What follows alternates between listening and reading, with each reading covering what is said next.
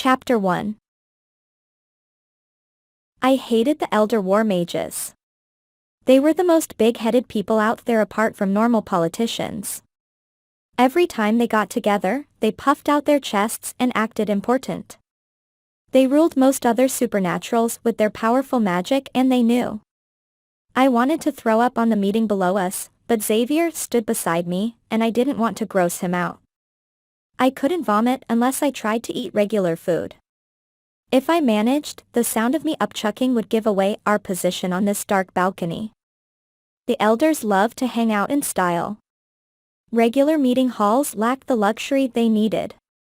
The senior war mages always met at each other's grand estates. They likely didn't want other supernaturals, even other mages, to see how they lived. And this time, Primrose offered the Lovelli residence. Xavier's family sported an elegant gathering hall, complete with chandeliers, an indoor waterfall, and classical music that caressed the surroundings. Below, 12 purple-robed elders sat at a long table, enjoying a fancy dinner. Did they think they just hopped on a luxury cruise?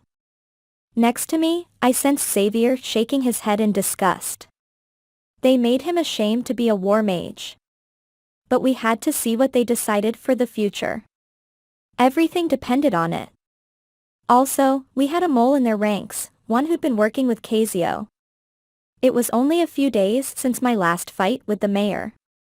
I'd bitten the Leon and Cazio hybrid in front of my mother, forever freaking her out and closing her off from me. It had only been a few days since a piece of death, my distant ancestor, had woken up inside of me. Now I possessed a new power that I hadn't discovered yet. But at least it protected Xavier from becoming a shadow wraith. That was good enough. If I learned no more about the power that came from death, or kept it suppressed somehow, I'd win. The problem was, I couldn't keep things suppressed forever.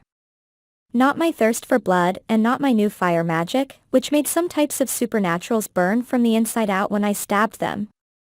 I feared my new death magic would be like that, or worse. And worst of all, during these last few days, Xavier and I failed to convince anyone that Leon was back to life, now sharing the same body with Cazio. That wasn't good. We both grasped the incredible danger. Cazio now possessed war magic, something few demons did, and he still had his full demon baron powers. He died once and returned. With Death herself at his side, it seemed like nothing would kill him. Now with Leon merged with him, Cazio might learn the underground's location and how to get here. We told the elders about that, too, but of course, they brushed off a pair of kids. What did we know? Elder Thurton waved us off, which meant he was probably the mole. Also, Cazio told us he was the mole, trying to get the city's supernaturals killed. But we had to make sure. The mayor could have lied and framed him, and I refused to fall into more of his traps. Anyway, the meeting. 3 different turkeys rested on the table, along with all the staples. The old, magenta-robed men and women all absorbed it into their blood as they ate, and the scents made me hungry. It mixed with the wood smoke scent all war mages gave off. My stomach growled, and I feared that even the mages with their human hearing would detect it. But we stayed hidden up here in the dark. The elders kept all meeting entrances locked, so us kids didn't interrupt. We'd done that once before, too. But Liliana, Xavier's younger sister, stuck a penny in the lock of the balcony door so we could enter. Ninja mode activated. The talking didn't start for a while. The elders took their time enjoying their 5-star meal. We waited and waited as the blood of the elders smelled stronger and stronger. I wanted to leap down there and bite one of them, any of them, even if they all looked old and frail. No. Do not do that. You can wait. The youngest must be about 70, a woman who had come from Nigeria during Leon's funeral and stayed here in Cumberland despite the danger. I respected her. She made fun of Leon during his funeral. Today, the elders would decide for sure who would be the new leader of Cumberland's underground, and Xavier's Aunt Primrose hoped to get the spot. She was Leon's favorite daughter and didn't believe us about Leon coming back. To her, Xavier was just a pest. Aunt Primrose sat in the chair at the edge of the room, tucked into a corner like a sack of potatoes. Nobody served her any food. That lifted my mood because I hated the way she treated Xavier. Nora, the Lovella's normal maid, collected used plates and shuffled in and out of the room. Bags hung under her eyes. Aunt Primrose had been working her to death lately.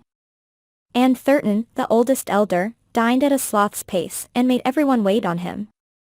He was a hunched old man with severe wrinkles and a glare that rivaled Leon's. He was the scariest elder down there, and everyone knew. He also nearly roasted us when we interrupted the last meeting. Yeah, things didn't look good for his guilt meter. I eyed Xavier. He frowned at me as Thurton finished his last bites. We had to do something about him before he betrayed the underground. Elder war mages were all close to death, and they knew. The worst ones would resort to anything to stay alive and in power, and clearly Thurton had a motive since he already had one foot in a grave. I sniffed again. Xavier carried his wood smoke aroma, like always, but it was weaker than normal. Since his shadow sickness ended, he vowed I should never bite him after all. I would become much closer to what Cazio wanted if I did, and he refused to eat much while around me. Hungry humans had very little scent in their blood, which tempted me less. I sidestepped closer to him. They're taking forever. Far below, Aunt Primrose shifted in her chair again. She was nervous. I could smell the adrenaline in her blood, which always came out metallic. At last, Thurton finished his meal and pushed his plate away. The old man shifted his glare to the double doors of the meeting hall, waiting for Nora to return. He drummed his fingers on the table as if he hadn't finished a few seconds ago. The classical music came to a crescendo, and I took the chance to whisper. If you ever become like that, I'm biting you. I nudged Xavier.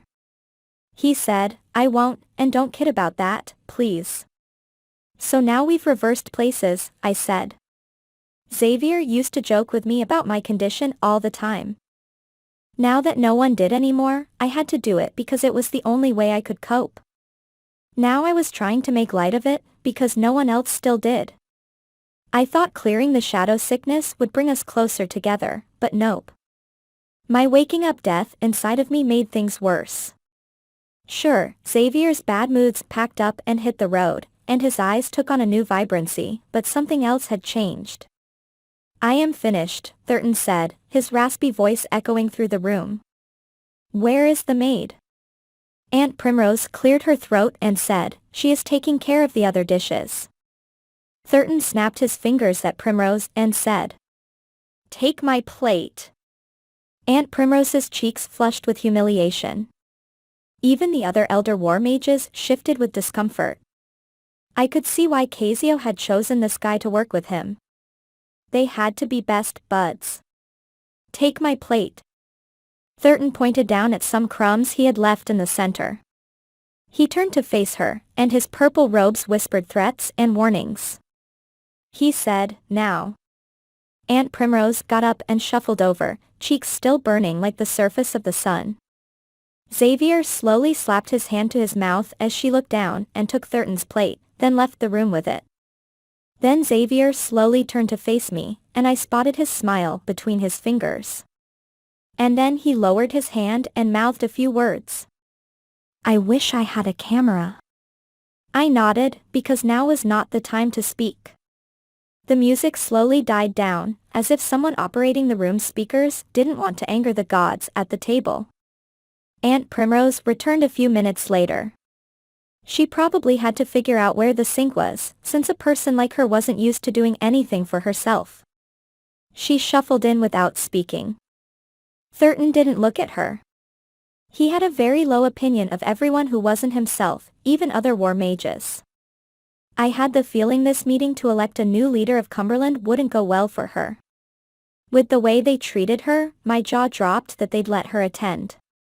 After Primrose took her place in the corner, Thurton cleared his throat with more force than I thought he could. I, Thurton Billings, leader of the East Coast Supernaturals and head of this meeting, call it to order. I rolled my eyes. Elders never missed a chance to be arrogant and puff themselves up, so I devised a new nickname for them. Peacocks.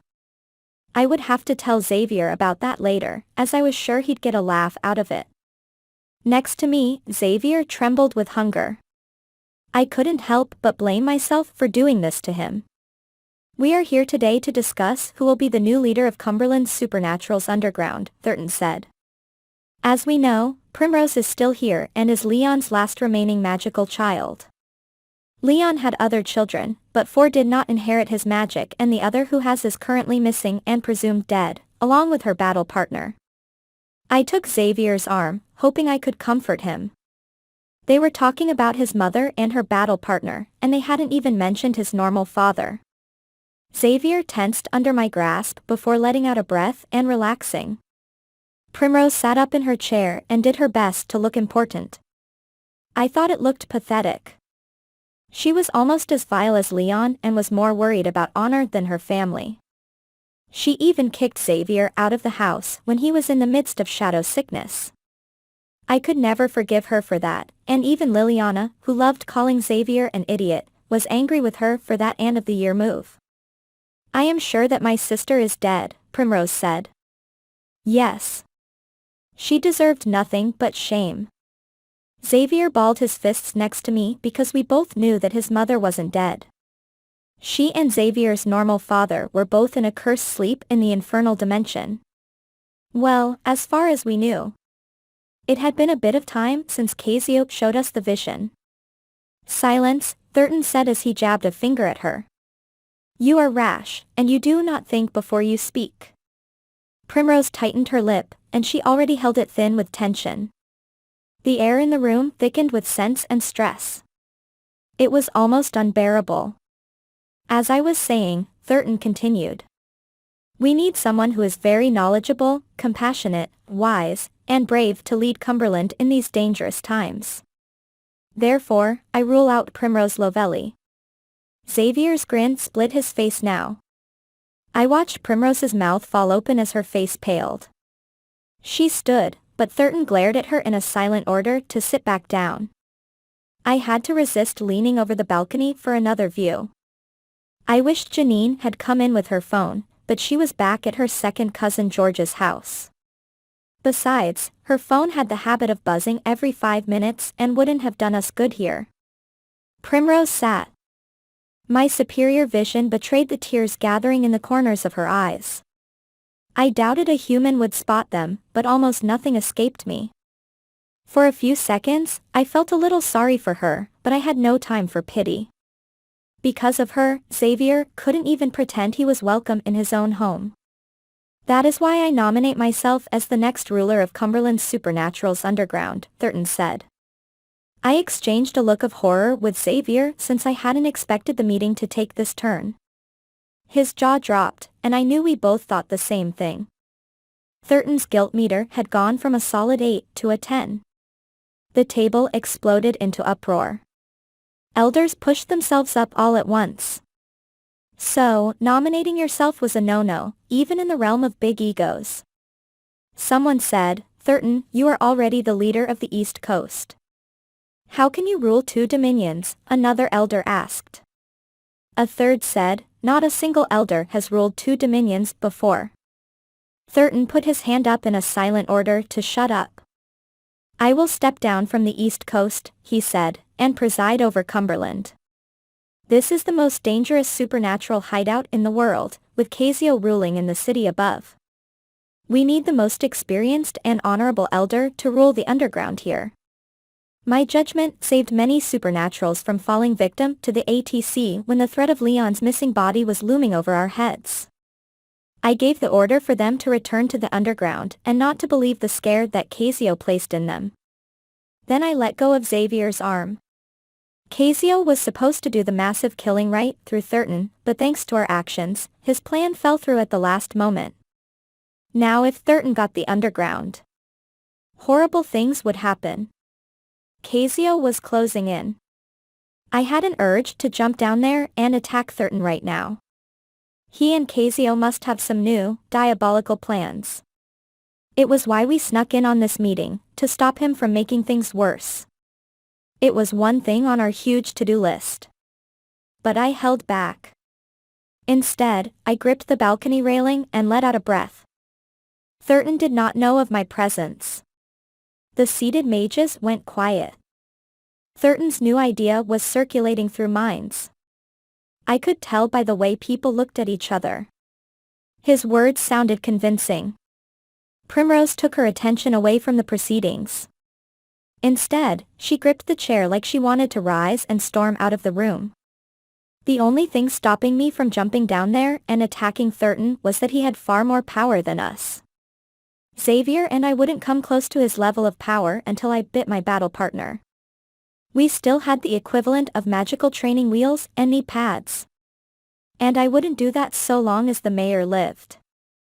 "Who do you propose to be the new leader of the East Coast?" an elder man asked. Thurton looked at Primrose and said, "Her, of course. It would be a great way for her to learn while she gains the experience to take on Cumberland." Primrose's mouth fell open again, this time with shock. Xavier's jaw also almost hit the railing. I knew what was happening. Everyone said the Lovellis were the most powerful war mage family in the world. At least Leon liked to say that. Thurton was trying to get the big dogs out of Cumberland. In other words, Xavier's family threatened the mayor. Me? Primrose asked, unclenching her fists. She rose, but made no motion to bail out of the room. Yes. Thurton smiled at her, looking like a walking commercial for prescription drugs. You are young, and the East Coast is an easier place to rule than Cumberland. It would be a great way for you to gain the necessary leadership experience. You will take my place there within the week. I will order my servants to prepare your quarters for you and your remaining family. I looked at Xavier again. The East Coast? He mouthed that, too, because the music had stopped, and we couldn't afford to whisper. Yes. Cazio was trying to get the Lovellis out of here so no one would be here to oppose Thurton, his little minion. I could tell that Xavier wanted nothing to do with moving, and neither did I. Thank you, Primrose said, though disappointment made the edges of her words fuzzy somehow. But Primrose would take this position because it beat humiliation. Xavier's aunt fell further into this new trap with each passing second. Cumberland was about to fall to Cazio's minion because she refused to believe us. Xavier leaned close and pressed his lips to my ear, which sent tingles down my spine. What do we do? I shook my head. I didn't know. A single elder war mage was terrifying enough. They hated so much as being questioned. I knew that jumping down there and fighting them would only make things much worse for us, if we survived. I studied the other elders. I had to find any potential allies among them. The Nigerian woman, I had already forgotten her name, looked as uneasy as I felt. Two of the elder men also seemed uncomfortable in the way they sat. One man leaned to the side like his back was killing him, but that could just be because of physical pain.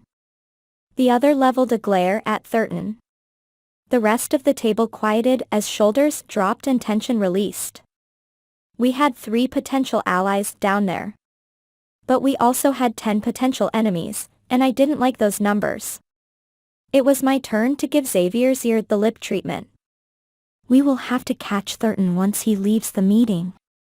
I agree, Xavier said, all businesslike, as he continued to study the meeting below. Thurton was wiping his lip with a napkin that Nora had forgotten to pick up. All in favor of elevating Primrose Lovelli to leader of the East Coast Supernaturals? Thurton raised his hand. All the elders except for the 3 potential allies raised their hands. Then I approved this motion. Thurton coughed. It was a wet, sick sound.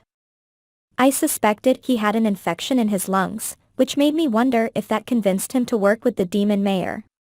He could very well be dying and hoping Cazio and death would grant him a boon. He was going to be disappointed. Cazio didn't like to play fair. He had betrayed Alana, after all. Now, Thurton said. All in favor of electing me as he got cut off. The double doors to the meeting room first glowed magenta around the handles, stopping him from finishing his sentence. And then the locks broke, allowing them to swing open. Horror exploded inside of me as a single, hunched figure forced himself through the doors with great effort. Beside me, Xavier sucked in a sharp breath, but no one noticed. All heads turned to face the newcomer. I waited for an explosion of rage from Thurton, or at least some shock, but there was none. It was almost as if Thurton had expected this newcomer to walk in at this moment. "Excuse me," Leon said in his serious and terrifying voice that reminded me of dry leaves. "As far as I know, I am still the leader of Cumberland's Supernaturals Underground, so long as I live." Chapter 2. Then the entire room went so silent that I didn't dare move in case a board under me squeaked. Leon smelled even more strongly of wood smoke than the other elders. The Lovellis held the most power out of any war mage family, after all. Cazio wanted me to bite Xavier and gain full access to his power for that reason. Leon? The Nigerian woman's jaw hit her chest. Her metallic fear filled the room and invaded my nostrils. This war mage wasn't scared. No, terror gripped her now as she no doubt rolled my words through her mind. Leon didn't even face her. The other war mages sat in stunned silence. Aunt Primrose's jaw dropped, but she made no motion to stand and go hug her father. Before, Primrose insisted her father died, just like she told us Xavier's mother had. Did she even have feelings for Leon, or was all just another power struggle? She might be Leon's favorite, but Primrose wanted power just like the rest of them. "I am alive." He let the words hang between him and the table. The Nigerian woman jumped. The air heated like she was ready to use her magic, but I knew that none of these elders were as powerful as he. If she was smart, she'd hold back. But part of me wanted her to attack, so Xavier and I wouldn't have to. Now Leon stood there, merged with Cazio. Both now stood here in the underground, and even if Leon kept full control of their shared body, this spelled nothing but doom. Could Cazio remember how to get here from the surface? He sure got through the wards that kept most demons out of the Lovellis district. Though no sign of the demon mayor showed itself, that meant nothing. Check. A faint sewage odor hit my nostrils, so Leon failed to check some control boxes. The cologne Cazio used to cover it also reached me, somehow overtaking the metallic terror scent. Or perhaps Leon had gained control and come here for help, knowing that Cazio couldn't manifest inside the wards. I hoped for the latter. If they were working together. I didn't even want to think about that. It couldn't be possible. Cazio and Leon didn't like each other and had been fighting to be the one in control before. But Cazio would try to use Leon to his advantage. "How are you alive?" another elder man asked as Aunt Primrose turned an even lighter shade. "I was quite dead before. Cazio used one of his dark mages to steal my body, and he planned to extract my magic and use it against the underground." Thurton coughed and shifted, keeping his voice level. "Continue." Then Leon did, and as he spoke, he turned his ancient lips up into a smile as he spoke. "I got taken to a faraway temple, but I do not know where it was. I woke there with Cazio next to me, so it turns out that he made a grave error. Instead of taking my magic, he resurrected me by mistake. The spells have a very close relation and many things in common, from what I understand. He may have mispronounced a word or two." My favorite elder shook her head with doubt all over her face. "Xavier and I would have to talk to her later." She said, "We need to know you are the true Leon, and that this is not an illusion standing in front of us. Primrose, ask him some questions that only he would know the answer to, and tell us if his answers are correct." Primrose stayed still, then rose and shuffled closer to her father. She didn't dare to take her gaze off the hunched man in the doorway. Genuine fear spread across her features, but Leon only smiled at her. Xavier nudged me, but he said nothing. I knew what it meant. Maybe Primrose would reject the sight in front of her, and the elders would bounce the monstrosity in no time. Okay. Primrose gulped as she mentally prepared herself. I must be the only one who picked up that sound. She asked, "What did you buy me for my 12th birthday?" Leon didn't hesitate in answering. Your tennis court is on the corner of 3rd and Cedar. Is this correct? My favorite mage faced Primrose with wide eyes, waiting and dreading. Primrose's bottom lip quivered, and she eyed everyone at the table and nodded. The elder said, "But this is one question, and you need to ask another." Thurton rose and grasped the table, staring at the other mages. We do not have time for this, as Leon clearly stands here, blessed from a rare resurrection. Primrose thought, while Leon waited patiently. What was your nickname for me when I was a small child? This was getting worse because every answer would pass the Primrose test. I wanted to get down there and stab Leon. Xavier and I might injure the guy, even though his being merged with Cazio might have made him immortal. Princess. He lifted his head and stared right at Primrose. Primrose choked back a sob. He's right, and this is him. I know it is. There is something strange about this. The woman exchanged glances with the two skeptical old men. I have never once seen someone come back from the dead and walk in on a major elder election. We should deliberate before we decide whether to return Cumberland to him. Leon's eyes flashed as he spoke.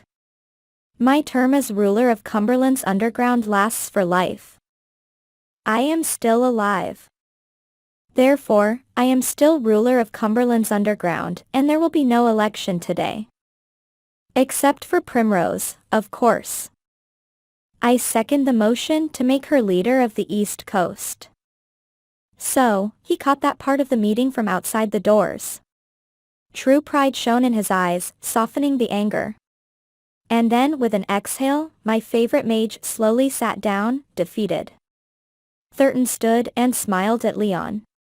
My superior vision revealed the silent agreement between the two. Since I have already agreed to step down, he said, I suggest we keep that decision in place, and I cannot go back on that now. Oh, now he was acting humble. But what about you? Another man asked. Leon cleared his throat before Thurton could speak. I would like to invite Thurton to work with me as we make plans to keep the underground in Cumberland safe. That is the most important thing right now. Cazio is out there, and I am sure he is planning to invade the underground. He cannot, Primrose said. I could hear the hope in her voice. She didn't want to believe what Xavier and I had told her. The wards around this district prevent a demon from entering unless they are a battle partner. Even Cazio himself cannot come here. Leon smiled. I know. The table below exploded in nervous talk. So, the wards were holding Cazio back, after all.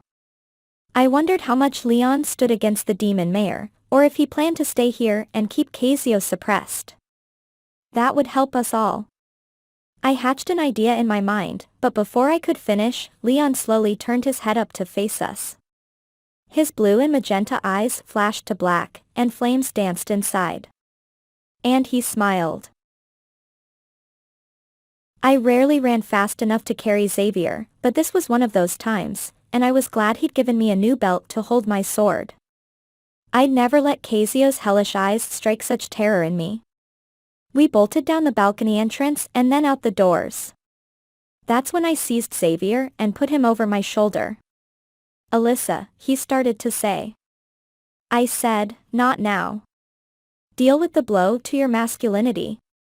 We ran through Xavier's carpeted mansion, and then burst outside where Liliana waited on the front steps.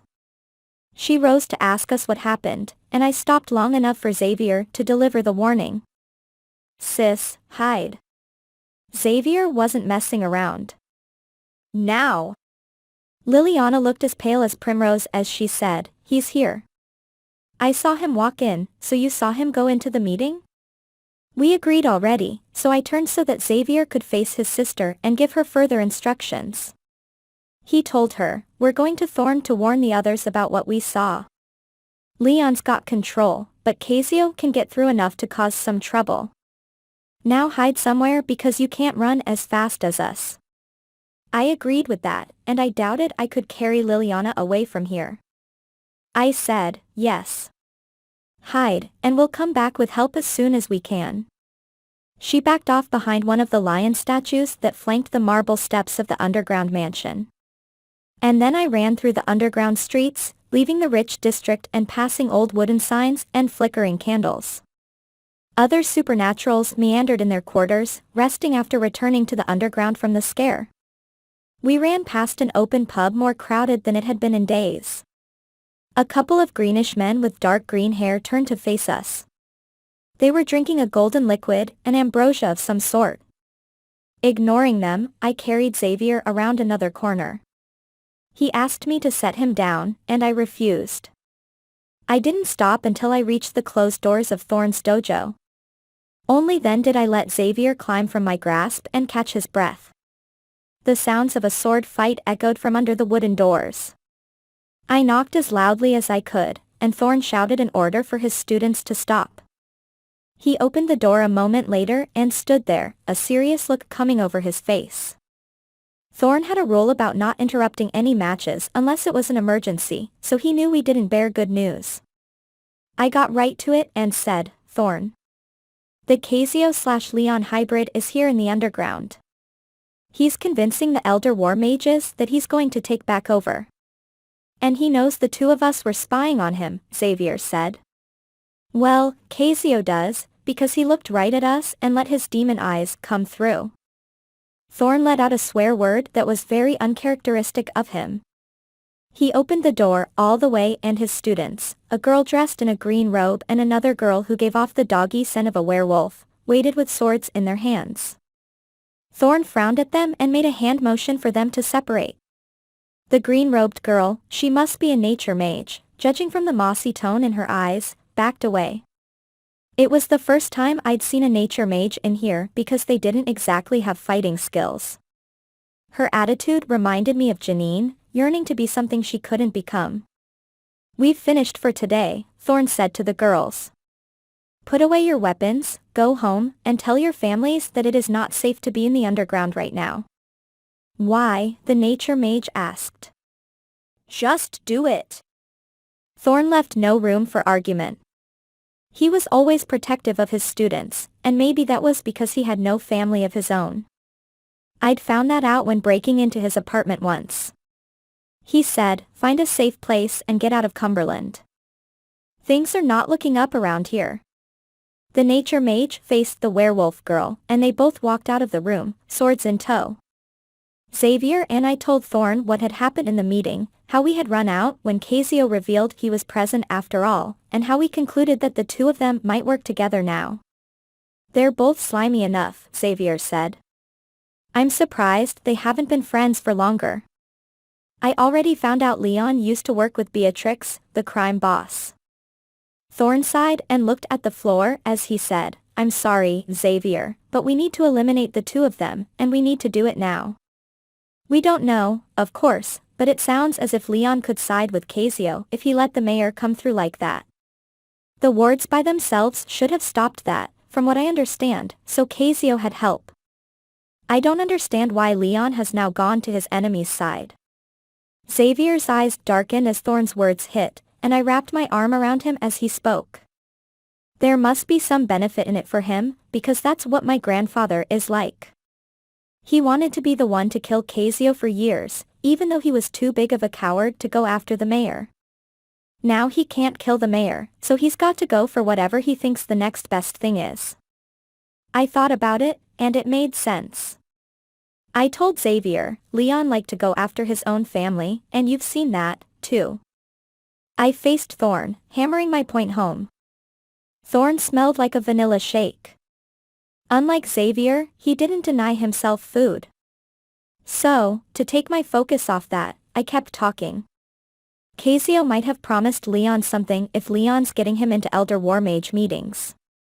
Cazio's stronger than Leon, or the two must have reached a deal before coming down here. I've seen how they interact before. That was my first time. Xavier shuddered as he spoke, as the memory must have swept over him. Seeing Leon with Cazio's eyes, well, who needs sleep? And I hope it's your last, I said. I guess my threats to expose Leon's secrets to the world scared them both, so Cazio offered him something better. You said that 3 of the elders didn't seem comfortable with Leon's return? Thorn asked. We need to talk to them. I'll go with you. Then Xavier said, but you're a normal, and they won't listen to a normal. But I'm also an adult, Thorn said. I know the elders don't like to listen to the young since they're all-knowing and wise. It might help a little. Xavier nodded and stepped back, eager to get back to his sister. He said, thanks. I felt like a grade A jerk for running and making Liliana hide, but I hadn't had another choice. I said, I wanted to attack Leon, but I didn't. Maybe I should have. Thorn motioned us down the hall as he closed his doors. You did the right thing by running, because Leon and Cazio both expected you to be there, and maybe they wanted you to attack. They had something planned. Xavier sighed. I'm hoping that my grandfather is too proud to let the mayor control him. He won't want to hurt Primrose, since she's still his favorite. I said, obviously. Princess, huh? And a tennis court. No wonder she's so spoiled. Footsteps approached from the direction of the rich district.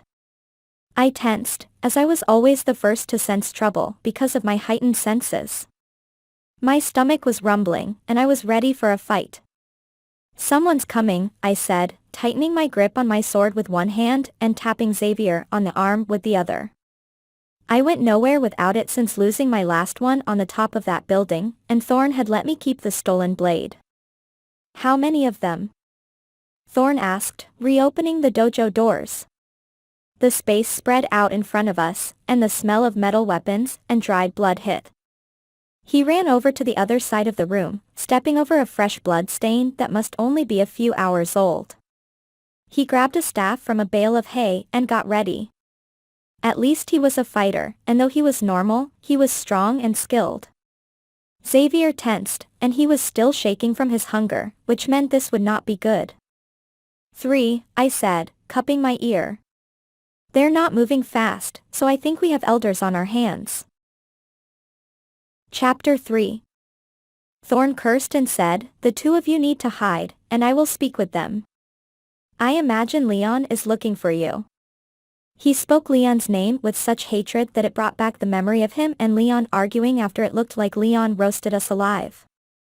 Thorn had no love for the guy, and a fight might break out without us even here. I paused there in the doorway with Xavier, who looked at me with wide eyes. And then Thorn stared daggers at me, warning me back into the dojo with his gaze. Hide. Right. Now. I knew Xavier wasn't in a fighting state, so I grabbed his arm and did the hardest thing I could do. I dragged him towards a stack of hay bales and pulled him behind the pile. The scent of straw filled the air, blocking out Xavier's weak wood smoke scent. If straw could do that, it meant Xavier hadn't eaten in forever. Another horrifying thought hit me. War mages needed plain old food to use their magic, and Xavier wouldn't be able to transpose us 5 feet if things got too bad. As soon as we got out of here, I was taking him to that pub and forcing him to eat. I shook my head at him, letting him know I wasn't happy with this new behavior. Outside our hiding spot, Thorn closed the dojo doors and paced around. The sound of a broom sweeping the floor followed, and I knew he was trying to look natural. How could I turn my anger at Xavier when most of this was my fault? This was all because I had wrecked my chances of ever blending in with normals again. I couldn't control all my new urges, and Xavier had to take this action to save the world. We could never do the one thing that would bring us closer together, and he was just trying to hold out. The footsteps all shuffled closer. I tensed my whole body just before a loud, angry knock made the door reverberate.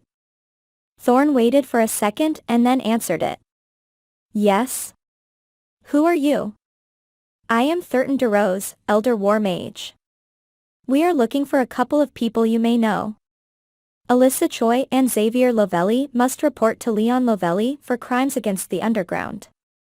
Xavier face-palmed. I hoped the elders couldn't hear the slap. Even if he wasn't working with Cazio, Leon still hated us, and he'd never let us get away with killing him for the first time. Thorn asked, Leon Lovelli? I thought he was dead. I was at his funeral not too long ago, unless someone planted some false memories in my head. Thorn was doing a great job of sounding clueless. Leon got brought back by Cazio as part of a magical mistake, Thurton told him. Alyssa and Xavier got caught trying to sabotage our meeting, and they're spreading lies about Leon. Alyssa is strong and unpredictable, and we believe she was ready to attack, but Leon stopped her in time. Thorn asked, why would Alyssa want to attack the elders?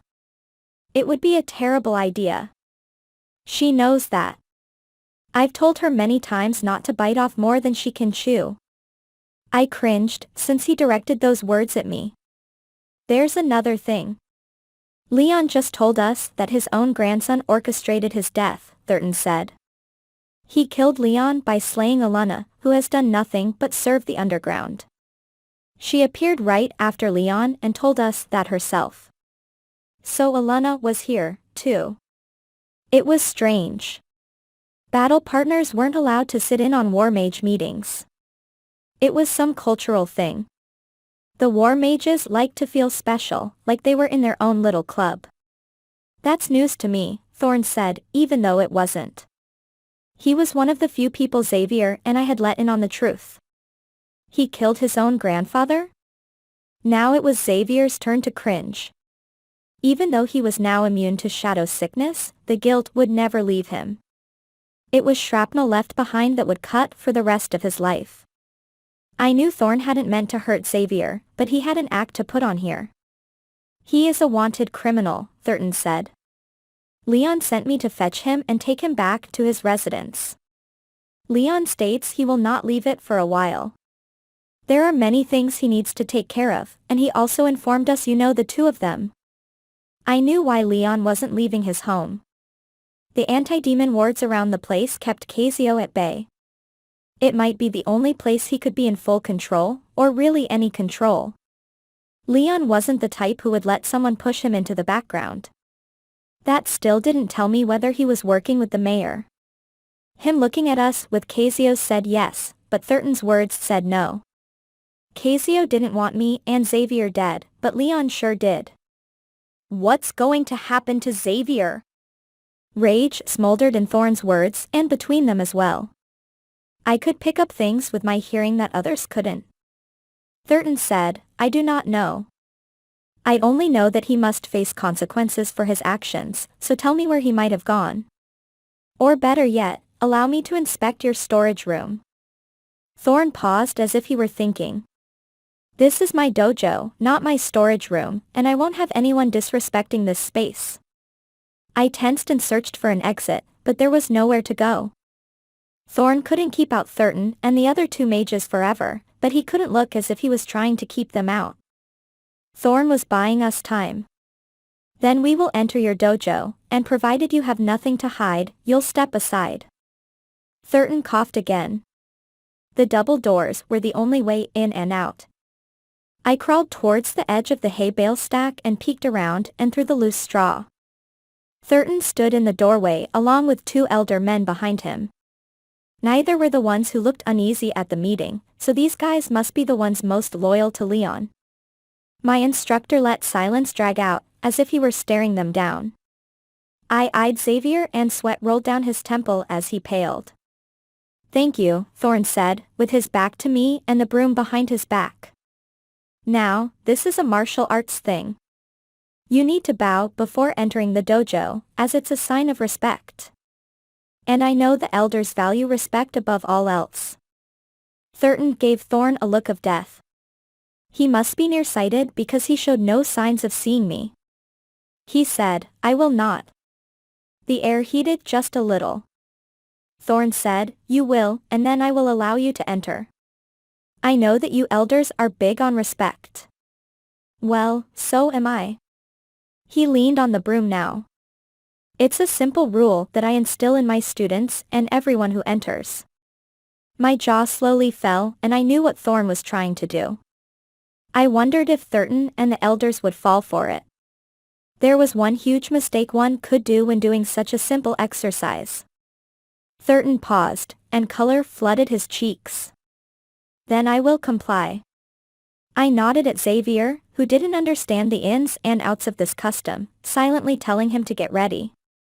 He nodded back with wide eyes. The angry war mage bowed, and as he did, he committed the sin Thorn warned us not to. He faced the floor instead of upward, which let down his guard. Thorn raised his broom and hit the elder war mage across the back with a deafening crack. The old man grunted and fell to the floor. The other two elders moved, and the air turned to the inside of a volcano. Thorn dropped the broom and seized his staff from the wall, and the two men lifted their hands in defense. Magenta light exploded around them, and I knew Thorn would stand no chance against war magic. These men would kill him and smear him later. My instructor didn't back down. He said, "You're going to defend a man working for Cazio. Did you know he was planning to vaporize the underground?" One of the other men spoke, his voice like a razor sliding over cloth. "You traitor! You will burn alive for this." He would. We all might. I had to move. I didn't have time to nod to Xavier. I blinked and an eerie green glow flashed behind my eyes. Thurton grunted in pain, giving us a chance. I rushed out from behind the hay bales, my sword raised. The second man didn't notice me as I bolted across the dojo. I blinked and the green light flashed behind my eyelids again, the green glow of death. A surge of confidence washed over me, and I knew I could take these guys. The second elder war mage faced me too late. I leaped, swinging my weapon. An eerie green glow surrounded my blade, giving off sickness, hopelessness, and pain.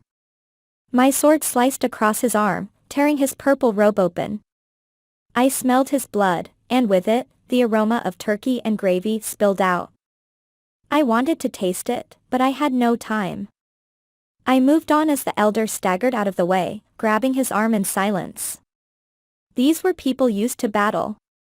They were old, but they were no wimps, and I was up against 3 lifetimes worth of experience. The third man held his ground, raising his hands that glowed with violet, palms facing me. I was fast, but the war magic was faster. "Alyssa!" Xavier's voice rang through the room. Magenta exploded in my vision as a powerful force struck me and threw me back. I hit the wall. Pain exploded in my lower back as numbness spread through my legs. My spine cracked as it broke, and with horror, I realized my nerves had severed. I dropped my sword as my legs crumpled underneath me, useless. My spine tingled as my bones tried to pull themselves together, but it would take a few minutes before I reached full strength again. The floor might as well not exist, because I couldn't feel it. The magenta light around me faded, and the third elder stood there, eyeing me with blue and violet rage. He closed in as his buddy struggled to peel himself from the wall, grasping his arm. What was the deal with that? I hadn't given him anything more than a surface cut. Behind my opponent, Thorn hit Thurton with his staff again while Xavier ran towards me, but he wouldn't make it in time. The third elder raised his ancient arms again, smiling. The air heated. This wouldn't be a simple charge this time, meant to throw someone back. He wanted to teach me a lesson and make me burn, and he'd laugh as I died. My sword lay 4 feet away. The first tingles returned to my feet, but my spinal cord wasn't healing fast enough. I needed blood, and without it, I would heal too slowly. Xavier got in front of the war mage, spreading his arms. "Don't hurt her! Please! She has nothing to do with all of this, and it was me who killed Leon, not her." I tried to push myself up and to stop him from doing this. It sounded like he cared. It sounded like he really loved me now that he was about to lose me. Stand aside, the third elder said. You will face your trial shortly. She attacked Elder Kostrom, and that carries a penalty of. I said, you don't know what you're doing. My legs tingled now, and the air got so hot I couldn't stand it. Behind him, Kostrom continued to grasp his arm and slump against the wall, as if he were passing out. Thurton lay on the floor, afraid to rise as Thorn stood over him. I said, things aren't the way they seem around here, and you have bigger problems than me and Xavier right now. Your friend on the ground sold out the supernaturals of Cumberland to a literal demon. He planned to get everyone here killed. Don't listen to her. I could barely hear Thurton speak as he trembled. I said nothing else as another round of war magic flared around the guy's hands, stronger than ever. My face heated. I was immune to fire thanks to Cazio the dragon, but not to war magic, which could burn even demons. Xavier ran closer and the elder's gaze shifted to him. He would attack Xavier while I was helpless. The elder turned with amazing speed and brought his arms back, ready to strike Xavier and Thorn both. No! I lunged for my sword, hoping my legs had come back online. My legs fumbled underneath me, but they'd come back enough for me to reach my sword. I grabbed the handle and rolled onto my back, stabbing the third elder in the leg. Oh. My blade glowed with green energy, and as soon as it struck flesh, the war mage's magic dies, and he looked down in shock at me as I drove the blade in just above the knee. The scent of his blood exploded, making my stomach cramp in desperation. Xavier tackled him, and he fell away from my blade, leaving it dripping with blood. I tried not to look at it as the two wrestled on the floor. Xavier had the upper hand with brute strength. He raised a fist and punched the elder, growling with rage as blood spurted out of the guy's nose. I got up on legs that shook like those of a newborn calf. My spinal cord had almost healed. Trying to get my bearings, I surveyed the room. Kostrom slumped against the wall now, whimpering and shaking. He faced me with terror, and a green glint flashed in his eyes for a split second. Help! He barely got out the word. Alyssa. Help Thorn.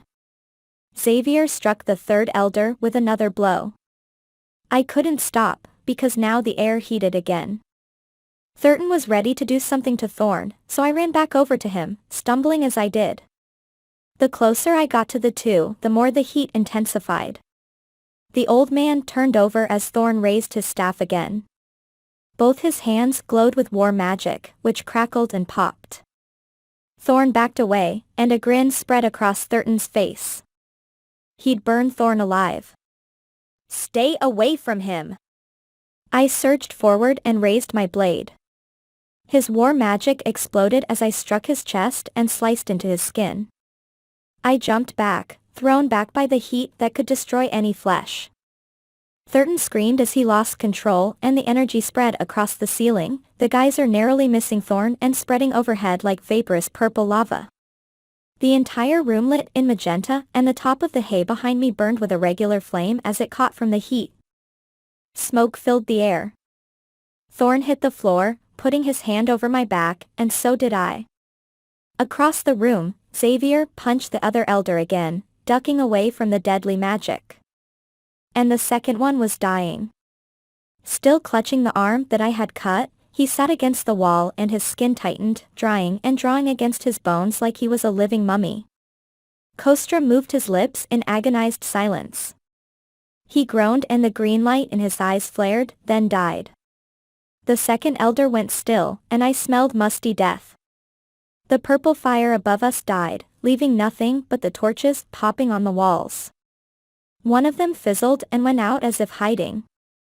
Xavier punched the third elder again, but he'd already stilled, and the same living mummification turned his flesh into dry, papery leather. I let out a string of creative curses as Thorn slowly lifted his hand from my back. Stop, I said, getting up from the floor. Now I shook, too, from horror and hunger. The second elder no longer gave off a blood scent. He reminded me of those mummified Halloween pirate props I'd seen in yards before, except he was missing an eye patch. And worse, his mouth hung open in a skeletal grin. I had done this. Now I had the touch of death, and it worked on at least humans. It fit in with the whole dark pentagram theme perfectly. I wanted to throw up. Thurton groaned on the ground, and I knew the same was happening to him. Xavier looked at the new mummy slumped against the wall and back at me, his mouth falling open. I never failed to horrify him and everyone else, including myself. Alyssa? Xavier asked, standing over the mummy I'd left for him to fight. What happened? I'm not sure. I couldn't bear to look at Thorn right now. I just sliced him across the arm. I didn't mean to kill him. I had killed how many people now? There was the roper in the ruins, and now there was this. Thurton rolled over and let out a pained cry as his skin tightened around his cheekbones. I didn't have any guilt over killing, because he meant to kill hundreds of supernaturals. He deserved to lie there as death consumed him from the inside out. But the now dry and mummified elder against the wall might not have known that Thurton was with Cazio, and neither was the third Xavier just fought.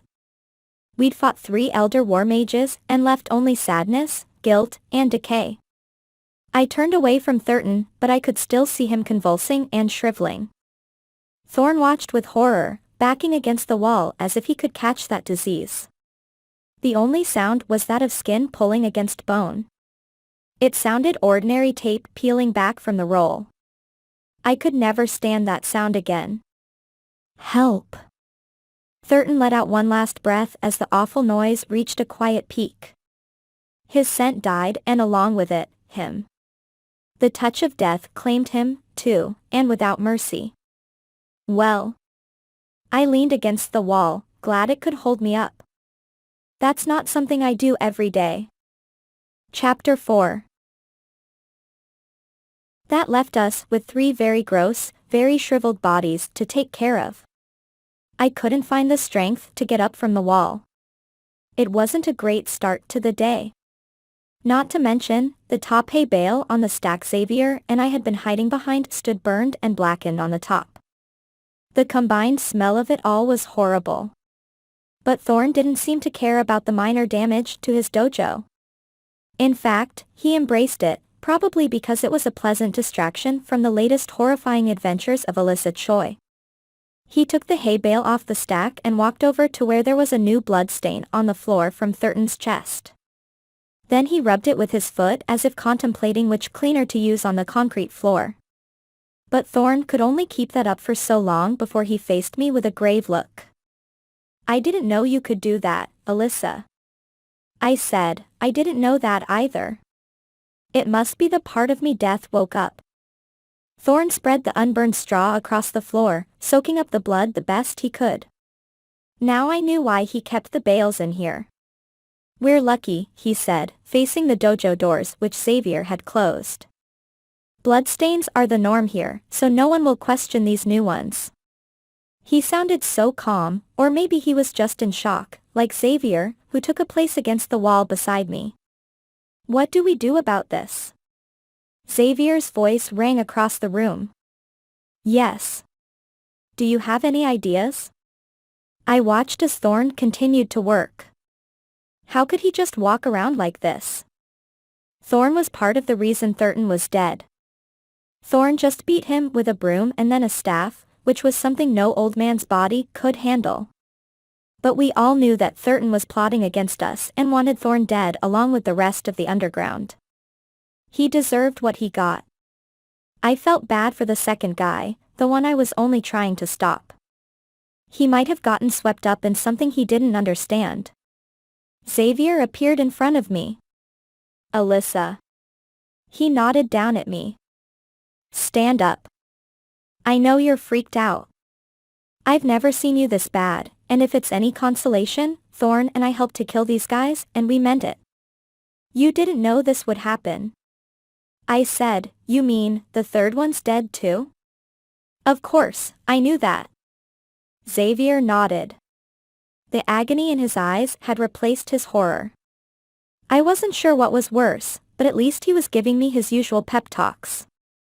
That was one thing that hadn't changed, and I didn't want it to, because Xavier kept me sane. He extended his hand, and I took it, glad for the feel of his hand around mine. I faced the third elder, who lay there, eyes open with a bloody nose. His scent faded quickly, too. I gulped, and I realized I hadn't done the worst thing here today. Xavier had punched the guy to death, and his face was misshapen. My new deathly power had only finished the job Xavier started, because the third elder must have a broken nose or skull. The man must have been ancient, nearing 100 or even beyond. Elders often lived for a long time if they were battle partners with any kind of immortal. And that thought brought another horrible revelation to me. I said, we killed 6 people. All of their battle partners just died, too, whoever they were. Xavier paled even more while Thorn continued to spread the hay. He said, you're right. He trembled as the thought crashed down on him. This isn't good. I leaned on Xavier, trying to calm myself down, but it was no use. I felt like death herself, and there was a dark throne of black rock waiting for me in the underworld. Mom had been right to run from me because things would never turn out right. I would never turn out right. Xavier struggled to speak. We did what was best for the underground and for everyone else. These guys would have hurt us and taken us to Cazio, whether they knew it. We won't save the world by not fighting or hurting anybody. If we hadn't fought, Cazio would probably merge the worlds tomorrow.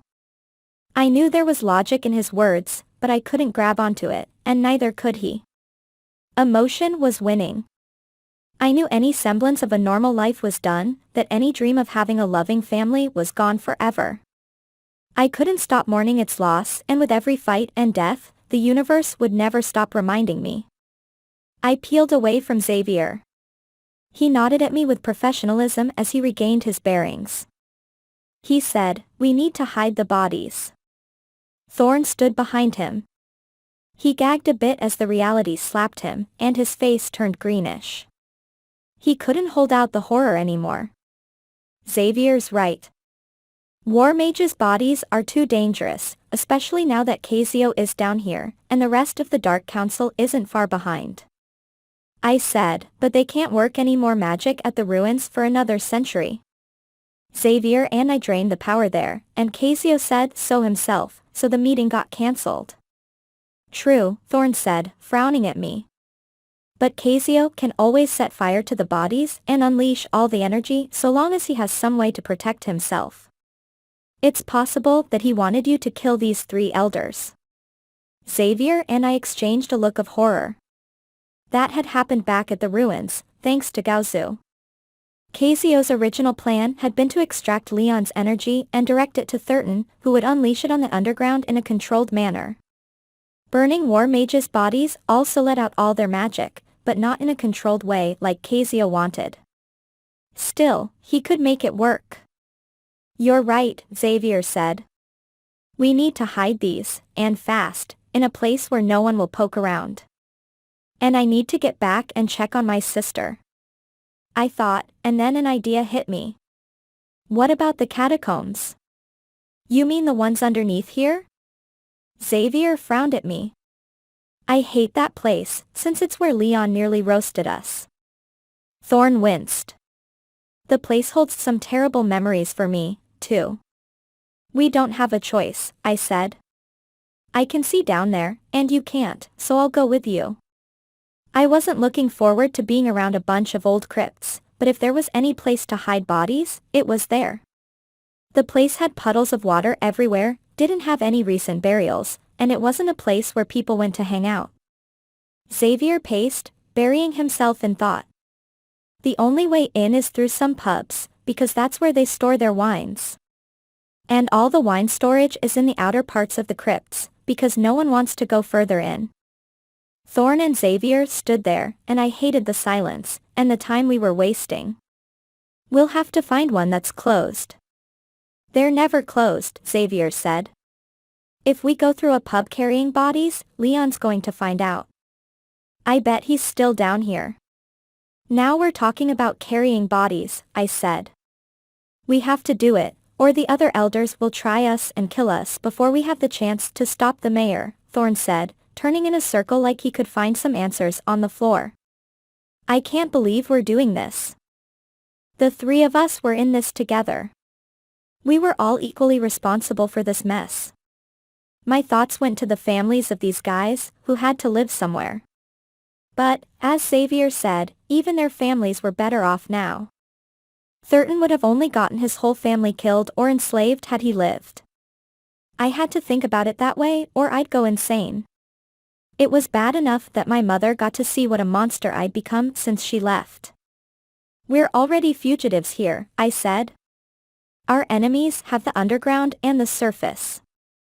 Then we have to kill Leon again. Xavier leaned down to grab the robed shoulders of Kostrom, the one still lying against the wall. He was trying to look away. I gulped and said, I don't know if that's possible. The last time I fought Leon, he healed, just like Cazio does. But you have your new power. Xavier lifted his eyebrows at me and grinned. It might affect even Cazio. He's friends with death, I said. I thought you told me she was neutral. Xavier dragged the body closer to the door.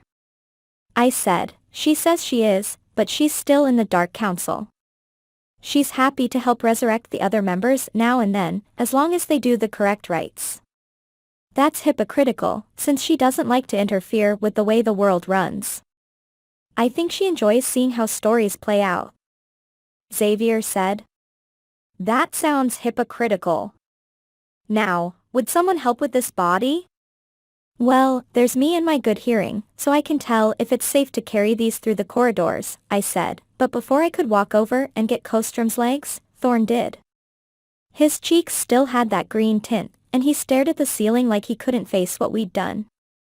It was up to me to determine if it was safe to move forward, so I had to listen to the space beyond the closed doors. It took a long time, waiting for the underground streets to clear before I could give the signal to move out of the dojo. I had become pretty good at moving through the shadows lately. I had done it all my life. After waiting at corners and listening to the late-night streets clear out, we headed down a narrow alley made of old brick and came to the back door of another pub. I could smell booze and sugary ambrosia on the other side of the door. People talked and laughed. The bartender wiped a counter and laughed with the others. Some crappy pop hit played on a radio someone must have brought from the surface. I opened the back door by breaking the lock and hoped that the bartender wasn't a being with good hearing. Xavier and Thorn frowned at me and trembled. We were taking a risk here. The door led to a back room with stairs that headed down into the catacombs.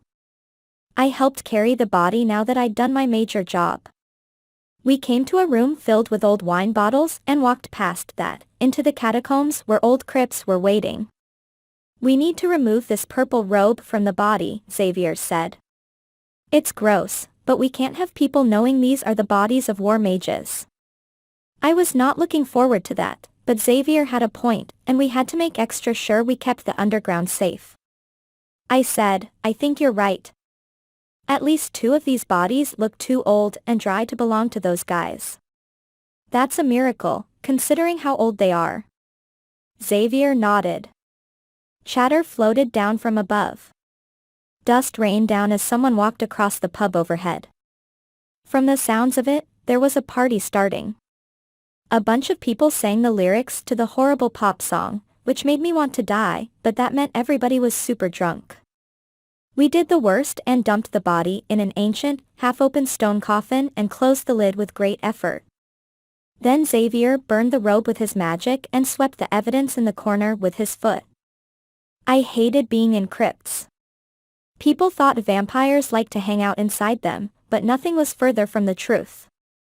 It was just a dumb stereotype, started because vampires used to have to hide in them to avoid being hunted. Crypts smelled like dust and death, for starters. No one wanted to hang around that. 2 to go.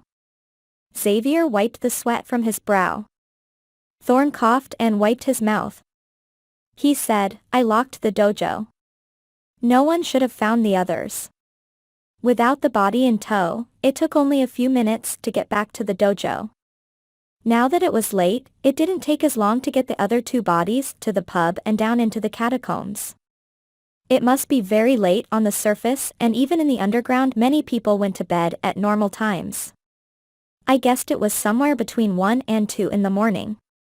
Not that I minded, because these hours were when I felt the most awake, especially now that I wasn't up in the normal world anymore. In fact, now I was usually up all night. Done, Xavier breathed at last, leaning against the final stone coffin. They'll blend right in down here. He held the torn purple robe we had yanked off the last body. Thankfully, my new power, whatever it was, hadn't affected the fact that the men still wore shirts and pants underneath their robes. Thorn peeled himself from the cobweb-covered wall. There is still blood in my dojo. We need to go back and finish cleaning that up. Someone with a good sense of smell might pick up on the fact that it's war mage blood within the next few days. He was right. The three of us walked back towards the dojo. The faint, musty scent of mummified flesh still hung in the air. The circulation wasn't very good down here tonight. As usual, I was the first to realize something was wrong. We were at the corner to our street when I heard the voices coming from the direction of the dojo. Somebody was down there. A lot of somebodies. I swear, I smell death in there. Les, a werewolf who lived down here, spoke to someone else in a low voice. I held my arms out to tell Thorn and Xavier to stop. Low muttering followed, muttering that I knew they couldn't hear. Both of them looked at me with questioning eyes, but I flicked my hand again to tell them to stay quiet. I listened as tension crawled through my body. Les lived out here in the slum, a part of the underground, and it was clear he didn't like the Lovellis, Xavier included, even though Xavier didn't act like the rest of them. By extension, he probably didn't like me either. I sniffed the air, and a faint doggy smell had joined the faint, dry death. Every werewolf gave off that same smell, and Les was no exception. They also all had a sense of smell that outstripped mine, hands down. In the room, someone spoke, but the words echoed and stretched so much I couldn't make them out. But Les had to dominate every conversation with decibels. I've been detecting it for the last half hour. The scent wafted down to my room, and it's been getting worse. I got fed up, so I tracked it all the way over to here. Someone died in the fighting room. I trust your judgment. Leon's raspy words hit me, and horror blossomed in my chest. I muttered a curse. It was unusual for Les to want to talk to Leon, but he must not have known what was really going on or who had done it. I wanted to slap myself. We hadn't thought about who else could smell the death down here. We worried too much about people seeing and hearing us. I, of all people, should have known. Thorn's staff was still in the dojo. I had brought my sword and wore it on my belt, but Thorn's scent was on that staff. Les is down there, I said. He says someone died in there and worse, he got Leon. Or Leon got tired of waiting and found him, and that means he has more control than I thought. Thorn cursed. He's right. Oh, I never liked that guy. Bitter and in your face all the time. Elzina likes him, Xavier said, and that's why I kind of know him, and trust me, he won't help us. I gulped and said, Thorn. Your staff is still in there, and we can't go in and get it. Thorn paled and said, we need to leave. My apartment's not safe, and the entire underground will search for us as soon as they know Thurton's missing. He was right. People would believe the elders over us. We were just a few people against the government. No, we were just a few people against two governments, Leon's and Cazio's. Xavier whirled in a panic. We have to go get Liliana. I left her at home. I don't think Leon will hurt her since she's the only one who can continue the Lovelli line. He spoke with anger, normal anger that had nothing to do with shadow sickness. It's Cazio I'm worried about, and he won't care whether the Lovellis continue. Xavier was right. Liliana was somewhere at home in the underground mansion. Cazio was sneaky, and he knew how to get what he wanted, and he also loved to hold hostages. Liliana would make a good one. I should have brought her and kept her safe with us. Come on, Xavier said, slapping himself on the forehead. The three of us didn't hesitate. Together, we bolted down the brick-lined street and back into the wealthy district. The ceiling got higher, the light brighter, the homes themselves taller, and the plants more vibrant. In this part of the underground, it felt more like a lavish shopping mall than anything else. The glass ceilings in the wealthiest part showed a false night sky, complete with winking stars and a waxing moon. The richest war mages had a thing about making their part of the underground look like the surface. Xavier didn't knock as we reached his house and ran up the stairs between the lion statues. He opened the door to a silent entry room. The portraits of Leon of varying ages hung on the walls, complete with the gross one where Alana had her hand on his chest. I sniffed the air and didn't pick up any sewage or cologne in the immediate area. I heard muttering coming from the direction of the meeting room, though I couldn't make out the words. The tone was tense and certain. It was easy to creep up the stairs and towards the bedrooms. I had never been in the upper section of the house before, and no one was up here when we reached the level. A long hallway with big, lavish doors and white carpet stretched out in front of us.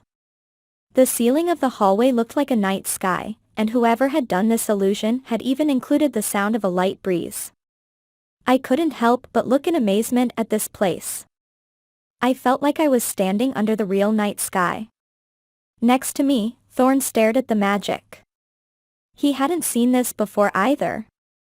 Xavier slapped my back and said, "We can't linger here. This is where our rooms are, but they don't like it when battle partners or anyone else comes up here. Nora's not even allowed to come up this way." "That's because they don't want people to know how you live," Thorn said. Xavier said, "Yes, I know I'm a rich snob, so I stay out of here as much as I can." I elbowed him and spoke. "I know you do, and you are not a snob."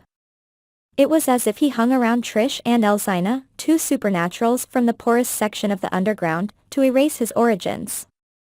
And I could understand that. Xavier ran down the hall and knocked on a door that must belong to Liliana. His sister answered, wide-eyed, and to my shock, she hugged Xavier. "No one's bothered you?" Xavier asked. Liliana said, "I've been hiding up here, and nobody's come up." Xavier stared hard at her. "Good, but you should have run somewhere else, somewhere other than where Cazio might come through." Liliana narrowed her eyes. "This is the safest place in the underground, with all the wards, and it made sense to stay here." "She's right." Thorn tapped his foot. Xavier swallowed. "Liliana, we have to go. And I mean leave."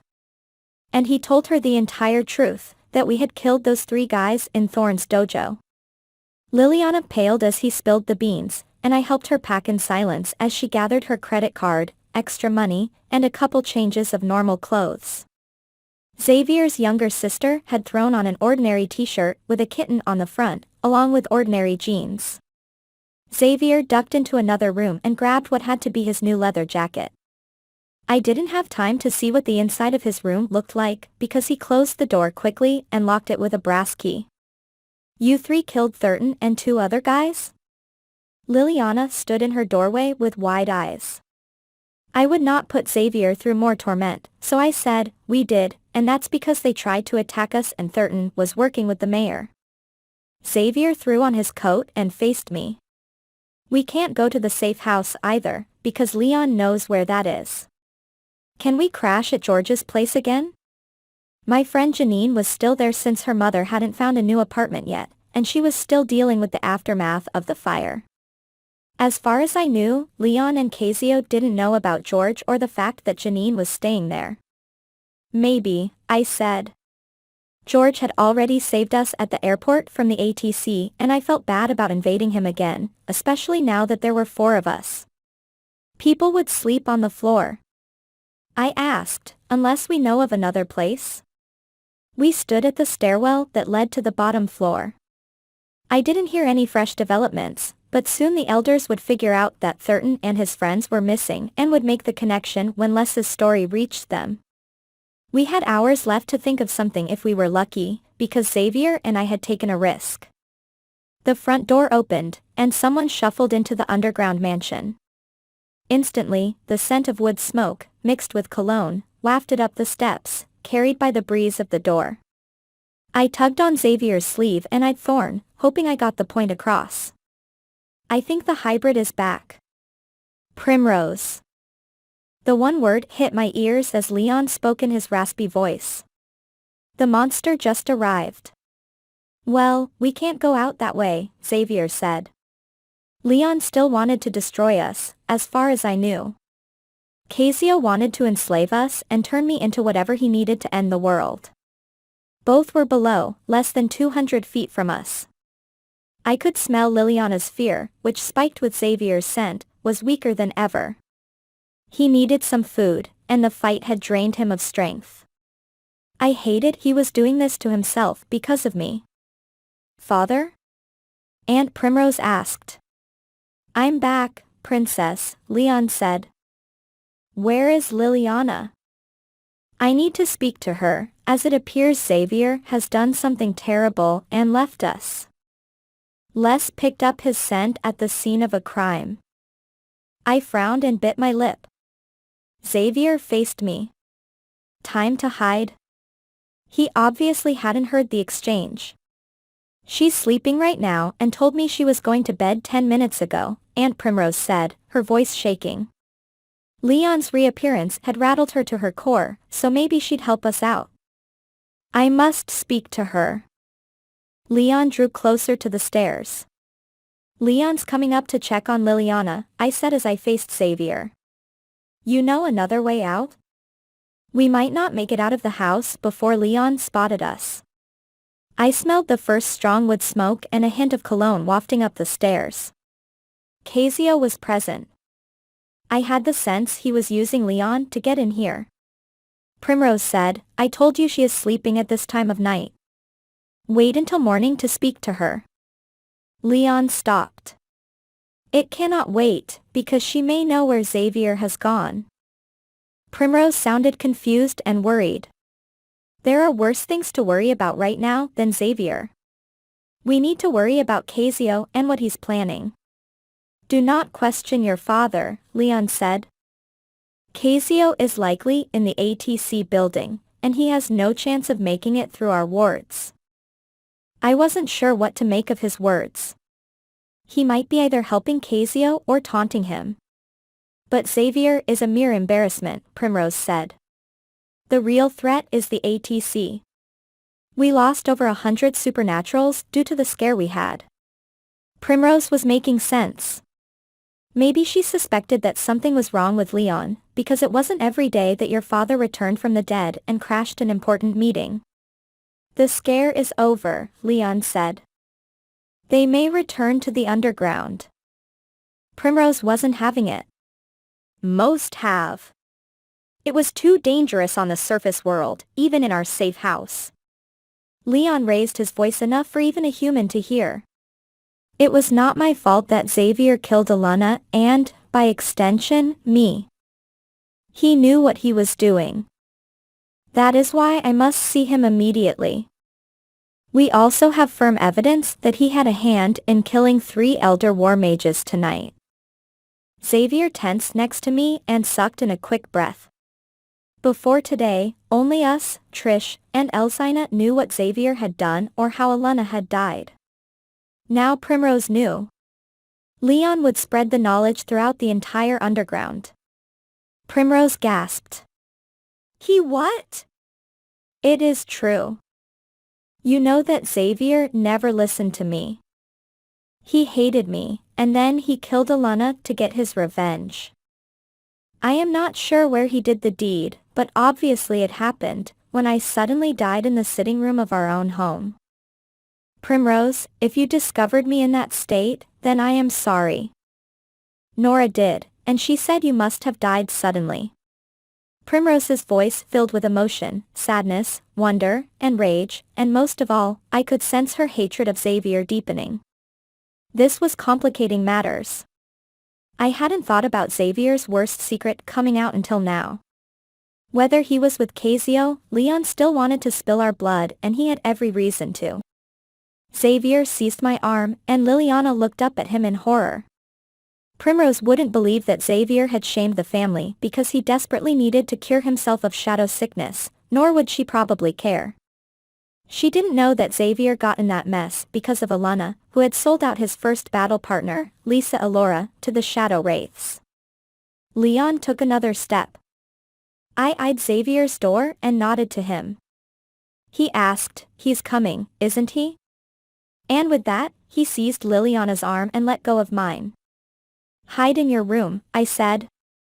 "He doesn't expect you to be here, and well, we all need to hide." I faced Thorn, hoping he'd help me, but he had no weapon at the moment. I gripped my sword and pulled it out of my belt, thankful that this underground house didn't have an elevator. Stairs would slow Leon down. Xavier unlocked his room and ushered us inside. Liliana was right that Xavier collected superhero figures, likely a reason that he had a key for his room and tried to block it from everyone's sight. They were everywhere, on shelves around his bed and all in different poses. I didn't care. I had a collection of toy ponies, after all, or I had before Cazio broke into my home. Xavier locked his door and waved us towards his closet. I could hear Leon's quiet footsteps coming up the spiral stairs. I prayed the old man had lousy hearing. Despite being old, he was an advanced war mage, way more powerful than us. We wouldn't have the element of surprise this time, and we were both more drained than ever. Xavier's closet was full of comic books and another new leather jacket that smelled like he had just bought it from the lavish mall we visited not too long ago. We crammed in and Leon's footsteps reached the top of the stairs. He was moving faster than I expected. The old man had more energy now, some of which may have come from Cazio. I could only hope that the wards here kept the mayor from coming through. He was worse than Leon, because Leon might have some mercy on Liliana. Cazio would not. Xavier closed the door, which thankfully was not squeaky. The four of us stood there, cramped beyond belief. Leon walked past his door and knocked on Liliana's. He knocked 3 times, waiting almost a minute each time. Primrose walked up as well. "Do not wake her, father, and can this not wait until morning?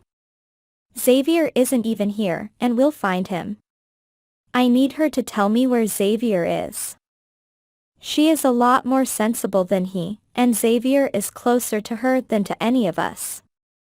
Primrose said, "Liliana doesn't even like her brother, and it's not that I can blame her."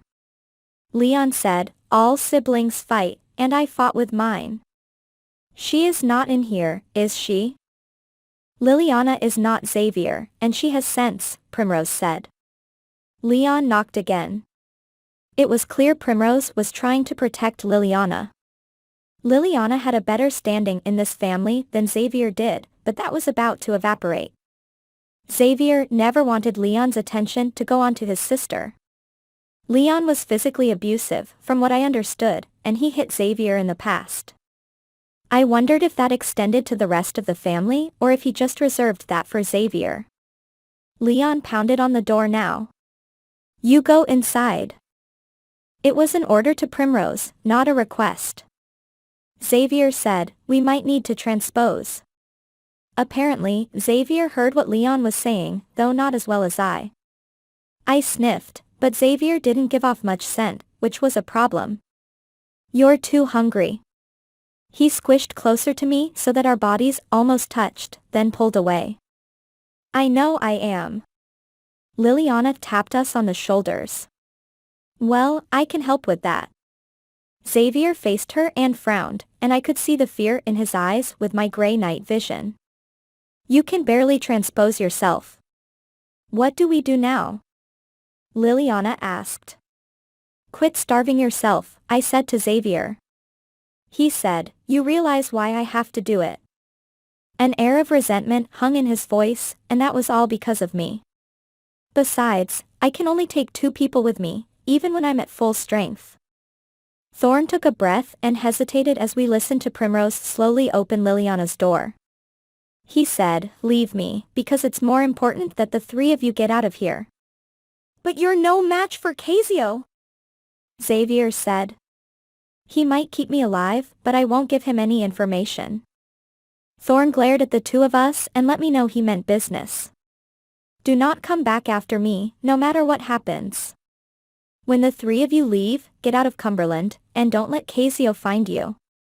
My martial arts instructor sounded so brave, and with horror, I realized he was ready to sacrifice himself. I couldn't leave him, and I didn't know what to say. Primrose shuffled out of Liliana's room and hesitated. "She's not in there, Father, so we're going to have to wait. If Xavier truly killed those elders, then he won't make it very far before someone in the underground sees him. What a disappointment to the family. Perhaps you should have produced an heir or two, and we would not face that problem." Only cruelty lived in Leon's words, and I understood at last why she hated Xavier so much. He might show her kindness on the surface, but underneath lived a snake. Primrose said, "Everyone found out that I medically cannot bear children, and that is not my fault. I've had other mages try to fix the problem, but it's a very normal condition." Leon said, "Then do something useful, and check Xavier's room." She said, "Xavier is never here, and you know that." "Check." His voice snapped like a whip. I tensed at the sound and stepped away from the door. Thorn repeated his order. "Leave without me." "You're unarmed," I said. My chest constricted with the agony of losing him. Primrose pulled on Xavier's door. "It's locked, and he lets no one in because he's so into superhero figurines that he doesn't want to embarrass himself further." "Father, he's not here. It can wait until morning." Primrose didn't want to believe what Xavier had done, so Leon didn't possess all her puppet strings after all. "He may go after Alana again," Leon said. "He's taken Liliana with him, and he needs to be stopped before he lands her in danger. We have one remaining Lovelli heir, and that is Liliana. I need to extract information about her whereabouts if our family is going to survive. There may be information in this room." Liliana tensed next to me. I couldn't imagine this burden going on to a 13-year-old girl. Xavier seized my arm and said, "We're going." He did the same with his sister. "Liliana, help us get to the mall we were at before." "But can't we take this guy?" Liliana asked, nodding to Thorn, who pressed against a shelf of comics. "Yes, the closet was big enough to house one." "Go without me," Thorn ordered again. Primrose knocked on Xavier's door. "He's not here," she said. There was fear in her voice. I smelled adrenaline. It was overpowering as it wafted off Xavier and Liliana, but some came in from under the door, from Primrose. My stomach rumbled with hunger, as other people's fear always brought it on, but there was no time for that now. Xavier sighed and both Lovelli siblings grabbed my arms now. Despite pulling away from me a moment ago, Xavier held my arm tight, like I might fall away from him. We stood in a tight circle with Thorn outside of it. He nodded at me and gave me a good luck smile. They would try him, and they might even kill him, and I couldn't say goodbye. "Let me through," Leon said from outside Xavier's room. There was a flash of magenta light and a crash somewhere to the left of the closet door. Leon had blasted Xavier's door in. The man wanted our blood, and he wanted it now. "Father!" Primrose's voice rose, filled with sheer terror. She was seeing that something was very wrong with him, and that meant maybe she could help slow him down.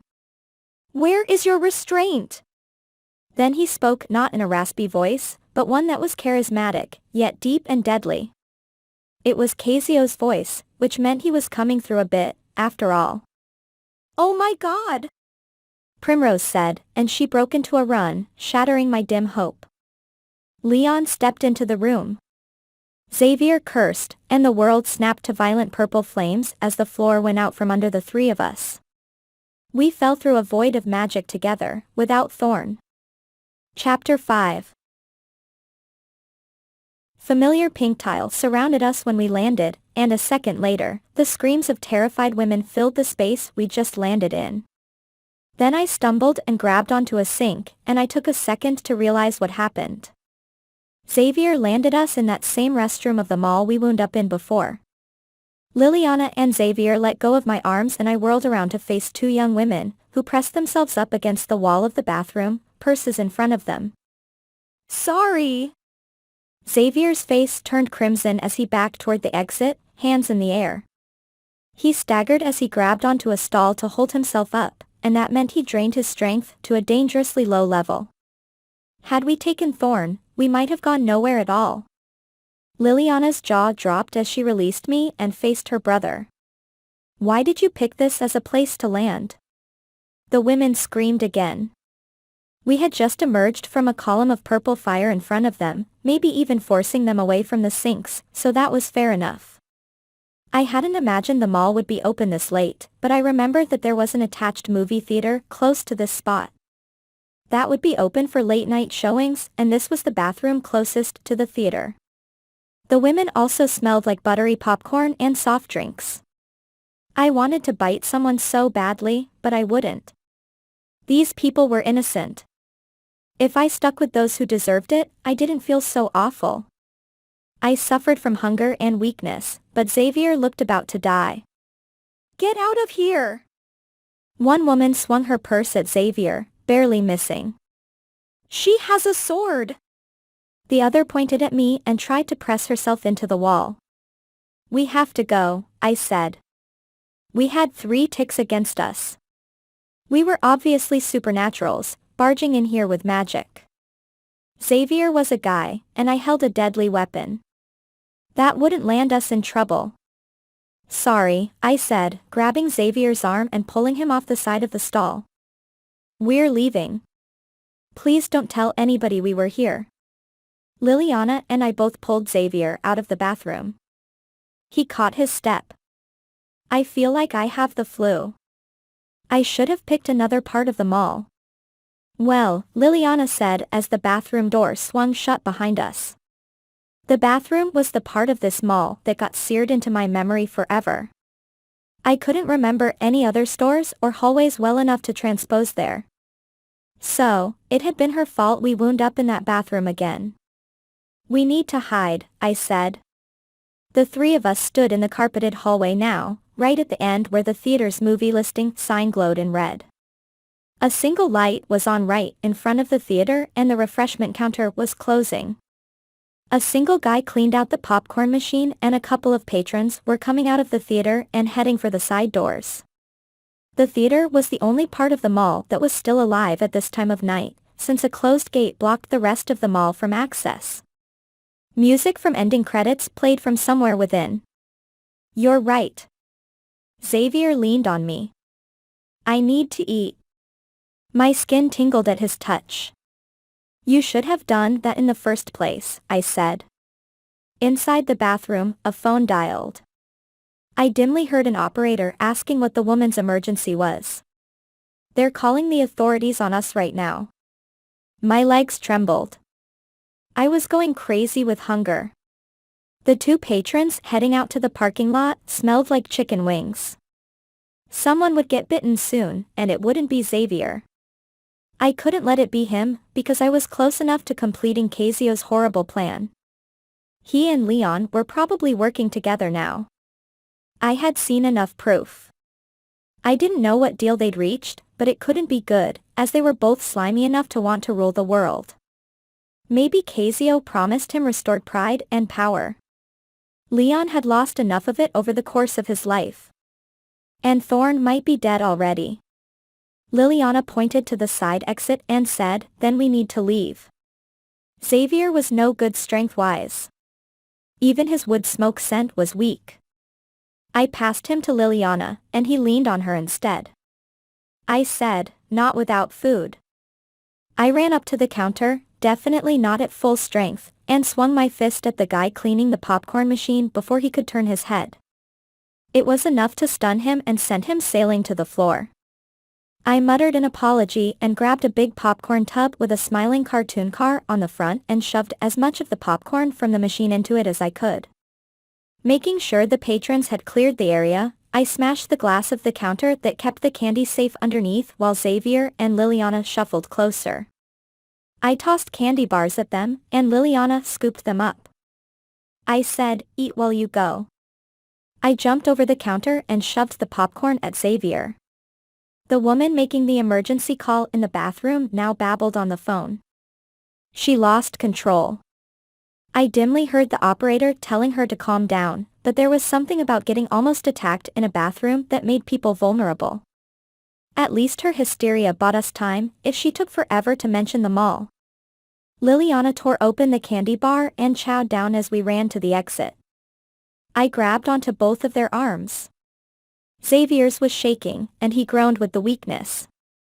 He held onto the tub of popcorn, and I pushed open the glass door to the parking lot, since I doubted he could right now. "I can't eat this." Xavier looked down at the food and up at me, frowning. I said, "Do it. You will not kill yourself in front of me or your sister." He was making me into a worse monster than I ever feared I would be. He feared me. Xavier even bought me new colored contact lenses, gray ones rather than blue, after I had lost my old one on the border of the underworld. It was as if he didn't want to see my red eyes and, by extension, what I was. Also, I just knocked out that guy behind the counter who hadn't asked for it. "I'm fine." Xavier put his shoulders back as we emerged outside. Liliana glared at him as she chewed and spit candy crumbs everywhere. "Eat." The parking lot spread out around me, and the canopy of stars stretched overhead. "I won't bite you." "I promise," I said. "Eat something because you're scaring me. We're all going to end up at the ATC if you don't get your strength back, and I can't carry you." With horror, I realized we all had the same problem. My legs shook from the lack of sustenance, so that made me a major hypocrite, and too hard on Xavier. Xavier lifted the popcorn tub and ate out of it with just his mouth. It would have been hilarious under any other circumstance, but the first sirens sounded in the distance. The police were coming, and I was sure the black ATC vans would be with them. They were silent. Scary. Secretive. This time, George would not come to our rescue. Xavier continued to eat. I could let go of Liliana, which was good because her blood smelled of sugar and chocolate now. At least she was getting something into her system. Behind us, the women asked the guy behind the counter if he was okay, and he muttered something in return. I hoped I hadn't hurt him too badly. I had a passing thought that I should have bitten him before he regained consciousness, at least he wouldn't have felt it, but that would have taken too much time. The sirens were growing louder as they came from the direction of the expressway. There was a ramp nearby, and once they got off, we would have less than a minute to hide. There was an access hole cover in the parking lot, close to a car that must belong to the guy behind the counter. I pulled Xavier in that direction as he continued to eat. I said something about taking the food down with him so we wouldn't leave a trail. Xavier said, "Okay." He hugged the popcorn tub tightly. He smelled like glorious butter. Liliana was eating another candy bar, and her strength was returning. The manhole cover was a struggle for me to pull off, even though I normally didn't have a problem with that. "I feel better," Xavier said as I let go of him. I said, "You need to eat more than popcorn. Have a candy bar, since it's more filling," Liliana said. The sirens got louder. They must only be a couple of miles away and speeding fast. I yanked the cover off, arms quivering. Xavier unwrapped the bar and mowed down, gripped by extreme hunger. The transposing had drained the energy from his cells. All they had to do was eat to replenish their strength. I had to do much, much worse, and it wasn't possible right now. A ladder led down into pure darkness. My gray vision snapped into place, and I saw a dry sewer floor on the bottom. Xavier and Liliana climbed down first. I spotted flashing blue and red lights coming down the freeway ramp and onto the road. 3 black vans with the letters ATC sped right behind them. Turn signals went on as they prepared to pull into the mall parking lot. I climbed down and yanked the cover back over the hole. My sword got caught on the ladder rungs, so the belt was helping, but there were still problems. Jumping down, I crouched as I landed on the floor of the sewer to absorb the shock. Xavier was finishing up the candy bar and opening another.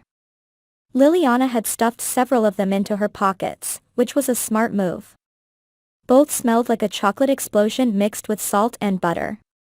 My mouth watered. I needed to feed, and soon. Ever since I had bitten people, the urge had gotten worse. I wondered if this was what Trish lived with all the time. I couldn't go more than a couple of days without doing the worst. Life had been so much easier when I used blood bags and hadn't known about any of this. That easier life had a door that now slammed in my face. I would never get over that. But right then, thinking of how I had terrified my mother, twice, helped me gain control over the hunger. My stomach calmed, though my limbs remained shaky. Xavier was eating a third candy bar now and looking better, with more color on his face. The whole sewer smelled like a night out at the movies mixed with Halloween. "We need to go," I said. The sirens above were very loud now. I checked to make sure that the cover was over us, tight. Check. I added, they might have dogs. But dogs freak out around you. Xavier tugged on my sleeve. I said, exactly. If their dogs freak out and don't want to come over here, they'll know I'm down here. That got Xavier and his sister moving. The 3 of us ran down the sewer, staying along the railing that separated us from the flowing water. Only faint lights guided us, and I was glad the city had so many tunnels just about everywhere. I kept my thoughts on the police and the ATC above while Xavier whispered the directions to George's house in my ear. We were going to invade the poor guy again. But by now, I was getting to know these tunnels. I had been down here more times than I cared to admit. The sewers were a lifesaver for those supernaturals trying to stay out of sight. They were a limbo zone between the real underground and the surface. Rats scurried out of the way. They smelled like garbage and old food, and I had a passing thought to bite one, but the thought was just disgusting. I would not stoop that low unless I had no other choice. Xavier would really see me as a monster. So, I jogged while he and Liliana continued to eat. Xavier couldn't stop his hunger now. George's place was on the other side of the city, and I wanted nothing more than to lie down at that point. But I kept going, saying, some rest we're getting. I'm glad you're eating. Xavier said nothing to that. He knew that his eating would increase the chance that I would bite him. He knew what I smelled when people ate and how enticing it was. Maybe on some level, I had been trying to warn him. I'm glad he is, too, Liliana said. I have to, Xavier said. That transposition drained the crap out of me, and I was weak to begin with. I looked back at the ladder we'd left and said, well, we're out of there. We should have gone straight to George's house. It was too far from where we were, Xavier said. The mall was the closest thing I could picture clearly that wasn't in the underground. Oh, crap. We left Cazio down there with everyone. That was comforting. I gulped. I don't know how well he can manifest down there. I know little about your wards. Well, they're very good wards since my family is. Rich, Xavier said. They're supposed to be strong enough to keep out all demons unless they're battle partners with us. Alana could get through them, but Cazio shouldn't have. Or maybe he can, now that he's merged with Leon. Liliana wrapped her arms around herself and said, they get to enjoy each other's thoughts. I snapped my stare at her, shocked that she'd said something about Leon and not about Xavier. But after what happened back there, all her respect for her grandfather evaporated like a puddle in a desert. Sis. I can't believe you said that, and I'm proud of you, Xavier said, slapping her on the back. I'm sure they keep each other company. I think Cazio might come through a little, but he's limited inside the wards. After watching Liliana seem to shrink, I had to give her some hope. I told her, your aunt knows something's really wrong, and she just might convince the other elders. Even she's going to have trouble, Xavier said. Then again, Thurton is gone. Liliana said. Do you think Leon will hurt her? As much as Primrose took out her insecurities on Xavier, I felt sorry for her. Leon won't, Xavier said. Cazio would. I said, let's hope Leon wins for now. Xavier smiled at me, and it was good to see him not shaking. He said, I hope so, too. The wards should help keep Cazio back. Leon's fighting him, and he has to if he wants to keep Princess safe. I said sarcastically, Leon's got his own hang-ups with her, and he said so himself. How horrible, not being able to bear children, and then having your least favorite daughter do it instead. Even Primrose wasn't good enough in Leon's eyes, which meant his kindness must be part of his manipulation. The more I learned about the Lovelli family dynamic, the more it grossed me out. An awful stench hit my nostrils, and I stopped right there in the tunnel, right under an ugly orange sodium light. It was sewage mixed with steak, wafting down another tunnel that branched off to our right. A faint bit of moonlight reflected off the flowing water in that passage, making light waves on the walls I was sure only I could see. Voices followed the scent, echoing and distant. I said, shh, huh? Liliana asked, pressing close to Xavier. I put my finger to my lips, pointed to my nose, and pointed down that tunnel. Clearly, there was an opening, and someone was using it. A woman spoke, and a gruff voice followed. I had heard these voices before. Her words sounded almost human but also dark, like they emanated from a void. The gruff voice who answered her wasn't human at all. It reminded me of the doorman who guarded the pit. I spoke barely loud enough for them to pick up. What about it? Xavier leaned close to my ear. We're nowhere near that place right now, and it's across town. I pointed as every muscle tensed. Beatrix. I smell her, and her stench is coming from down that way.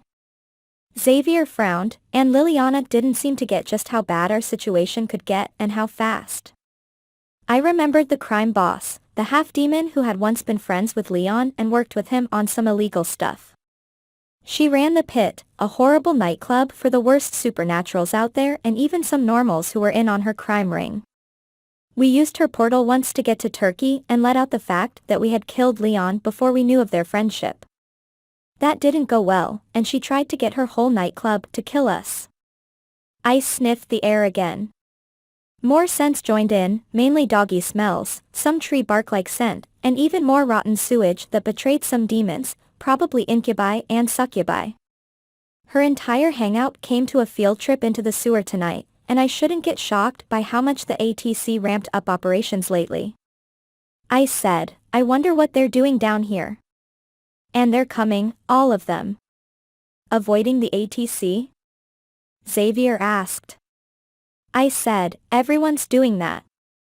Beatrix held no love for Cazio, and except for Leon, she didn't hang with anybody. Then I told them, we should vacate this area before a werewolf picks up on our scent. The breeze was blowing out of the tunnel and towards us so that reduced the chance of them detecting us, but I didn't want to take the chance. I listened as the faint voices echoed off concrete and metal. I said, there may be half a mile down that tunnel. That's too close. Xavier seized my arm and pulled me close, and I let him. There was his urge to protect me again, just like in the dojo. Liliana gulped. Is Beatrix. I cut her off. The crime boss who almost killed us. I crept forward and checked down the tunnel, leaning to do so. It curved, like most of the others, blocking the people down there from view. More muffled voices floated towards us.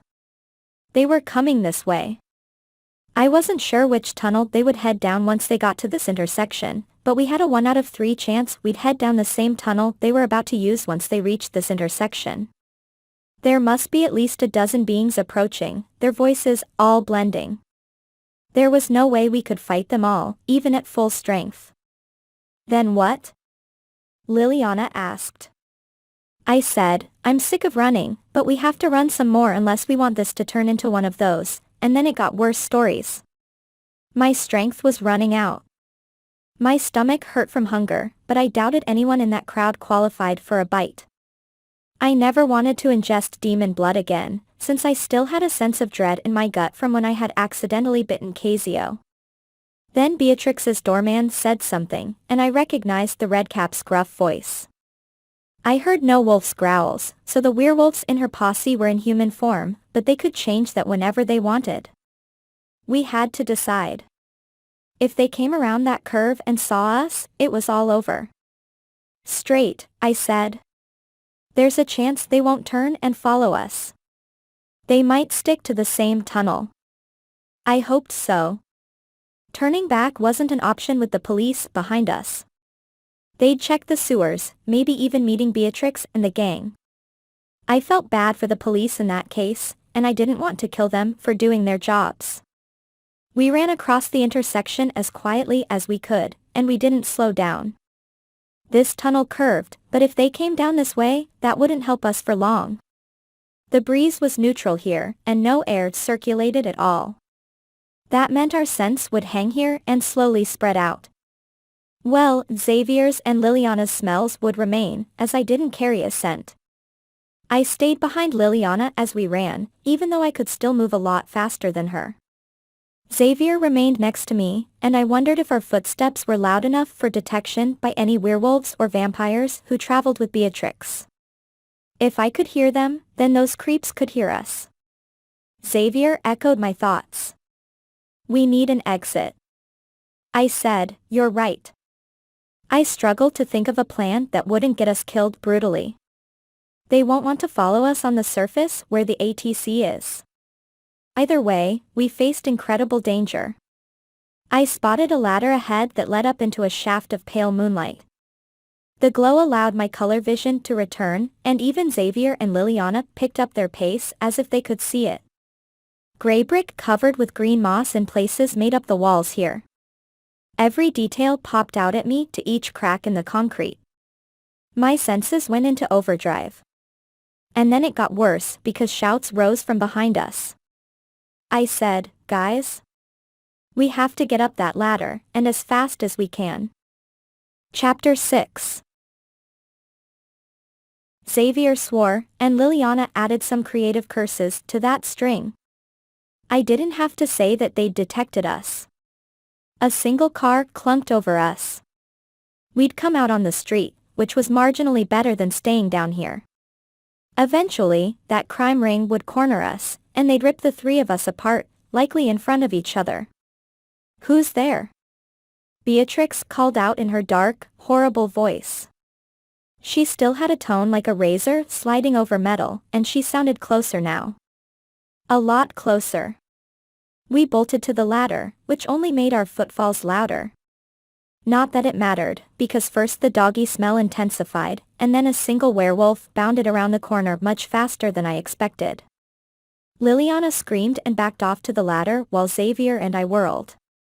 Beatrix looked like an ancient warrior riding on the back of that massive beast, white-haired and fierce.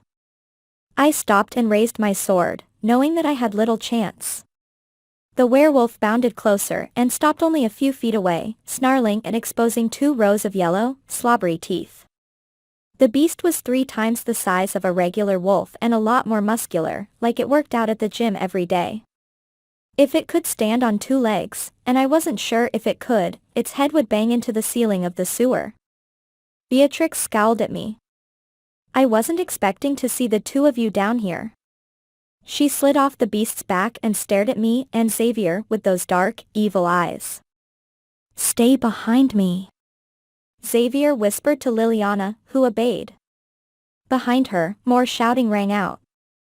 She'd cut in front of her group to confront us alone, and I respected her for that, but I had forgotten how creepy the half-demon looked. Beatrix was so short I had to look down at her, but the way she carried herself struck me at the core. The werewolf growled and waited, as if it were asking her a question. The crime boss held up a hand. Remain as you are. I want to speak with these two. I said, we can do that. Maybe diplomacy could save our lives or give Liliana time to escape. Did you want to ask questions? I could tell her we'd resurrected Leon, and that might win us some brownie points. Xavier eyed me, and I hoped he caught my drift. He said, we also have some news for you that you'll be happy to hear. She leveled such an intense glare at him as he took a step back. I wondered if Beatrix could summon fire, like Cazio could.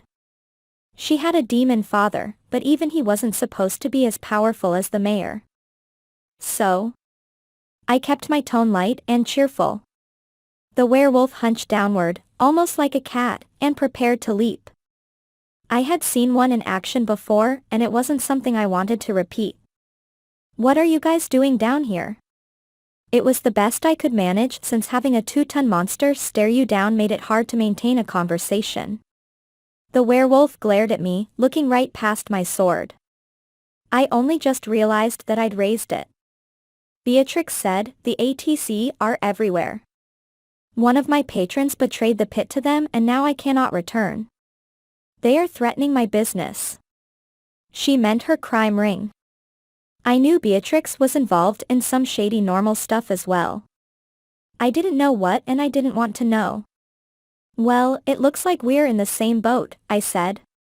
I didn't want to form any kind of alliance with Beatrix, not that that was going to happen anyway, but I had to soften her up enough to let us go.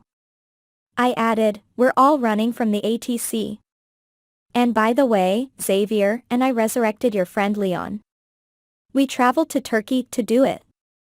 Xavier added that last bit right after I finished speaking. Beatrix's eyebrows rose. Did you?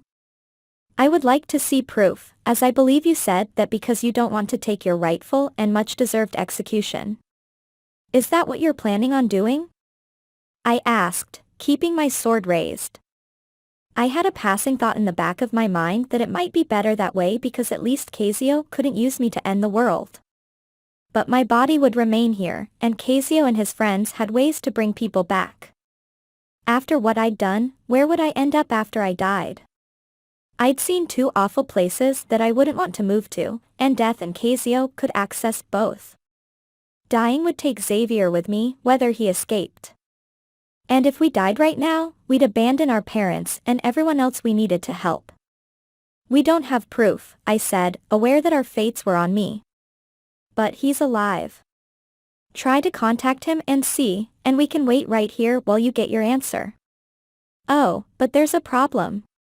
He's merged with Cazio himself, so it might take a while for him to return your call. A dark look came over Beatrix's face when I mentioned the mayor. She might be a half-demon, but she was still a victim of the ATC that Cazio headed. Beatrix was not his friend, and I doubted demons got along in peace with each other. How did that happen? She asked, leaning forward. This time, Xavier did the speaking for me. A rite got messed up. Believe us. Every supernatural in the city is in danger and so are all the normals, too. I don't know if Leon is working with the mayor now, but if they share a form, they might have to at least tolerate each other. I hated what I had to say next. We all need to stick together.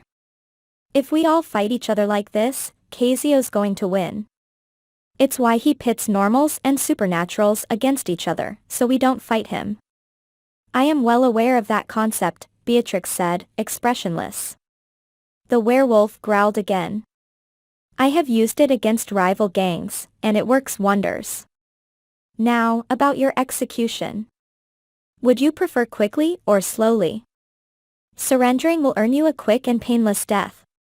Her eyes darkened until I was almost sure there was no white left in them. She folded her hands in each other and her nails took on a dark hue. She was half demon, all right, and she could change her appearance at will just as Cazio could. She said, fighting will cause an execution that lasts days with much drawn-out agony. I am creative with death. Perhaps some shadow wraiths will be the way to go. Oh, I suppose that's not really death, but it's close enough. I didn't dare look at Xavier. I knew that both he and I were immune to shadow sickness now. But Liliana wasn't, and I'd never subject her to that. I had the feeling Beatrix wasn't planning on letting her go.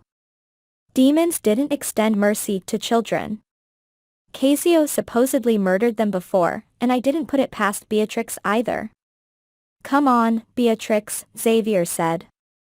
"We brought back your friend and fixed our mistake. You should be happy. Try to contact Leon. We just saw him in the underground at his home, and I'm sure you know where that is."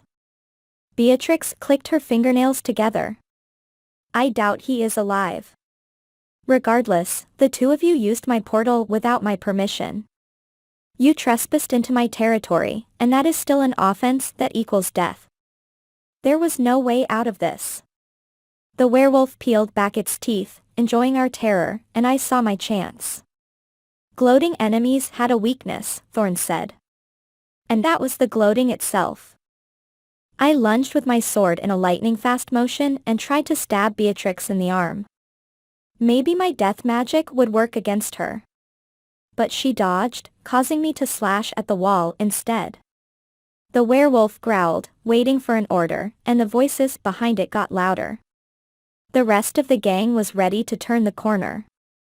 Shadows danced on the walls where the moonlight was coming through access hole covers. We had seconds before things got worse yet again. "Alyssa!" A magenta glow exploded behind me, and I knew Xavier was fighting back, too. I sliced my sword across the werewolf's snout, and it growled again as Liliana scrambled up the ladder. At least she was getting out of here. Orange flames burned within the werewolf's snout.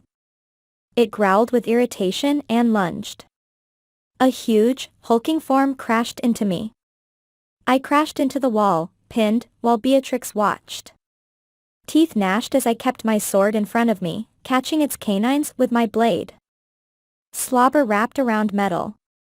Doggy breath made me gag. The werewolf was going to rip out my throat, and I didn't think I could recover from that. Xavier shouted my name. The air heated. A magenta ball of magic flame struck the werewolf in the side, and it whimpered, getting off me and trying to lick at the embers of war magic that glowed on its hide. Its hide caught fire and the werewolf rolled on the floor, trying to put out the flames. We had a little opening. It was time to go.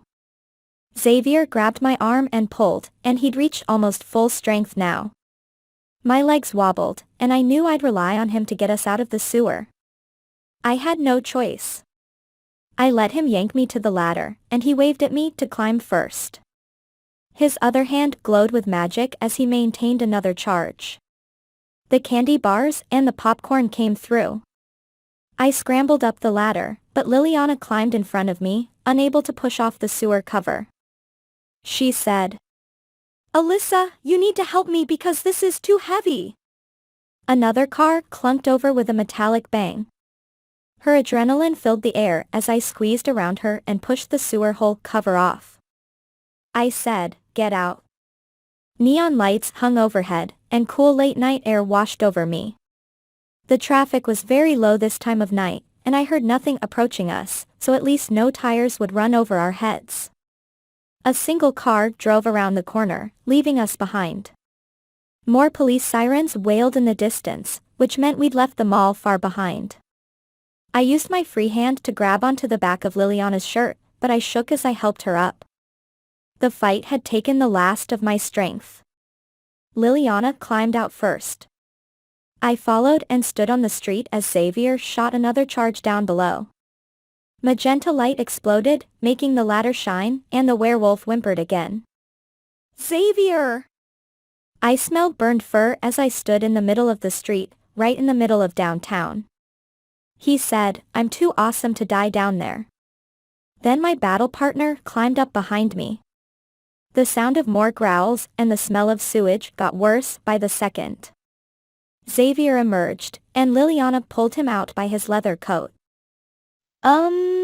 I think it's time to go." More yells came from below, which meant the rest of the gang had reached Beatrix's location. Xavier replaced the cover, which might buy us a minute at the most. Where do we go now? Liliana looked around at the surrounding skyscrapers. With downtown so empty, we needed a plan, because that would increase the chances of Beatrix following us. We'd come out 3 blocks away from the towering ATC building. Its red letters glowed down at us like a big, misshapen watching eye. Run, I said, as much as I hated the thought. We did. Another car approached from behind, forcing us to run closer to the ATC building. My legs trembled so much I thought they'd go out from under me, giving me no choice but to hold on to Xavier's arm. He still smelled like candy, popcorn, and fear. My mouth watered. I could bite him and turn around and fight some of those guys climbing up the sewer ladder behind us.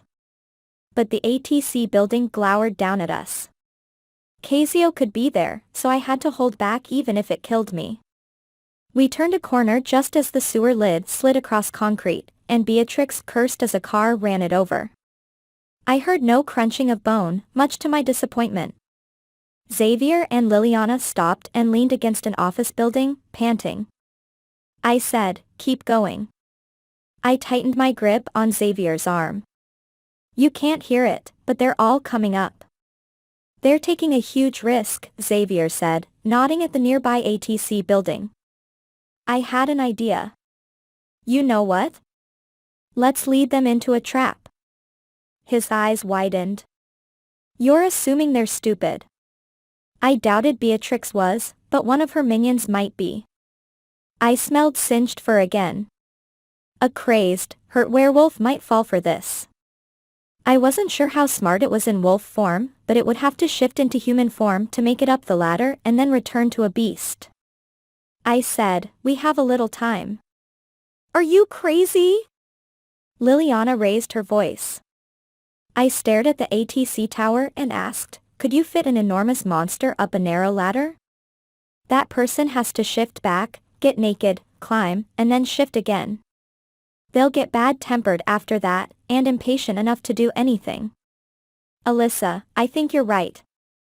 Xavier cupped his ear, listening, but I heard nothing.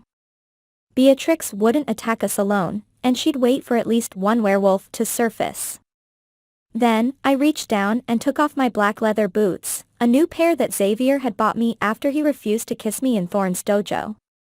They hung heavy in my grasp like a bad apology, but they had a purpose to serve.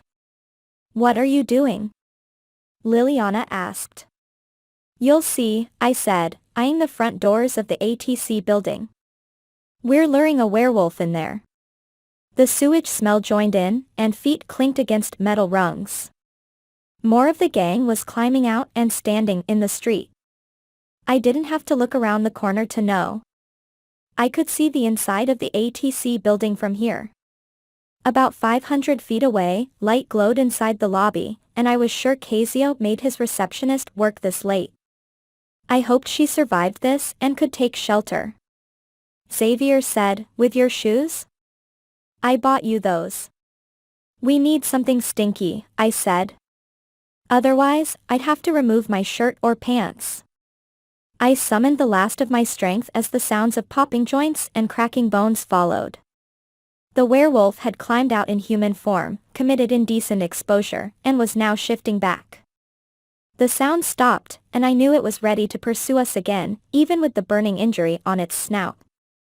My fire magic moved slowly in werewolves, or I hadn't sliced it deep enough. Barefoot, I ran towards the front door of the ATC building, hoping werewolves could pick up my scent. The wards tingled as I approached the front doors, which meant Cazio had strengthened them recently. My easy entry wasn't convenient for him anymore. I opened the glass door and tossed my shoes into the lobby. What are you doing? Xavier huffed and puffed behind me. Go. I grabbed his arm and, with the last of my strength, pulled him and Liliana away from the front door. The tingling of the wards faded as I left my shoes sitting on the lobby floor of the ATC building. I hope they carried more scent than the rest of me, or we faced certain death. Beatrix shouted something at her gang. The same werewolf growled. It bounded closer, paws heavy on the pavement. A car honked at it and brakes screeched. We vanished around the side of the ATC building, hand in hand, and I hated staying so close to enemy territory. I couldn't see the street from this wide alley, so I tensed, sword in hand, ready for an impossible fight. Xavier kept his hand on my arm and Liliana's. If he had to, he would try to transpose us both again, but I could sense he drained some strength down in the tunnel. The werewolf ran across the street. Xavier and Liliana tensed. And then it crashed through the glass doors of the ATC building with a deafening boom. Glass shattered and rained to the pavement. From the office sidewalk we had just left, Beatrix shouted, "No!" and burst into a run. Somewhere far above, on a top floor, an alarm sounded. The wards just detected the intruder, and the guards would mobilize. Xavier looked at me, wide-eyed. "Good move. Let's go." He pulled on my arm. I could barely stop him. I said, "We have to make sure they don't bother us again." Fresh sirens went off. I couldn't tell if they were coming from the mall or elsewhere. We ran across the street, careful to stay out of view of Beatrix, and I pulled open the door to the neighboring building, breaking the lock with the last of my strength. We all ducked into the darkened office, and I closed the door, listening for another alarm. There wasn't one.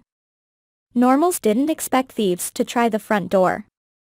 I checked and didn't see any security pads near the entrance either. I did, however, hear someone shuffling around a couple of floors above, mopping away. A janitor was here.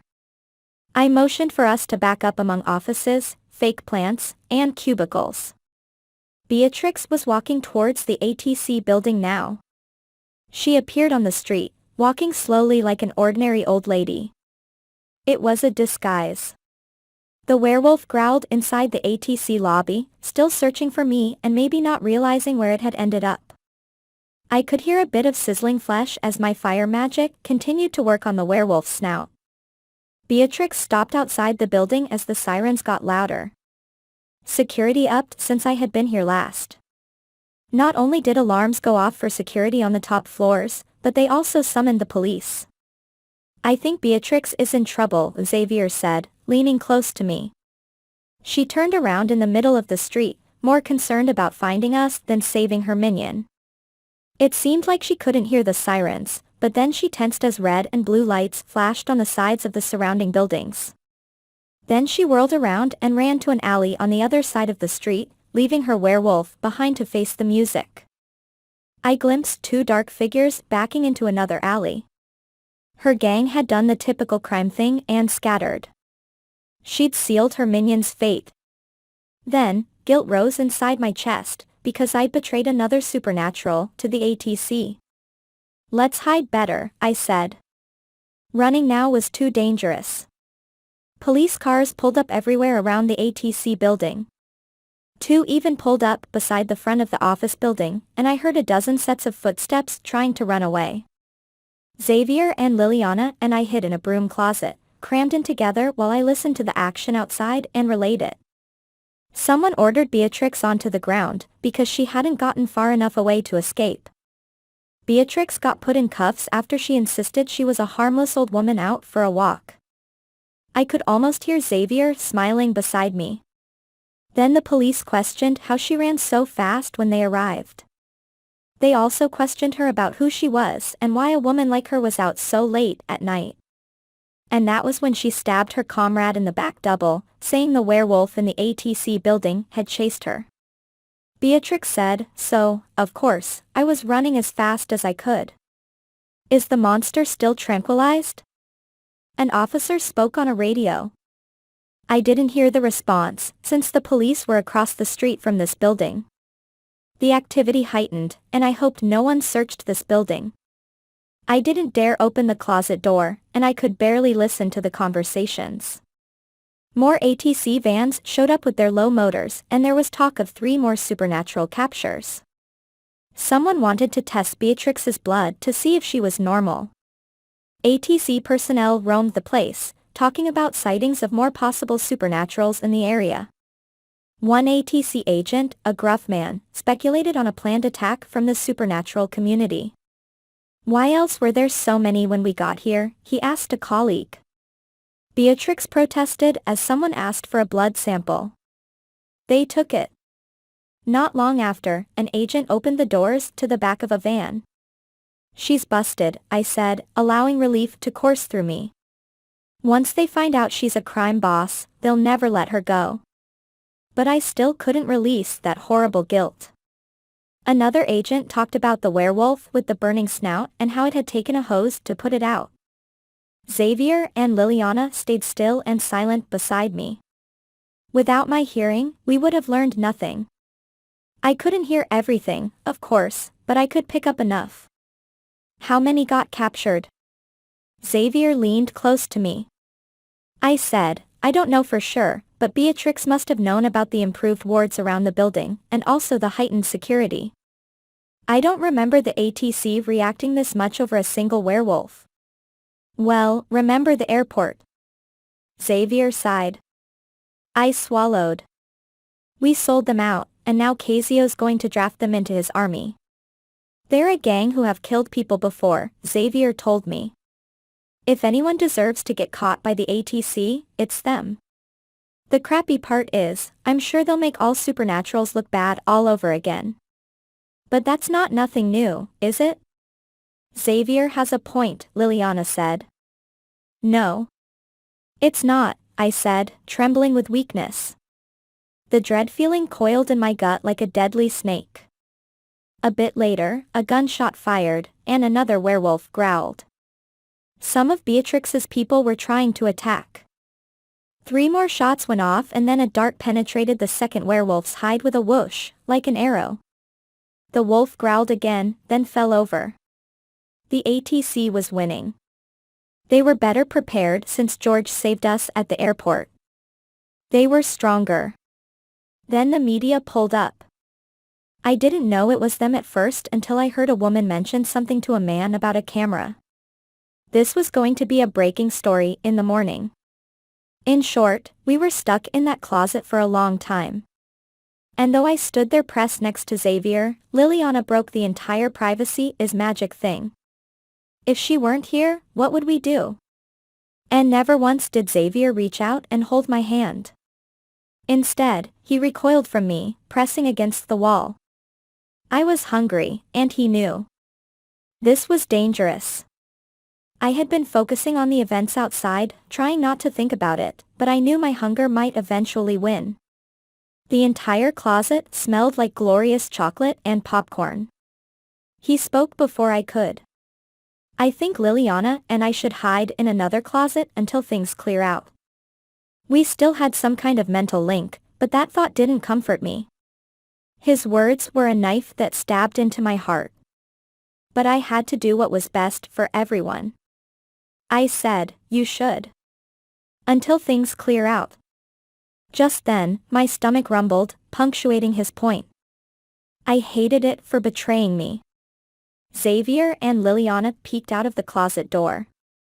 Flashing blue and red illuminated their faces. This office building was completely closed except for the janitor shuffling around 3 floors above. They showed no signs of coming downstairs, and the mops in this floor's closet already reeked of fresh detergent, meaning the cleaner already did this section. I listened as Xavier and his sister crawled through the building and found another closet that must house a computer server, since there was a lot of humming coming out. Liliana muttered something about it being hot, but she refrained from calling her brother an idiot. It took another 2 hours for things to calm down outside, according to my hearing. It was the loneliest 2 hours ever, sitting in that closet by myself, knowing people feared my presence, even when they knew me. Slowly, the outside quieted, and a few police still milled around, talking in low voices. They'd stay around the perimeter for a while, especially after what looked like a full-on supernatural attack. The ATC vans with their deep motors took off with their prisoners in tow. I estimated that the ATC had taken maybe a half dozen of Beatrix's people. More were out there, but without their leader, would they know I was the enemy? Would they know I was somebody who now betrayed other supernaturals? Once happy that things around the ATC building would not get any quieter, I crept out of the closet to see a couple of police officers hanging around the front entrance of the tower. They were probably there for extra security. Neither faced me, but a faint coffee smell came through the door. I walked through the dark and opened the door on Xavier and Liliana, finding them surrounded by wires and lights. I regretted it. Their combined scent hit me, and I backed off, trying not to breathe it in. My stomach cramped with hunger pains, and I wanted to collapse. I couldn't hold out much longer. I said, "We have to go." The only thing that would make this worse would be for Xavier to bleed. I wouldn't be able to resist that. Xavier looked outside and said, "I agree." "Wait. Is that?" I held up a hand to shush him, half glad I had something else to focus on. Until I turned around. A limo pulled up to the front of the ATC building. The back door opened and Cazio climbed out, fully back in non-Leon form. I shrunk back behind a cubicle and watched as he greeted the police officers. He was wearing his sunglasses again, even in the wee hours of the morning. He had changed into his suit, although Leon wore a purple robe while underground. There were no signs of Leon here. Cazio was in his own element and on top right now. Cazio waited on the sidewalk. I gripped my sword tight since he stood only 100 feet from us. Xavier and Liliana stayed pressed against the wall next to the server room, and the janitor started playing the radio several floors above. It was some song about a fiddling match with the devil. I blinked and the Infernal Dimension spread out with its fiery lakes, stone castles and red-black rock behind my eyelids. I shook my head, and the image cleared. The other door opened and Beatrix herself got out of the limo. She circled around and joined Cazio on the sidewalk. My jaw about dropped. Xavier and Liliana couldn't see from where they were at, but I could. Xavier mouthed, "What's going on?" to me, and I held up a finger. Beatrix and Cazio smiled at each other and headed inside the ATC building. Chapter 7. Now they're working together? Xavier's voice rose as we walked quickly through another alley on our journey to George's place. I hoped we got there soon because I felt ready to collapse. I said, "They must be." I didn't think Beatrix would work with the mayor, but Cazio must have heard about her capture and went to make a deal with her. Maybe he even went as Leon, and that's why she went to his side. "Surprise of the year," Xavier said. I guess if I were her, and I knew my crime buddy got merged with the mayor, I'd see dollar signs. Or he promised her she'd get to torture prisoners after the merging of the worlds. I scraped my hand on the wall of a building since my legs threatened to go out from under me. I was trying to look like I was just messing around, but I needed that wall to stay upright. The first rays of dawn crept over the city, and if the sun rose before we got inside, I'd take a stroll down Pain Lane. On my best days, I could resist it for a few seconds before a massive migraine hit and I got blinded. Staying in shadows helped but didn't eliminate the symptoms during the day. In my present state, I might not even last a few seconds in the sun before a seizure hit. That was supposed to happen, and after that, a coma that I might not recover from until the sun sank below the horizon again.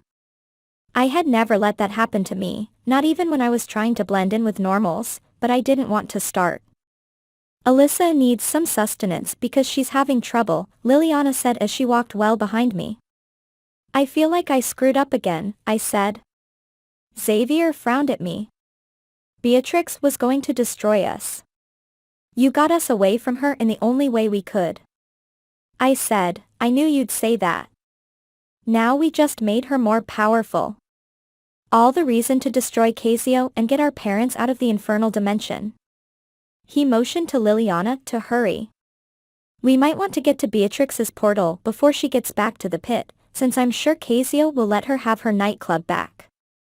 I looked back toward the ATC building, which loomed a few miles behind us now. I said, "But it might not take us to the right part of the Infernal Dimension." I staggered along a narrow street as Xavier held my hand. Then I added, only Cazio's portal will go to the right spot. I know, Xavier said. But we have to try something, and soon. If Cazio still has our parents and they're still alive, it won't be long before he gets desperate enough to threaten their lives. It's strange he's kept them this long. I asked, how do we know he has? He told me, it's just a feeling I have. We crossed a street after waiting for a car. Liliana remained silent, but I could see tears forming around the rims of her eyes. We were all in the same boat here. I had to tell him something I hadn't yet. Cazio wanted me to go to the Infernal Dimension when I paid him a visit. Xavier snapped his gaze to me and his mouth fell open. He did? I swore that he paled 3 shades as we stared at each other. I said, it was when I went to meet him, so he could give me access to death. He stood there and dared me to spill his blood so I could go through. I wanted to, but since there was a 99% chance it was a trap, I didn't.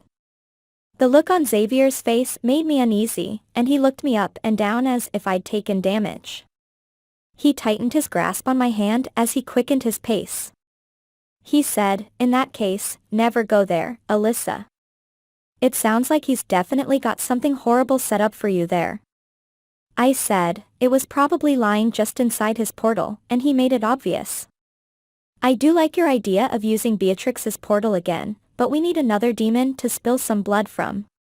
We really shouldn't go, Xavier said. I said, but our parents are in there. We can get to Beatrix's portal if we find some demon blood. Why are you changing your mind? She has a point, Liliana said. If Cazio wants you to visit his homeland, it can't be good. Xavier looked straight ahead as we continued. Are you thinking it might be part of his plan? I asked. Xavier leaned down by a sewer cover and worked at it. We were going under again, and I was getting so sick of sewers. He got really absorbed in his work as he spoke. You'd never know because he's sneaky. If he wanted you to go in, it can't be good. I said, but he won't know about us trying Beatrix's portal, at least not at first.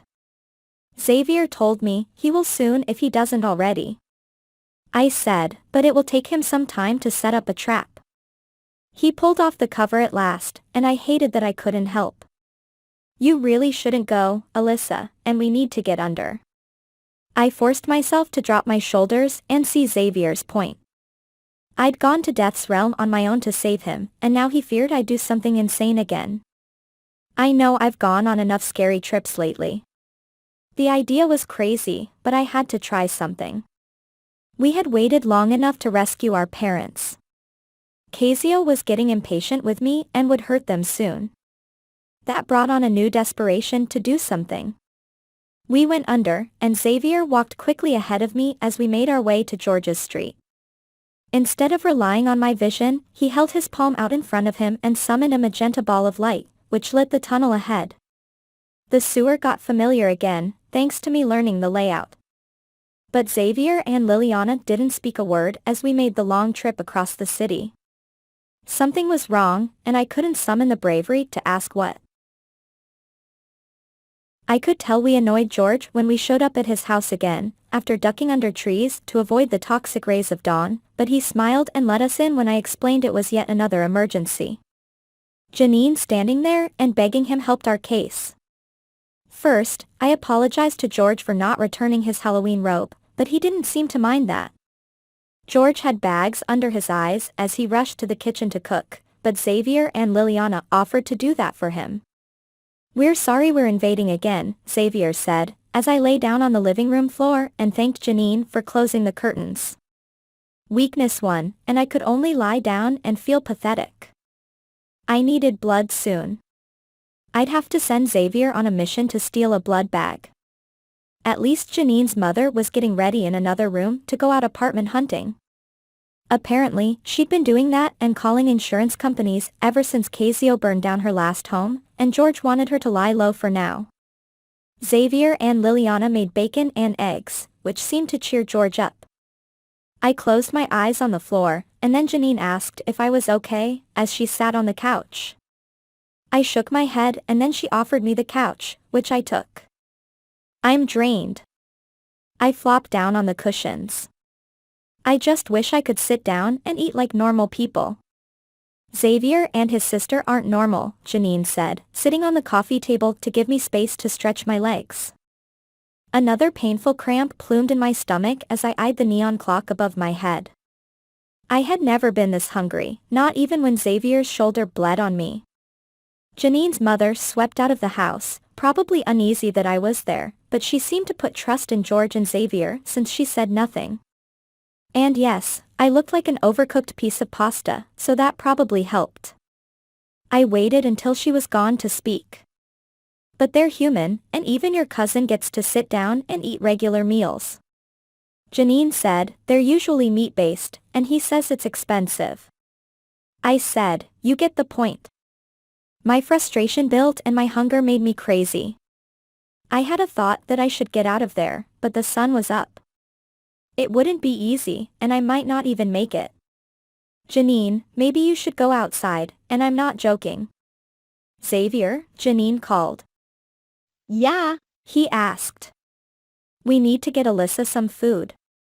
There was a ferocity in her voice I'd never heard. You said that lady you know, Trish, keeps some blood bags? I'll have to go and grab some, Xavier said, more to me than Janine. I will as soon as I finish cooking Liliana's and George's breakfast. A pancake sizzled as he turned it over. Food smells filled the whole house, masking George's wolfy scent. Janine threw her shoulders back and shouted into the kitchen. Xavier! Do you not realize the problem here? I didn't understand, because Xavier did get the problem, but he sounded distracted, and it wasn't like him to space out on my needs. He was skipping a meal again, sure, but that didn't help me much. I said, I need your help. I left zero room for argument because things were getting dangerous. Even I hadn't realized how serious my condition was until now. He entered the living room, leaving Liliana and George in the kitchen with their breakfast. He said, I'm sorry, but I've had too much on my mind, and I'm an idiot. Xavier had given in and eaten a few pieces of bacon. The candy smell had faded, but now he smelled like breakfast. My stomach roared and cramped so painfully that I cried out. My limbs trembled, but I stood, driven by one thing only. Xavier reached for the doorknob, a look of terror coming over his face. Alyssa, no! I lunged at him. Janine swore, jumped in front of me, and grabbed my arm. It was enough to stop me since I was weak.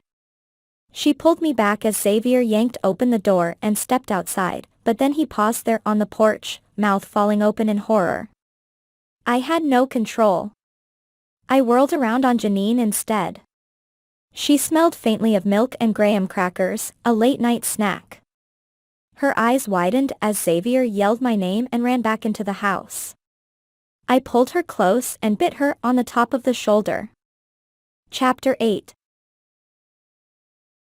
It took the combined strength of Xavier and George to pull me off Janine, who screamed with pain as I did the worst. Finally, they succeeded, and I forced myself to let go as she backed away, hand to the top of her now bloody shoulder.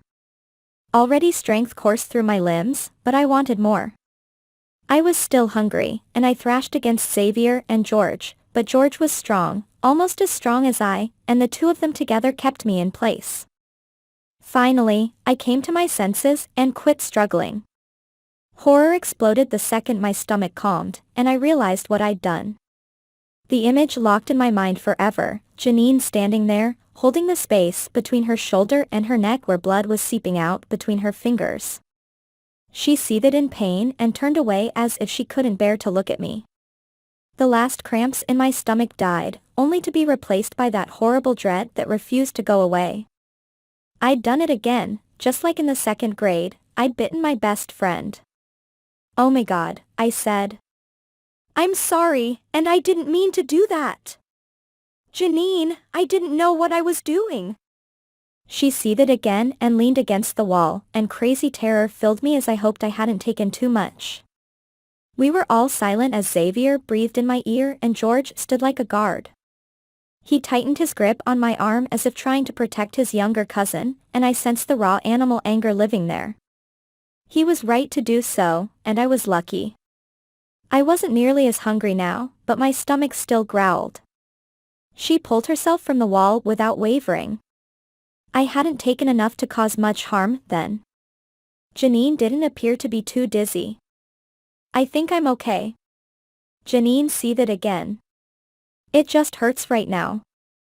I'm sorry, I said. Janine managed a smile, though it filled with pain. Hey, I got in the way. But I hurt you. Xavier shook his head. I should have gone and gotten some blood bags earlier. I knew you were hungry, Alyssa, and I didn't know how to help you. I'm not injured that bad, Janine said. I think if I put some antiseptic on this, I'll be fine. She grimaced, her blood still seeped out, and I couldn't stop looking at it. I wanted to melt into the floor. This was Hannah all over again, just without the teachers calling home and contacting the authorities. The only reason I was still in the house was the fact that Janine's mother wasn't here to hate on me. But Janine was tougher than Hannah. She was putting on a strong front. I knew how much bites hurt, since I'd been on the receiving end of one at 2 years old. Janine sucked in breath after breath, no doubt trying to quell the pain. The look on her face didn't relax for a few minutes. Better me than Xavier, and I told you, Alyssa, that you could do this if you needed to. I knew she had. I told her, I shouldn't have, because you're my friend, and friends don't do this to each other. I couldn't live with this. Xavier hung his head.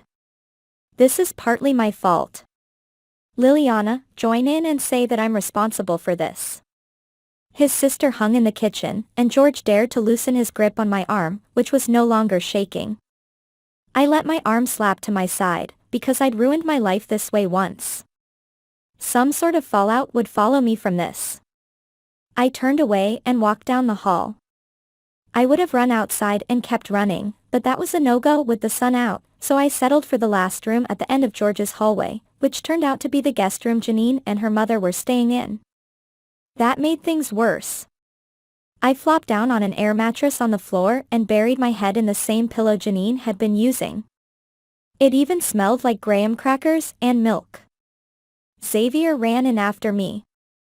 I should have found you some food, Alyssa, and I knew you were hungry. I was trying to help by not eating as much, but I didn't know what else I could do. When we were walking back here, I couldn't find anyone who deserved to get bitten. Part of me was angry at him for that, but what could he have done? Maybe the ATC is right that I shouldn't be out in society, I said, not lifting my head from the pillow. Look at what I just did. You helped avoid the end of the world, Xavier said. Janine offered herself up by grabbing your arm.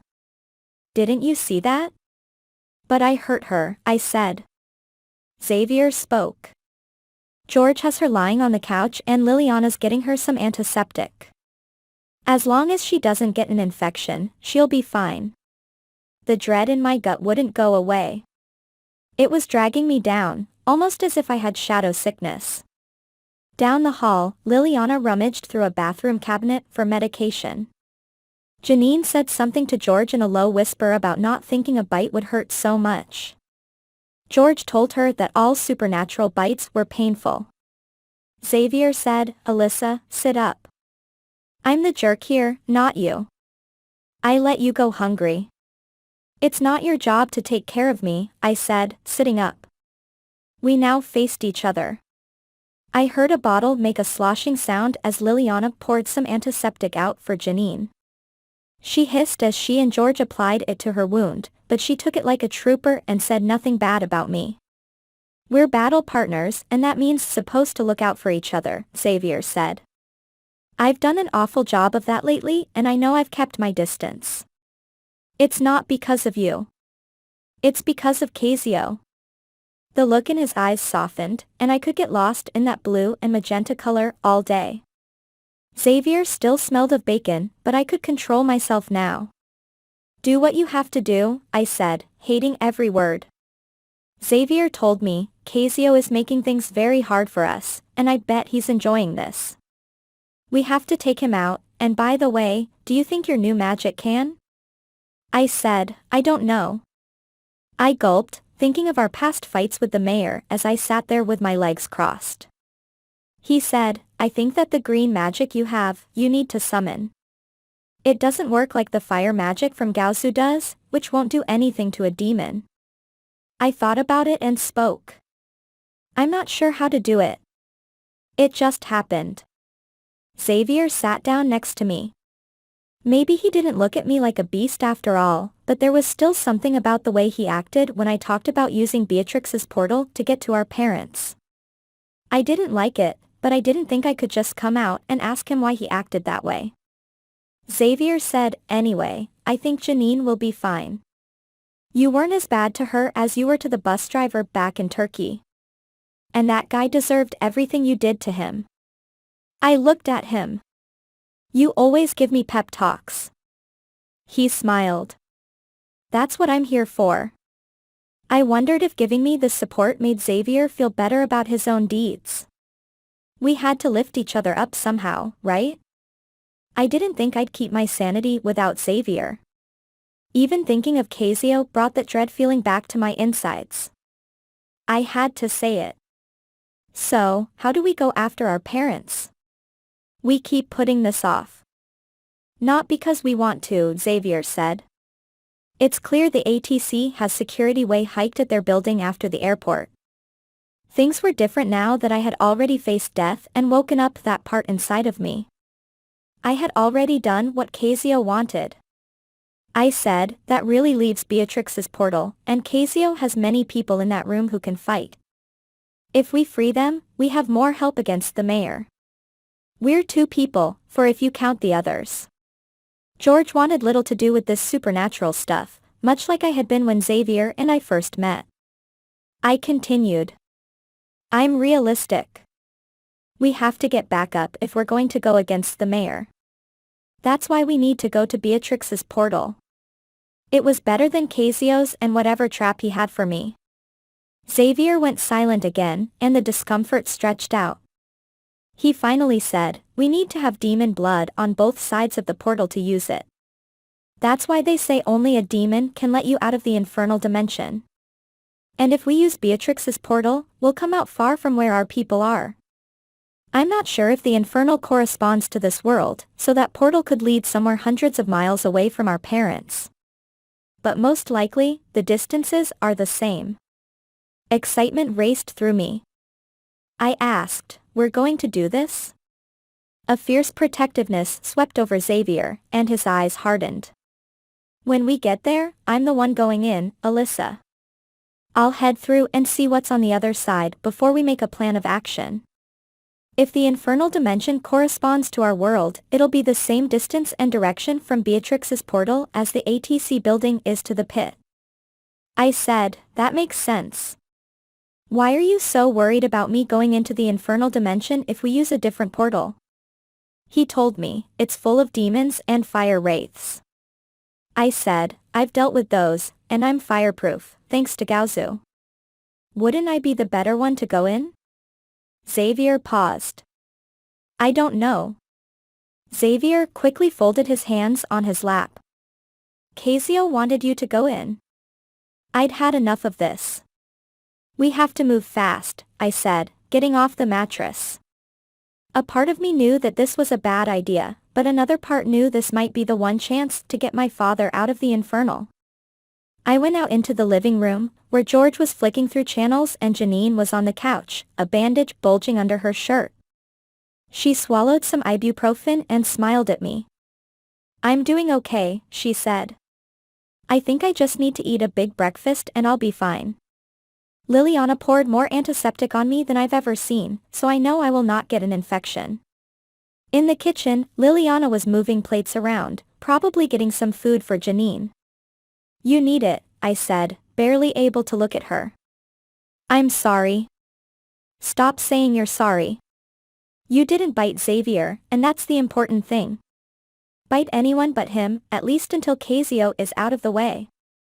Then you guys can have all the fun you want. She winked at me, and Xavier turned red next to me. I can't believe you have your sense of humor after this, I said. Well, it's my weapon. Janine was a lot less freaked out than I thought she would be.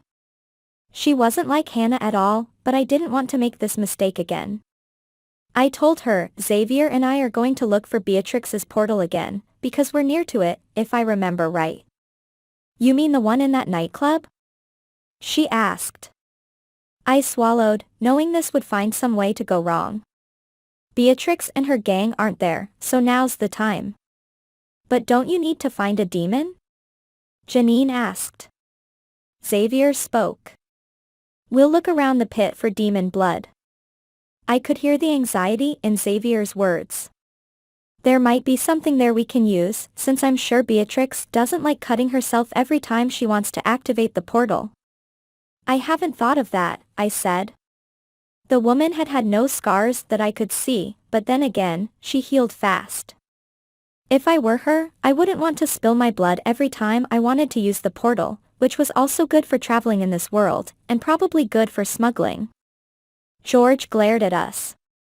You're going off again to do dangerous stuff? Yes, Xavier told him. Being an adult, I'm sure you'll try to stop us. They all try to stop us, but they won't do the dirty work. Trish helped last time, so cut him some slack, I said. Xavier rubbed his hand through his hair. I don't know where she is right now. It's all the reason to get our fighters out of there. We're going to need them. George worked his jaw like he was about to say something, but he held it back.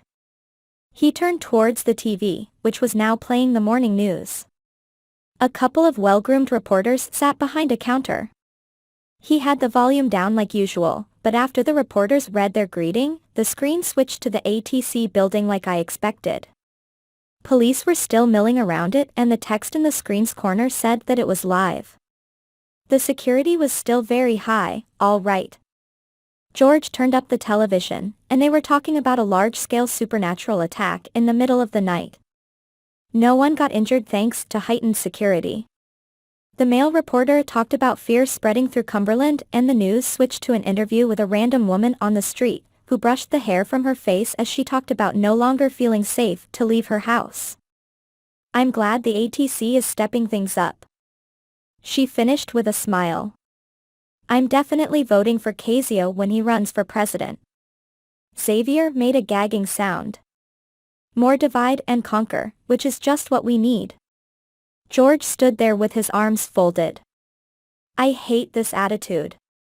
Xavier grinned at him. Hey, you're responsible for the airport scare. George said, the ATC deserved it, and I didn't attack any regular people. Don't bring that up to him. I spoke to Xavier in a low voice. George was ashamed of being a werewolf, and it had taken everything for him to barge in and get us out of the airport. I understood how he felt and what things would bother him. Despite everything, I couldn't help but see the woman's point. Things were scary right now, and she just didn't know that they were even more scary for supernaturals than normals. Besides, I had attacked people, including my best friend. It was a horrible feeling, realizing that the people who hated you might be right about you no matter how hard you tried. And I had nothing to protect me from that anymore. I had no more normal life. No more soccer practices, no more fencing tournaments, and no more martial arts besides what Thorne could teach me at the underground. I didn't think I would ever stop mourning the loss, and it was all thanks to death. Janine settled into the couch, lying there and watching the television. The report changed to another story, and bold text on the bottom of the screen read record ATC admissions continue. Xavier swore. On the screen, dozens of black ATC vans stood parked in front of a building we hadn't seen before. This was a low, gray, circular structure, obviously outside the city and surrounded by a high chain-link fence. It looked like the entrance to a bunker.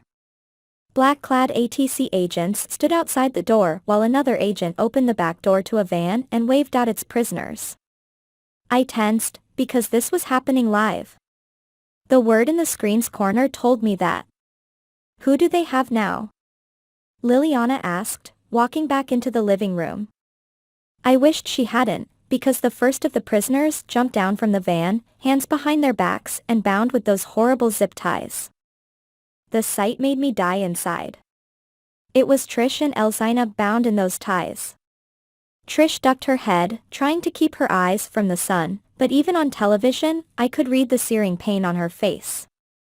Elzina shuffled along the best she could as more agents led them into the open maw of the bunker entrance. Both of them vanished inside, and Elzina's long blue robe vanished. I could only watch in horror as more supernaturals got out of the van. A pair of greenish pixies followed a woman whose species remained unclear. Then Thorn jumped down, hands bound. "What do they have Thorn for?" I asked, unsure whether to feel relieved or terrified. "He's normal." In my shock, it was all I could get out. An ATC agent shoved him towards the bunker entrance and he, too, vanished inside the open door without looking up. Another van backed towards the entrance while the empty one drove off and the reporters continued to talk in words that didn't register in my brain. The agents opened the back doors to the second van and waved the prisoners out. Liliana gasped, as the first prisoner from that vehicle was Primrose, hands bound. Following were several elder war mages, all stooped and having trouble jumping down from the van. A plume of pure horror spread through me. Cazio and Leon had sold out the entire underground. Chapter 9. I can't believe Leon betrayed his own daughter. Xavier shuffled through George's closet to find something for me to wear in the sun. We were heading to the pit, and now, because it couldn't wait. Getting our folks out along with the other fighters could mean the difference between life and death for the entire underground. The news kept droning out in the living room. It had turned into a special report about the colony of dangerous supernaturals just discovered living under Cumberland. The TV kept playing the same footage of Primrose and Trish and Thorn and the others being led into the bunker as if it wanted to hammer the point home. Things were going from bad to worse, and then from worse into an erupting volcano. I imagined that the entire underground got taken thanks to the Leon/Cazio hybrid. Cazio marched out of the underground knowing its secrets, including its entrances and hiding places. He might have even plucked the details from Leon's mind without Leon's knowing. The elders hadn't listened, and now the entire underground was paying the price. I said, so much for her being his favorite. I eyed the TV while George stood there, clenching and unclenching his fists. I didn't even feel vindicated when I thought of the stuck-up elders. Instead, sickness filled me, since we should have done a better job of protecting our people. "We have to get them out of there," Xavier said. "Cazio's ready to make his last moves, and I don't know where that bunker is." "I thought they used to take supernaturals to the ATC building?" George cleared his throat.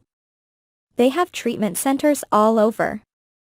I know there's one inside the ATC building, but it's not big, and that place is more of their headquarters." "There isn't a treatment center there," I said. "They say there's one, but it's a typical political lie. That's where Cazio has his portal to the Infernal Dimension. He takes supernaturals through that, and I wouldn't be shocked if every treatment center really has a portal inside, and most people just don't know it." "What if they do?" George asked, jaw-dropping. Xavier said, "Then we have to get to Beatrix's portal faster." Xavier pulled a winter coat out of the closet that was way too big for me, but right now, I viewed it only as protection from the sun. He told me, "Put this on." George took a step closer. "I'm coming with you, since you might need me." I faced the guy. He had tied his dreadlocks back and put on a fresh shirt. "I thought you didn't want to get involved with this stuff?" "I am now," he said. "I can't ignore it anymore, because it's no one's fault if they're supernatural and it's not fair that they're doing this to so many people." He pointed at the TV behind him, which was showing the same horrible footage again. It was almost as if someone wanted the entire city to see it. And I wondered if Cazio wanted us to find that bunker, go in there, and get ourselves in deep trouble. There was no other reason for the news to display a disturbing image that might make even some prejudiced normals change their minds. The footage did not suggest the nice treatment centers that normals envisioned when they voted for Cazio. Armed guards and bunkers broke the ideas of clean cafeterias and comfortable rooms. This was not the image the ATC wanted to make for itself. And that meant Cazio didn't care anymore. He was close to winning, so his image didn't matter. I put the coat over me. Janine leaned forward, studying the bunker on the TV. I don't know where that is, but I'm going to look at some maps and see if I can find it. I'll call George if I figure it out. Thanks. I gave her a nod, since she would be the best one to do the research. Besides, she needed to recover from what I'd done, and the pit wasn't a place for her. It wasn't a place for us either. I take it I'm supposed to stay? Liliana stuffed her hands in her pockets. Xavier patted her on the head. How'd you guess? She sighed. Okay, I'll help Janine look for the bunker. We'll have fun. Janine sounded happy no matter what happened, but we needed that. It was partly because of her that Xavier hadn't succumbed to shadow sickness before I saved him. At least, I like to believe that. If you count saving my aunt fun. Liliana faced Xavier. Don't be too much of an idiot, please. I won't, Xavier said with a smile. I'm glad you're calling me an idiot again. This might be their last moment together. There was a possibility Xavier and I would peek into the Infernal Dimension and fight demons. At least our strength was mostly backup, and I didn't have the urge to bite anybody. George stood by the door. I made sure the heavy winter coat was covering as much of me as possible, and I put the hood on as well. We'd be going underground most of the way again, which was a shame since we had to get there as fast as we could. A headache crept up my neck and into my skull, even with the hood over me, but at least it was bearable. The light still stabbed my eyes, though. I swore there were more sunny days than usual lately. Cumberland had a lot of cloudy ones, thanks to being in the Pacific Northwest, and those I could tolerate being out in for up to half an hour at a time, but not this. It was making me wonder how I ever got through my soccer practices.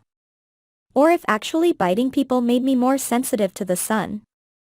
We took the same way to the pit as we had for Mac's place, climbing down the ladder. This was George's first time traveling via sewer, and the poor guy was getting a full load of the smells down here. His sense of smell must be even more powerful than mine, because I couldn't quite pick up on the things that he was complaining about. Manna, George held his hand to his nose. Something died way back behind us in the tunnel. I can't smell it. I shrugged at him, since I knew my sense of smell, though good, didn't match that of a werewolf.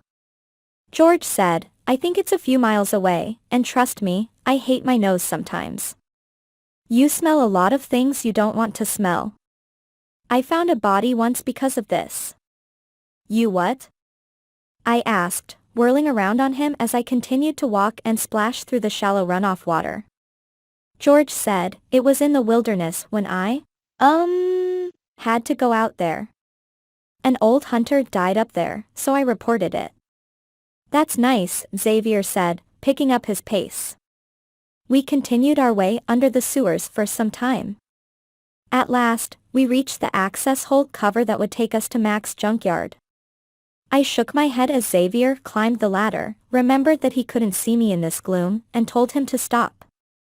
I said, we can't go up that way. Mac is still waiting for me to help him become normal. I'm going to have to tell him I didn't get the chance to ask Death to grant his wish. Well, I did, but she gave me one of her famous, vague answers. Oh. Xavier slowly climbed back down. We'd better not go back out there in that case. Moving on. We'll see if something pops out closer to the pit. Are we close now? George asked. I could tell he couldn't wait to get out of the sewer. I couldn't either. His doggy smell was strong down here, and I knew that wasn't his fault. I wouldn't want to smell like that either, even if only certain other supernaturals could pick up on it. We're close, Xavier told him. If we can come out next to Beatrix's market, we'll be fine. There won't be a doorman this time to report us to Beatrix, if we're lucky. I said, well, Beatrix and Cazio are best buds now. I thought of what might have happened between them. Or at least Beatrix is there for Leon. Xavier broke into a jog. I like to think she's there for Leon, and that might help us get her to turn against Cazio. We need everyone against him we can get. I told him, but she hates us, and she's just as bad as Cazio. I'm shocked she didn't go to his side sooner. I jogged behind Xavier while George kept up. He was pretty fast, too, and I was glad to have him along. I know she does, Xavier said. We have to keep all our options open. I knew that Beatrix probably just wanted a slice of the new world Cazio wanted to make. She'd fit in great, being a half-demon. Xavier reached another ladder, climbed it, lifted the cover, and peeked out. He said, we're on the side of Beatrix's market, and I didn't think we'd get this close. Come on. We can either break the doors down or we can find another way in. There might even be a way into the pit inside the market itself. I pulled my hood back over my face and braced myself to go back out in the daylight, but Beatrix's alley wasn't bright at all. In fact, an awning hung over it, blocking out the sun so much that I could take the coat off with no ill effects. The double doors that led to the pit stood under the veggie market and allowed access from the alley. I could smell the produce inside the main building. It was already going bad in the heat, which meant the city had cut power to the place, and she probably hadn't returned. It looks like Beatrix likes this area dark. Xavier looked up at the striped awning that hung over the alley. She must keep it this way for her other patrons. I'm surprised the authorities haven't noticed this until now. I faced the double doors, which were closed and on the bottom of a flight of concrete steps. George remained silent, and now I could smell his nerves. Werewolf adrenaline smelled a lot like human adrenaline, but I had no urge to bite him. Most other supernaturals seemed off limits to me. And besides, the dread I'd received from accidentally taking Cazio's blood remained. Xavier stepped forward and hesitated, hands up and ready to summon a charge, but nothing happened. We don't know if there are ATC people here since Beatrix and her people fled. They might even be down there, dealing with things right now. I don't want to create any noise and alert them. We can take them, I said, looking at George. He nodded and frowned. I think we can. Hey, if you can do what you did at the airport, you can do this, Xavier said. If there are agents inside, there won't be that many. Haven't seen any ATC vans parked around here, and besides, they expect Beatrix's people to never come back here. I sniffed the air and said, I smell nothing. This was a dead part of town. Xavier summoned a magenta charge and threw it at the door.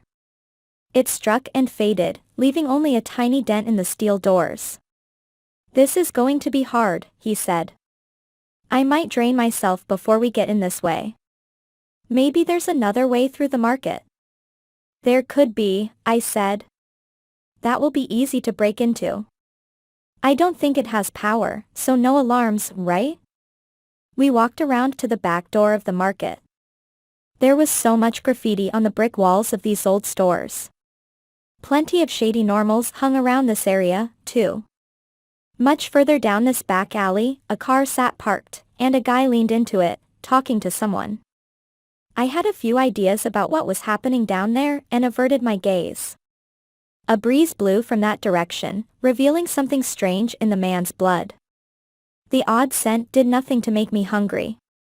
After circling the building and staying in the shadows, we found a back door to the vegetable market. Xavier took that down without a problem, even though George and I were ready to kick it in. We all entered the store and closed the door the best we could, barricading it from behind. That was tricky, since Xavier had busted a hinge. The produce smell overtook everything for a moment. We stood in a storeroom where tons of apples sat stacked on shelves next to us. I coughed, because the place smelled like an orchard, but now it was hot in here from the lack of refrigeration. Some apples were getting too sugary and were spoiling. Beatrix's market had shut down, all right, which meant the ATC already came here. But then another scent cut over it all. Blood. It was faint, like it had dried, but the smells of salads, tacos, burgers, and soft drinks rode on the smell.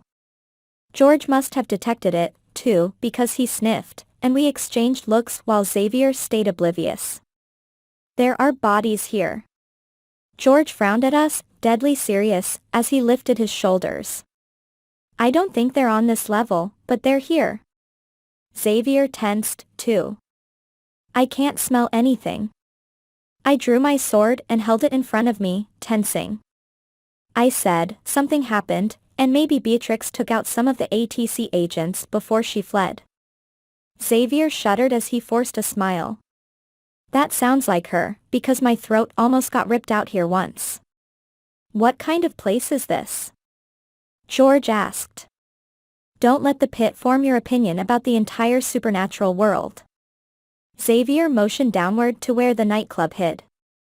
Both normals and supernaturals have good and bad people. I tensed when he said that, because I just might be one of the bad people, since I had plenty of deaths on my hands. I knew the bus driver deserved it, but every time I thought of him, I wondered if he had a family. The three elders must have had people who loved them, too, and now they'd never know what happened. My emotions wouldn't stop tormenting me, along with my mother's disgusted screams. But I had been down in the pit before. George hadn't, and I had the feeling we were going to see something ghastly. George took a breath. Okay. I'm as ready as I can be, and if I'm smelling things, there must be an entrance inside the market, too. We walked around the dark market for a while, through aisles of produce with marked down prices. The fans above were off and the air in here stayed stifling. There was a counter where Beatrix must have spent her days checking out old ladies and other health-conscious normals. The thought of that made me want to laugh. But there was nothing funny now. The blood smell grew stronger, and it seemed to come from below. The floorboards creaked and Xavier walked behind the counter, and as he did, the sound also intensified, as if those boards had nothing under them. Stop, I said. Check for a trapdoor down there. Xavier leaned down. How do you know there's one? I said, the floor sounds hollow there when you step on it, and though you can't hear it, I can. So can I. George motioned to where he stood. Xavier shuffled around behind the desk. There's a lock on the floor, so there might be a key around here somewhere. Or we can just tear the door up, George said. I could tell he was shaking by the vibration in his words. He walked around the counter and his nose wrinkled. What's down there, an entire pool full of blood? The thought made even me want to gag. Xavier and George leaned down and pulled at a trapdoor that was set underneath Beatrix's counter. So many people must have gone in and out of this market, not knowing what was really under this building. It turned out George had some supernatural strength, even in human form, because he could rip up the door and break the lock. I couldn't have done it better myself. A ladder led down into darkness. The blood smell hit me like a thick cloud, and it was making me dizzy. Even though my stomach rumbled a bit, I also wanted to throw up. This blood was somewhere between fresh and old, like spoiled food. Xavier stepped aside. Ladies first. He shot me a half grimace, half smile. I said, no. I was used to blood, but not that much. It really doesn't smell good down there, George said, shaking his head with wide eyes. Then the strained grin dropped off Xavier's face as he looked down the ladder. My magic's still strong, so it should be me who goes down first, in case there's a demon. It smells like there might have been, George said. I said, I don't smell any sewage. I faced George, not knowing what to make of it all. George was the gentleman and offered to go down before I did, not that it mattered. We were heading into something bad, and we all knew. I climbed down the ladder after George threw a brick shaft. It was a long ladder, and I left the trapdoor open above me in case we had to exit quickly.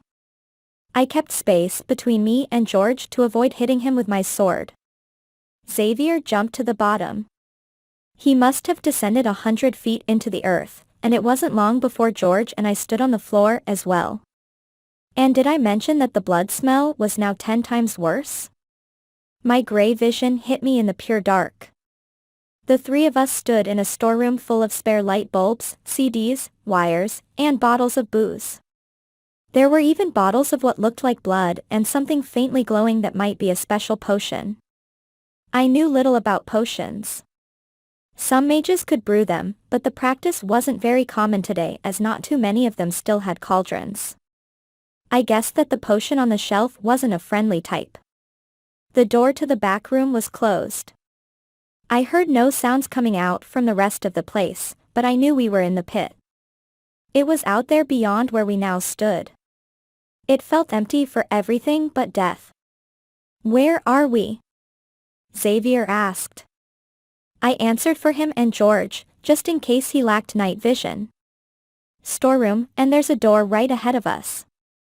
"Do we dare to open that door?" Xavier asked. "Even I can smell the blood now." I said, "We have to look around, because maybe some of it is demon blood." It was a long hope that we'd have an easy way to open a portal. I smelled nothing out there of the sort. It all smelled like normal blood to me. I grimaced and opened the door. It was bad, as in a train heading straight towards a school bad.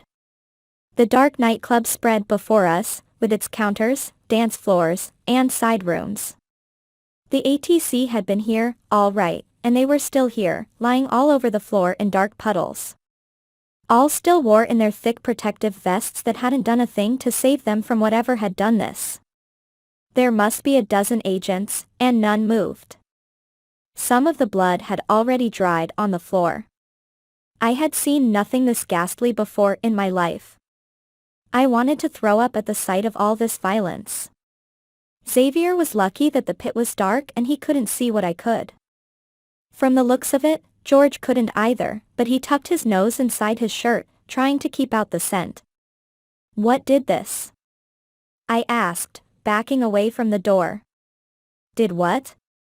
Xavier tried to push his way into the doorway, but I held out my hand and stopped him. I said, "You don't want to know." I would close my eyes and see this for the rest of my life. I didn't like the ATC in the slightest, but even they hadn't deserved this. These people lay scattered around the nightclub, mostly around the bar and near the booths. A couple had fallen on the dance floor. "Is anyone alive?" George asked, though his tone said he already knew the answer. I said, "No one's breathing." I yearned to be normal so I wouldn't have to see this. The blood was getting to even me, since I only took what I needed, and I hated it every time. Whoever had done this had done it for the thrill, because they didn't have to kill the agents to escape from here. "How many bodies?" Xavier asked. I said, "About a dozen." I sniffed again, but there was no scent other than blood, and that unnerved me, since most beings would have left a trace behind. "I think a vampire did this." "I'll take your word for it," Xavier said. I took a bold step into the room, hand tight on my sword. I wondered if I could summon that death magic again, the green glow around my weapon, but I wasn't sure how that would affect our enemy. These people had simply been checking the place out and got attacked. Perhaps one of Beatrix's people stayed behind, waiting, but I couldn't imagine how they could have taken down 12 ATC agents. A taser lay on the floor, and so did a regular pistol and even an automatic weapon. I tensed, as our enemy had taken down armed agents and might beat me in the strength department. I had only my strange magic on my side. But my fire magic could take out vampires, and I'd learned that with Russell Fox. I lifted my sword in front of me. Every muscle tensed. Xavier and George walked in behind me, and I stepped over a body. The blood smell threatened to overtake me. It was destroying my hunger, something I did not expect. George nearly slipped, but caught himself on the bar. He said, "This is disgusting." I could hear his stomach heaving, and I knew was about to be sick. That wasn't just a wet floor I slipped on, right? Why did I sign up for this? I nearly gagged and said, hold it down. We don't need to make this scene any worse. George said, I can't guarantee that. A few quiet footsteps sounded from the balcony above, and I snapped my gaze up. A woman walked along the balcony, holding the railing. I held my hand up to tell the others to stop, but when they didn't see me in the darkness, I had to settle for shushing them. The figure on the balcony stopped just 20 feet from us, and the entire room went silent. The dark figure, all black, stared down at us, and I stared back, unable to make sense of its strange shape. I caught the flowing fabric of a dress, but its face seemed too flat to belong to anything humanoid. What is it? Xavier appeared near my shoulder, confused. The woman was skinny, graceful, and shrouded in a black dress with black gloves. A thin veil covered her face, leaving it a shadow within, but even so I could tell that she was stunning and would knock most men dead. She had her hair tied in a bun underneath her veil, so she wasn't a succubus. Besides, succubi didn't usually kill their victims. Russell Fox hadn't even done that. The woman grabbed onto the railing with the other hand and stopped. I had no doubt she knew we were there. I sniffed the air. Even through all the drying blood, I could tell that this woman carried no scent. She was too calm. Too confident. She said, "Why hello, Alyssa. I wasn't expecting you here."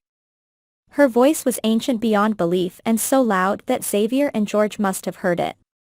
It was the voice of a young woman and an old woman, strange and dangerous. Huh? I asked. The fact that she knew my name was bad news. She jumped down from the railing and landed on the floor with barely any sound. Xavier summoned a magenta light and my color vision to kicked back in, revealing her in all her detail. Even through the veil, I could spot the red in her eyes. This woman didn't bother with colored contacts. She was a vampire, all right, and the cruelest one I had ever seen. There was something unforgiving about her beautiful face and her perfect skin, something that was pure evil. I pointed my sword at her, willing my fire magic to get ready. She didn't flinch. In fact, she didn't even seem to notice the sword. It was as if my weapon were a fly that she could swat away in an instant. "Who are you?" I demanded. The woman smiled. "The mother of all vampires," she explained. "I am ancient, from times before history. I have had many names through the ages, but most know me as Elizabeth Bathory." Chapter 10. Behind me, Xavier choked.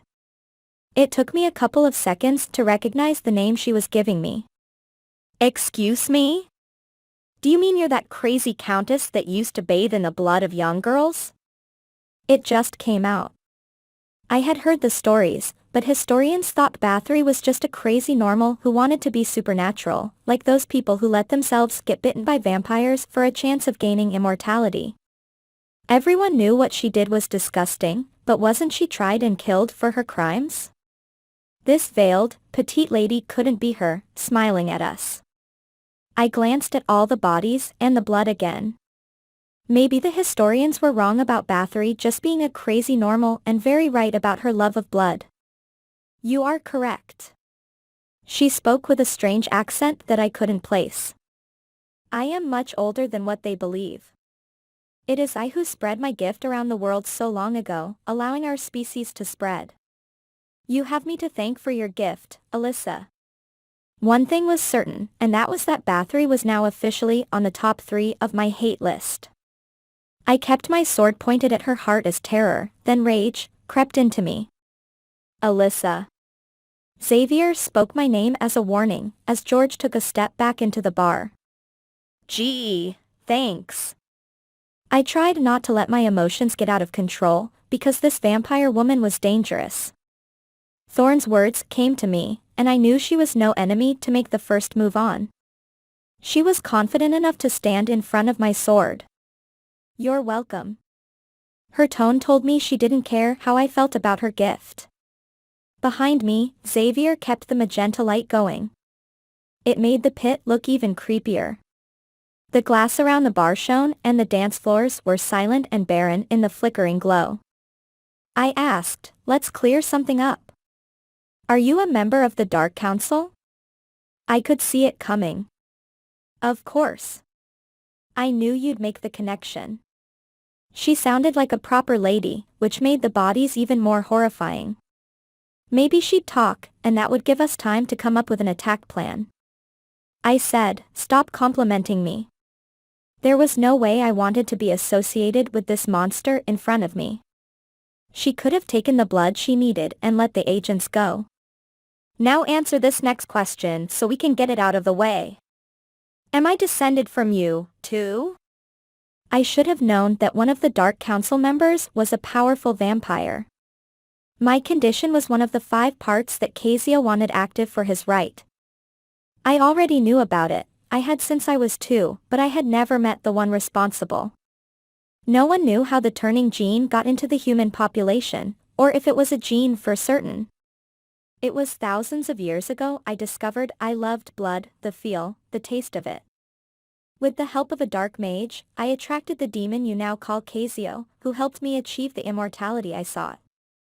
With his help, I became the first vampire. I shuddered, thinking about what that rite might have involved. I had even more reason to hate Cazio, because he was also responsible for me being this way. I said, "Please don't describe what you did." I eyed Xavier and found him searching the room for escapes. He didn't feel confident about this either. Bathory shifted, careful to keep her skirt out of the blood. I traveled all around the world, transfusing my blood into normals, trying to create another like me. I failed, but I soon learned that when I bit the descendants of those who received my blood, they turned. They became like me, only not as powerful. Her words did nothing but make me grit my teeth and tense my muscles for a fight. My nerves wanted it and revenge screamed at me to take it. Bathory waited. She wanted me to attack, and I could see it in her reddish eyes. Xavier kept the light up and George stayed silent. We were up against a Dark Council member who had taken out 12 people with guns. And as the first vampire, she must also be the most powerful one. I struggled to get the words out as my sword trembled, blade reflecting the magenta glow. "I'm glad I'm not actually related to you because things are already gross." Bathory shocked me by taking a step back. "Do you want the portal?" "I've already done my work here, and there is nothing more I can do to complete the dark pentagram." Then I backed off as well, because I wasn't sure where I stood. "You're not making that easy for us, are you?" She seemed to think for a moment before taking a bold step forward. I'd laid down a challenge, and now I'd have to live with the consequences. Bathory eyed Xavier like he was a steak covered in delicious sauce. "Of course not." I swung my sword at her, determined to keep her as far from him as I could. "Stay away from him. Aren't you full already? I mean, crap, look at all the bodies on the floor." But she wasn't listening as she kept her hungry gaze locked on Xavier. He could act now, and throw that charge at her, but as I watched, he dropped his hands next to his sides and the magenta light he was maintaining died. He stepped forward, slowly, moving towards Bathory with a clueless look on his face. She was transfixing him. The stereotype people gave to vampires was true, after all. I had no hope of controlling anyone, but this monster could do it. "Don't touch him!" And with that, I lunged and attacked, stabbing before I could think. I stabbed for her heart, willing my fire magic to work, but she blurred and moved. My sword stabbed air and Xavier grunted, coming out of it. Where was she? Alyssa. George moved somewhere. An arm wrapped around my throat from behind, and Bathory pulled me back as black fabric scratched against my face. I barely kept a grip on my sword since she squeezed my throat so tight. I couldn't make a sound as she crushed my windpipe. My lungs didn't burn yet, they wouldn't for minutes, but it would happen if she didn't let go. "Alyssa, did you forget who I am?" I struggled to speak, but nothing came out. I kept still, conserving my energy while Xavier and George stood in front of me, not sure what to do. I don't think she did, Xavier said, panic creeping into his voice as he went very pale. If you really are friends with Cazio, you won't kill Alyssa or me. He needs us. Poor Xavier was grasping at straws. I really wished he wouldn't. I wondered if Bathory would try to feed on me, but my blood would have no taste. I felt no fingernails on my neck, ready to cut. Her veil brushed my cheek, but came no closer. I wondered if she ever lifted it, and why she felt the need to hide. I know how valuable you are, Xavier. That's why I'm keeping Alyssa with me until we figure out what to do. I wasn't expecting visitors today, as I was only here to secure the pit for Cazio and his new alliance. I struggled to speak again as what she said sunk in. The alliance between him and Beatrix was real, and with each day, Cazio built his force. If you want a bit of my blood, you can have it, Xavier said, as sweat broke out on his temples. Just let Alyssa go. To my shock, Bathory did. By throwing me at Xavier. We crashed into each other and went flying into the bar, which was thankfully free of bodies.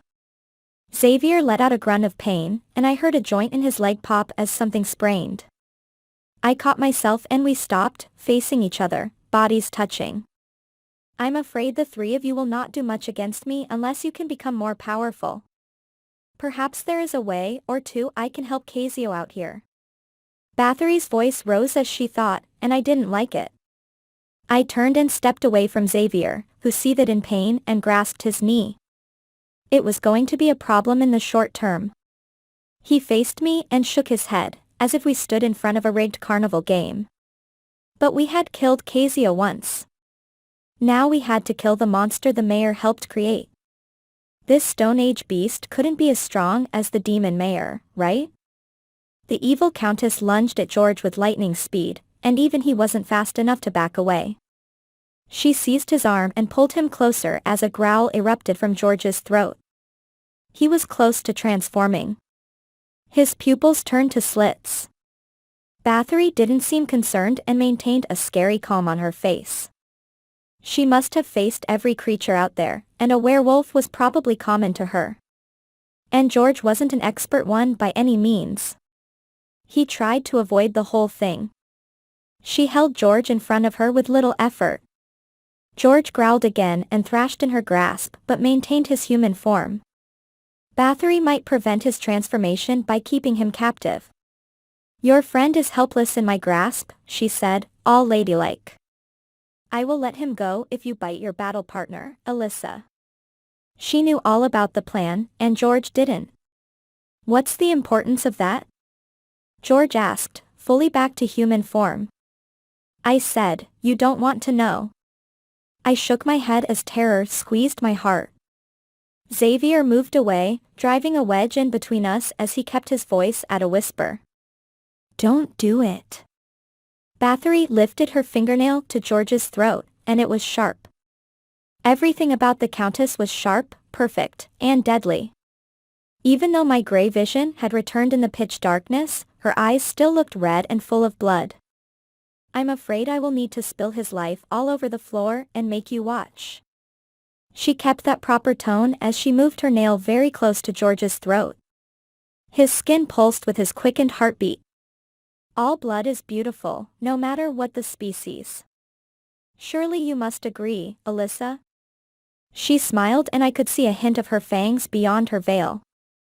George remained silent, panting, and I could see the death in his eyes, the dread and the terror, but also resignation. I had to get George out of there because we dragged him into this mess. I said, no, I don't, and I also don't believe in wasting food and being a slob. She scowled and drew her fingernail closer to George's throat, brushing it a bit. George grimaced, and it was clear from the look on his face that he knew he wouldn't recover from such blood loss. Xavier staggered to my side, bumping into me in the dark. He said, "Release him." I could throw my sword, but not only would it hurt George, but it might make him burn from the inside out. It might not matter that he was in human form. He was still a werewolf, and I knew now that my fire magic worked on them. Then again, the one I slashed did a good job of resisting it, though that was just a surface injury. What I would do to George to get to Bathory would be worse. I might doom him to a death worse than bleeding out. But we had to stop Bathory and the end of the world. This might be yet another sacrifice. Xavier reacted before I could. Another charge blazed to life around his hands, and he threw it, but Bathory moved faster, zipping out of the way and letting it strike a booth where several half-filled glasses of blood and booze stood forgotten. The charge exploded, filling the room with light and igniting the liquid inside of each with purple fire. I took the diversion and threw my sword. Time seemed to slow. I watched my weapon spiral through the air towards Bathory, who eyed the purple fire. George cried out as my blade sliced through his side and into the evil countess. She dropped George, who staggered to the floor and fell. Blood already poured out of his wound, and I'd punctured vital organs for sure. He groaned and curled up into a ball, cradling his injury. An explosion of guilt washed through me, but I couldn't stop. "George!" Xavier shouted. He rushed over to him. My color vision had returned in the light. The booze and the blood continued to burn in the glasses, making strange candles of violet. My sword had fallen to the floor, but I'd made a good cut on Bathory's side, too. She stood there and turned her gaze down to her wound, then to the weapon now wet with the blood of two supernaturals. Her wound burned. My fire magic affected her, after all. The orange glow spread under her skin like fiery spider legs, and as she watched, she trembled. She parted the black fabric of her dress to inspect the injury and gasped. This was something she'd never seen before. "What?" She stared up at me. I said, "Give Russell Fox my hello." I seized my weapon and went to stab again, but Bathory leaped out of the way and bolted to the stairs that led down to the portal. I knew what she had in mind. She'd use the pool to put the fire out. "Alyssa!" Xavier broke into my anger and my revenge, and I almost chased after her to finish the job, but George groaned on the floor. I whirled to see his wound worsening.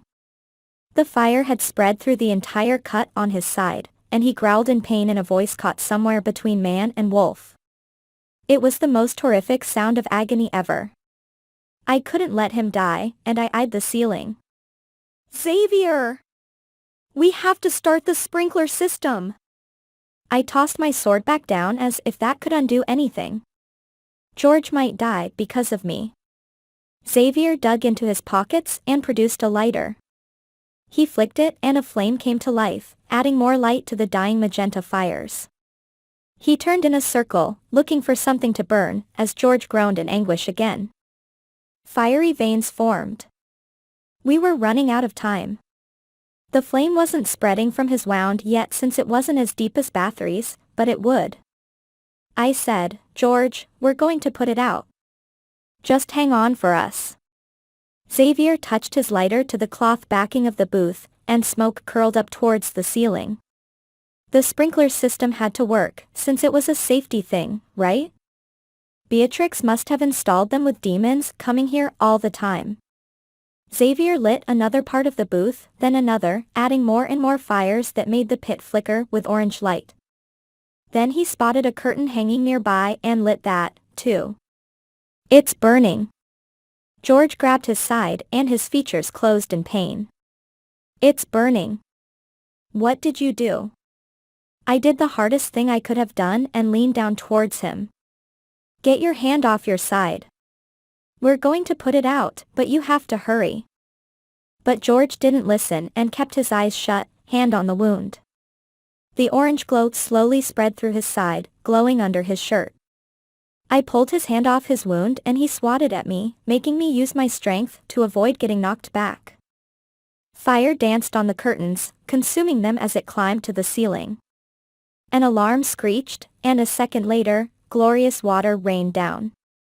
George's wound sizzled as the orange glow went out. The fiery veins pulsed again, then died. I screamed at him to get up, because Bathory was still down here, but he didn't at first. At last, George stopped seething and opened his eyes, moving his hand to his wound. It was closing as I watched. Werewolves had healing powers that rivaled mine, even in human form. Did that work? Xavier asked, as the flames on the curtains behind him died.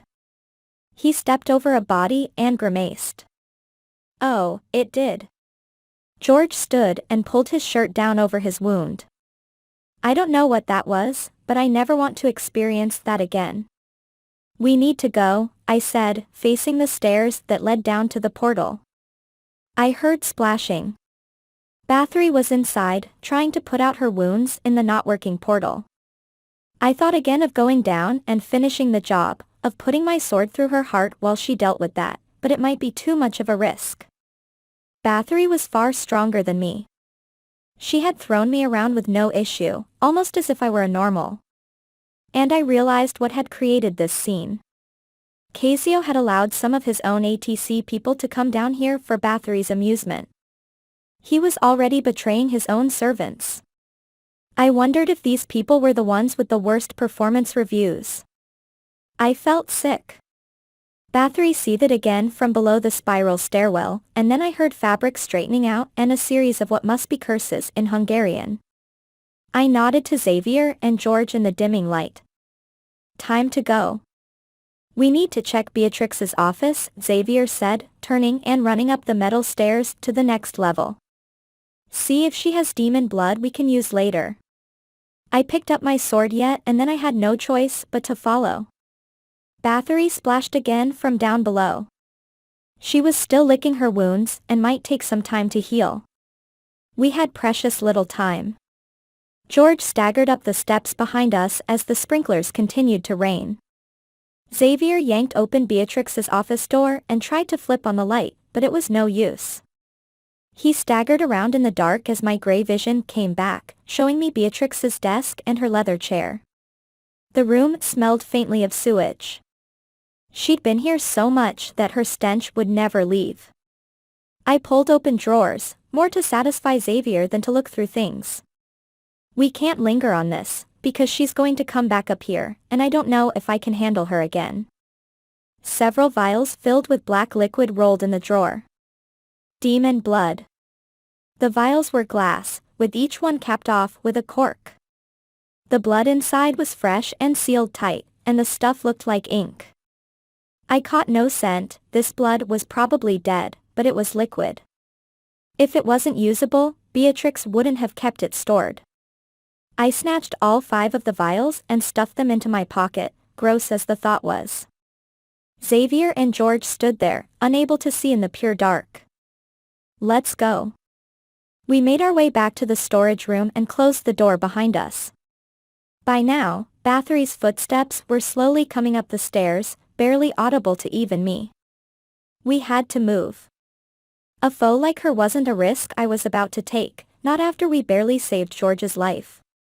I wanted to return Janine's cousin to her in one piece. I let George climb up the ladder first. He scrambled around until he found it in the dark. Xavier went next, and I came up in the back. Alyssa, Bathory called from the direction of the bar. She was calm and confident. I scrambled up the ladder, sure she would yank open the door and drag me back down. Xavier wouldn't leave me. He'd come down, too, and then she would try to make me bite him. Would her hypnotic powers work on me, too? But she didn't open the door.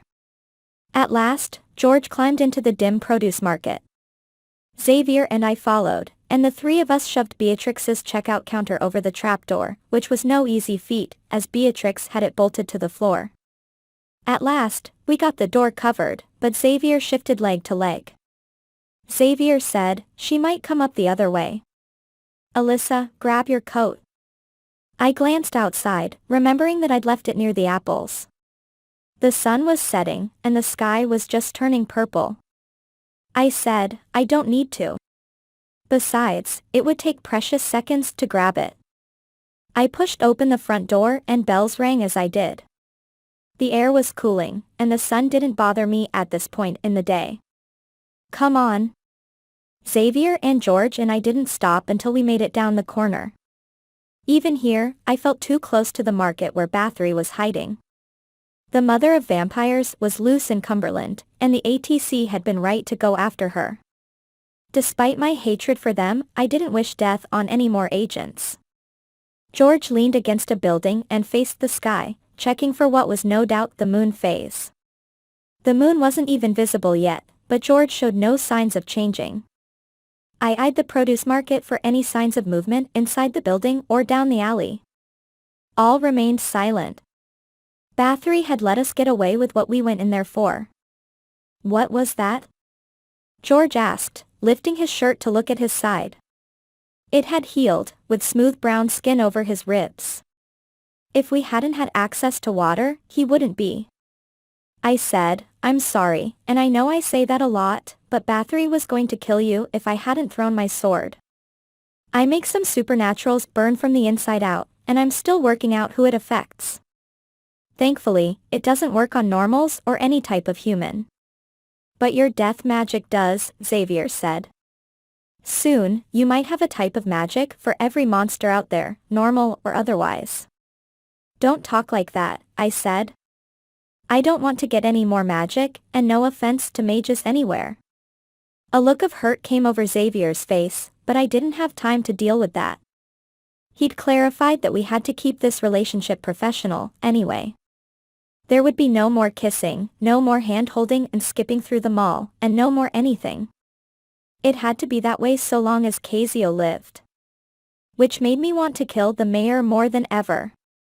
George peeled himself from the building when his phone rang. He pulled it out of his pocket and showed it to me. It was Janine's number. I breathed a sigh of relief, and I took the phone as we walked further and further away from the produce market. I wanted to hear from her more than ever. But when I answered, it was Liliana on the phone. I said, hey. I looked back at the produce market again to find no movement. Hey.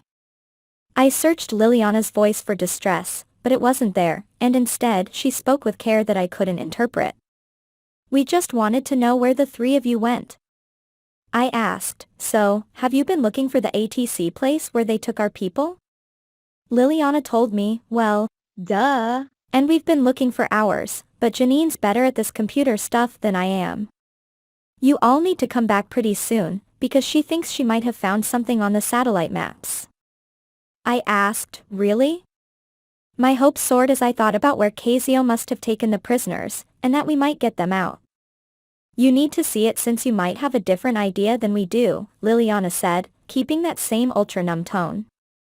What are you skirting around? I had the sense Liliana had something else to tell me and was putting it off. She lowered her voice before speaking again. We're not skirting around anything. I said, there's something. Spit it out. Did Max stop by George's house again? I swear, if I see that guy one more time. Liliana said, okay. Janine's not feeling well. I'm sure it's no big deal, but you might want to know. Chapter 11. Alyssa, I'm sure it's fine, Xavier said, walking down the street beside me. I looked back to make sure Bathory wasn't following once again. I wasn't sure what to do about her. Sure, I'd injured her, but she would expect that same attack next time and wouldn't fall for Xavier's diversion again. I hated saying this in front of George, but I had no choice. I don't know, because Janine could have lost too much blood. Xavier said, if she had, she would have felt terrible right away, so it could be as simple as some dehydration making her feel like crap. Maybe Janine drank too much coffee after you, well. I cut him off and said, bit her. Just say that I screwed up royally.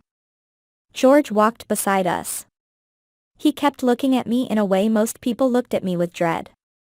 I knew what he was worried about, but I didn't want to wrap my mind around it. I ran every word Liliana told me through my head. Janine was complaining about her limbs tingling, and she felt sick to her stomach and weak. That could mean a lot of things. Plenty. It didn't have to mean. Xavier rubbed his hand down my back in a way that made me wonder if we weren't just professional after all. You didn't screw up. There you go, beating yourself up again. I said, I so did. Biting the guy behind the counter at the movie theater would have been easier. At least I didn't know him and wouldn't have to see the repercussions of it later. I should have done that. The only worst thing I could have done was bite Xavier. The walk back to George's house didn't take as long as I'd hoped. I checked behind me to make sure Bathory wasn't following for the 10th time. If she was being very stealthy and quiet, which I couldn't put past her. But I hadn't heard those doors to the pit open, and I hadn't heard a desk sliding across the floor in the produce market. I still didn't get why she let us go so easily. Liliana peeked out of George's curtains and opened the door for us. I found Janine sitting up on the couch, scrolling through a laptop and squinting at a picture on it. She was sitting at an angle so I could see a satellite map. Thankfully, she had turned down the brightness, so it wasn't painful to look at. Other than a bit of sweat around her forehead, Janine looked fine. She smelled like scrambled eggs. Liliana had cooked her a high-protein meal, which she needed. Janine managed to smile at me. Hey. I think I found something interesting. I thought you were sick, I said, relief coursing through me. Well, I felt crappy for a while, but I think it's just because I've been looking at this screen for hours on end. Liliana is standing here and freaking out over nothing. How do you feel crappy? I asked, struggling to keep my tone level so no one would freak out. Janine looked at the screen again. My stomach's a little upset after I ate, and I feel tired, but other than that, it's nothing. Liliana crossed her arms and said, You said your feet and hands were tingling. It was clear Janine was trying to downplay whatever this was. Liliana was more worried than she was, or Janine didn't realize the potential danger. I felt the way she described 14 years ago. The sickness came right after Russell Fox bit me. I remembered waking up in the hospital with my parents over me, horrified at what the doctors said was happening to me. That moment stayed with me for my whole life. I remembered the weakness and how the lights were getting too bright. The sickness then slowly morphed into a new hunger over the next few nights as Mom and Dad drove me across the state to hide. My turning had taken only 3 or 4 days. 5 at the most. What if Janine? No. Her mother had been fine after getting bitten by one of the mayor's servants. Her mother didn't come from anyone who got Bathory's blood. I knew nothing about Janine's father, though, because her parents divorced back when she was 5, and her father just up and ditched the family. He and my mother would probably get along. It's probably from using the computer all day. Janine wrung out her hands. I've also been on this couch, and it's pinching my nerves. Xavier looked at me. She might just have dehydration, and she turned the screen brightness down to avoid a growing headache. Any normal would feel like that after looking at it for so long. Plus, carpal tunnel syndrome was a thing, and sitting all day made anyone feel weak and tired. I might be overblowing this after all. The dread curled into my stomach, and I felt like it would never go away. So, I said, stepping closer. I sniffed, keeping it quiet. Janine smelled normal, like food, and it made my stomach rumble again, so I held my breath. Where do you think this complex is? Janine zoomed in on a low, gray building that was surrounded by a thin border that must be a fence. She switched the map to a 3D view, and the map tilted, showing us the front of the bunker, complete with its steel doors and the tall, barbed wire fence that surrounded it. It looked just like the place from the news broadcast, minus the ATC vans and the agents forcing prisoners inside. That's it, I said, leaning closer. Around the building, there was nothing but an open field and no tree cover, even though there was a forest next to the complex. Look at this. We have directions if we just figure out which road is what. Janine zoomed out to reveal that the bunker was on a rectangular piece of land that was well outside of Cumberland, maybe 10 miles from the city limits. The closest subdivision, the same one Trish and I had entered to save my mother, was maybe 5 miles away from the bunker. That opening to Death's underworld wasn't too far from the place. Xavier leaned close to the screen and frowned. That wasn't hard to find, so this is another obvious trap. I think so, too, Janine said. Cazio made the media show that image of Thorne and Trish and all the others getting taken into that bunker for a reason. He wants us to know where the prisoners are. What kind of place is inside of there? I have a few ideas. Xavier exchanged a look with me, and his eyes went dead serious. It's prison cells or there's another portal to the Infernal Dimension in there. There's no real ATC treatment center at the headquarters like they say there is. There's just Cazio's portal. I'm wondering if it's like that in all the centers and only a few people know the truth. Even a lot of the ATC people don't realize the truth, I said, thinking of the ones back at the airport who honestly thought the treatment centers were nice utopias for people like me to get cured. Only the inside people know what it really is. A dark look came over Xavier's face. If we're lucky, Cazio put our people in a magic sleep until he's ready to make them fight when he merges the worlds. That means they're unhurt.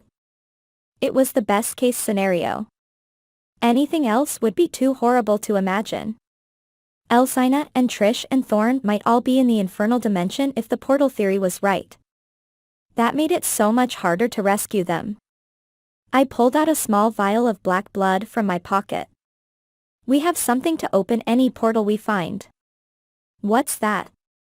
Janine asked, wrinkling her nose. I said, demon blood of some sort. My stomach turned just looking at it since it was disgusting stuff. It's what we need to open up portals. Where's your mom, by the way? Out looking at apartments, and she found another one about an hour ago that she's wanting to check out. Why? I said, I just want to make sure she's okay, since Cazio likes to go after everyone. Then I studied Janine's eyes, but they were the same color they normally were, brown. I couldn't remember how long it had taken for my eyes to change color when I turned, and Dad wasn't here to ask. My mother had slipped contact lenses into mine when I was 2. I asked why, and she told me she wanted to keep my eyes pretty. I turned away and shook my head. Janine was fine. I was overreacting. She's going to be careful after what happened, Janine said. She still has nightmares about the bite. Xavier gulped. Well, we know where to go, so we just have to get in there. The problem is that they're going to expect us. Alyssa, I think you should stay behind. I balked. Excuse me? I have fire magic and death magic, plus war magic, plus my fast healing and my supernatural speed, and you want to leave me behind? A look of extreme worry bloomed on Xavier's face, and I didn't know where I stood anymore. Did he still like me as more than a friend? The circumstances might not have changed his feelings for me, just his ability to express them. He said, it's obvious Cazio wants you to go, and there is always the risk that he could force you to bite me. If we're apart, at least that can't happen, and Cazio won't kill me because if he needs you, he needs me as well. I think George and I should go if he's ready for another fight. Xavier looked at Janine's cousin. He'd backed the poor guy into a corner, and after a traumatic event that almost killed him, too. I also knew a man wouldn't want to wimp out in front of another guy, even if the other guy was younger. He also wouldn't want to send a kid out to do this on his own. George shifted and winced as if I had stabbed him again. I wasn't much good in the other fight. You did fine, Xavier said. We were up against Elizabeth Bathory of all people. I should have known someone like her would be in the Dark Council. I bet she and Cazio dated at one point. I gagged as Janine sat up all the way to the couch. You were up against who? She asked. I told her what happened back at the pit. I swear, I never want to go back there again, because there was more blood than I'd ever seen in my life, and it was making even me sick. That's saying something. Xavier joined us in grimacing. I said, Hey, you know I hate what I have to do and that I'm nothing like her. Well, the woman used to bathe in blood, according to history. Janine shifted on the couch, clearly uncomfortable. It was gross to think that she had given one of my ancestors on my dad's side of the family her blood, where it waited, generation after generation, to be awakened by Russell Fox. Already my muscles tensed again, wanting another fight. I wanted to do it for everyone who went through what Dad and I had to endure. I'd met 4 of 5 Dark Council members, which meant 1 more remained. Anyway, the bunker. Xavier spoke, breaking my thoughts and getting us back to business. I really think only George and I should go if there could be an infernal portal there. I took a step towards him, shaking my head, and Liliana joined me in doing the same. I said, but what if something happens to you? As you may have noticed, the supply of fighting supernaturals is getting lower and lower around here. Liliana gave me the support I needed by glaring at her brother. I can fight too, Xavier. Remember the police? I know you can, Xavier said to her in a voice that said that she couldn't. I expected him to pat her on the head next. But this is going to be extremely dangerous and I'm your older brother, so I have to make sure I do my job of protecting you. She said, I'm almost 14. Exactly, Xavier said. Liliana told him, you're not exactly an adult either, and Alyssa's right. We don't have a lot of fighters left, and you don't know how you're going to get inside. I tugged on Xavier's sleeve. I went with you to the last place that had a portal, so why is it different now? He said, I didn't want you to. Anyway, we'll find a way in since they're not expecting George. Cazio hasn't even seen the guy before, so he might be a help. George took a step back. He was getting really cornered into saving people he didn't even know. If Xavier kept pushing, he was going to back out. He had been ready for battle before the pit, but Bathory had brought the grim reality of war to him, and he wanted no part in it now. I wondered if he would have nightmares, because I would. Look, it's obvious that George shouldn't have to go, I said. I'm going since I have the best advantage here. Going by yourself is just going to get you captured, and then Cazio's going to dangle you over a lake of fire until I come and get you. Xavier paled, and a pause stretched out. You might be right, he said. All right, Alyssa. You come with me, but I don't want you going into the Infernal Dimension. Why are you so obsessed with me not going in there? I asked. I'm fireproof, so I'm the best one to go in. He said, Cazio obviously wants it, and I bet your father's still in there, sleeping. I hope. My chest ached just thinking of him. Your parents are in there, too, so it's obvious he wants you to go in as well. I'm not the dark pentagram, he said. I said, you're also not fireproof, Xavier, so admit that I have a major advantage here. If there's a trap, we'll just have to deal with it. There's no other way we're going to reach our families. Liliana huffed. I think she's right, and I'm going to have to call you an idiot again, Xavier. He sighed and stuffed his hands in his pockets, looking at the floor and slowly turning his gaze up at me. All right. We'll see how it goes, but it's just. I have a bad feeling about this. I said, I do, too, which means it must be a Tuesday. Xavier shrugged and forced a smile. What's new in our universe? I said, we've stayed alive this long, and we can do it again. He nodded at George before turning back to me. We're in this together. Now, we need to think of how we're getting into that bunker or whatever. Does anyone have any bright ideas? Chapter 12. Turning myself and worked before, I said about an hour later. Xavier facepalmed and let out a breath as we stood in the kitchen. That wasn't a great idea, and the whole thing resulted in you waking up magic from death inside of you. I said, you would have turned into a shadow wraith if I hadn't turned myself in. We had been arguing for the past hour over what to do. I proposed we turn ourselves in mainly because I reached Cazio himself, and a portal, by doing so, but I could see Xavier's point about trying it again. It was too risky, and the ATC would disarm us easily with their increased security. Going into the bunker in chains or worse, zip ties, would not help our chances of rescuing our people. This is different, Xavier said. Our people are obviously bait this time, and you can't be falling into any more of Cazio's plans. You did what he wanted while I was sick. The words got under my skin and dug in deeper each time he said them. So, you really wanted to be a shadow wraith? He said, my point is, we can't keep doing what he wants. Pain came over his face and he leaned against the kitchen table where we sat. Janine's mother still hadn't come home, but she had called and told Janine that she'd be back after getting some stuff from the store. What about transposing? I asked, trying to chase away the feeling of stupidity. Ever since I had fallen into Cazio's hands, the feeling of shame stayed with me. I've thought about that, Xavier said. The thing is, I can't visualize what the inside of that bunker looks like. I need to do that, and the only way we're going to find out that info is if we look inside. My magic has a lot of limits, especially since we're not fully bonded. I said, you can make my sword look like a cane, so can you change the way we look? I'm not good at that kind of magic, Xavier said, pacing around the table. All mages can do illusions, but my ability there has even more limits. You can do rites, I said. He said, all mages can do those, too, but I don't know any rites that would help with this situation.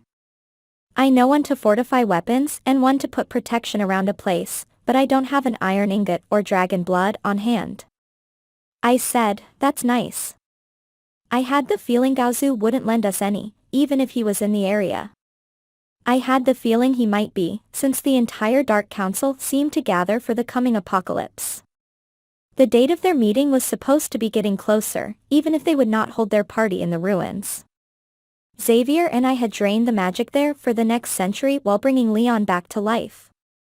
If Cazio was still going with his plan, that meant that they didn't need the ruins in Turkey to merge the worlds, so there must be another place they could use to do that.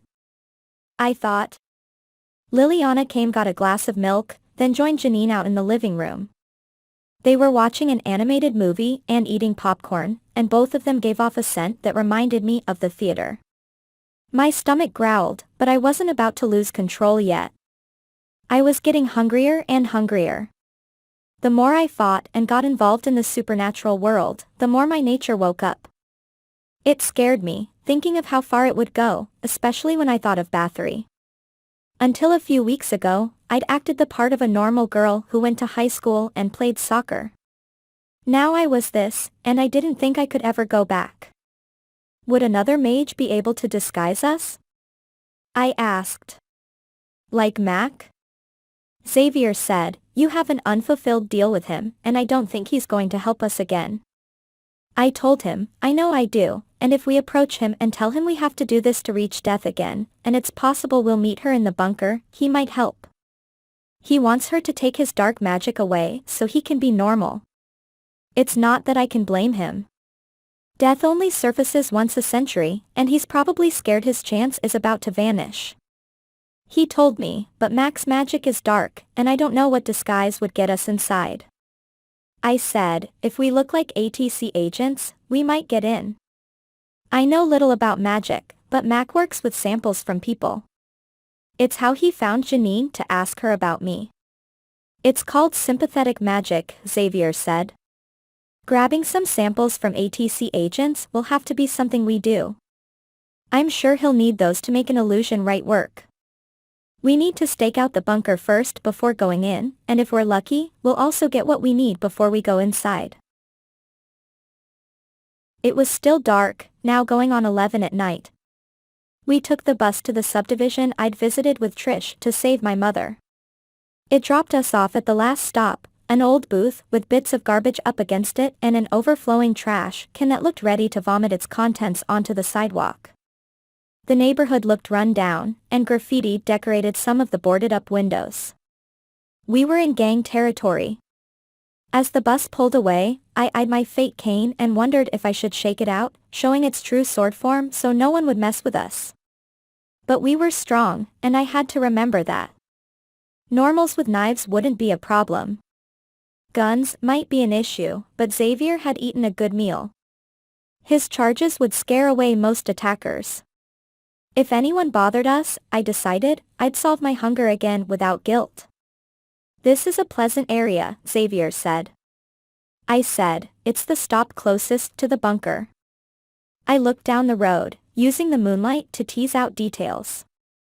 The waxing moon hung overhead, casting the street in a pale glow. A few streetlights were on, but many stood there, burned out. This is just a few streets from where I rescued my mother, and there's a portal to Death's realm nearby. I wonder what's keeping it open. I dripped plenty of sarcasm on that last sentence. I think she was ungrateful for it, Xavier said. She ran from me screaming. I held back sudden tears because my mother saw me as nothing but a monster, and her sanity broke in my presence. She hates supernaturals so much that it's unbelievable. I don't get why she's like that, since as far as I know, no supernatural other than Russell Fox ever did anything to her. She could have watched too much news, Xavier said, wrapping his arm around me. I gulped, since I figured Mom was a big ATC supporter now that she was away from Dad and I. That would be ironic. Xavier joined me in looking down the road. Janine said this bus stop is still miles from the bunker. It had been the closest that we could get, and we had hours to reach the bunker and get back before the sun came up. Xavier didn't have any time limits, but he had bags under his eyes from lack of sleep, since I often forced him to be awake during horrible hours. Should I carry you? I asked, tensing and waiting for Xavier's answer. He said, I think I'm good. I flinched, even though I expected it. It's going to take us 2 hours to walk the distance to the bunker. He looked at the sky. We could always steal a car, and Trish says that Toyotas are the best ones.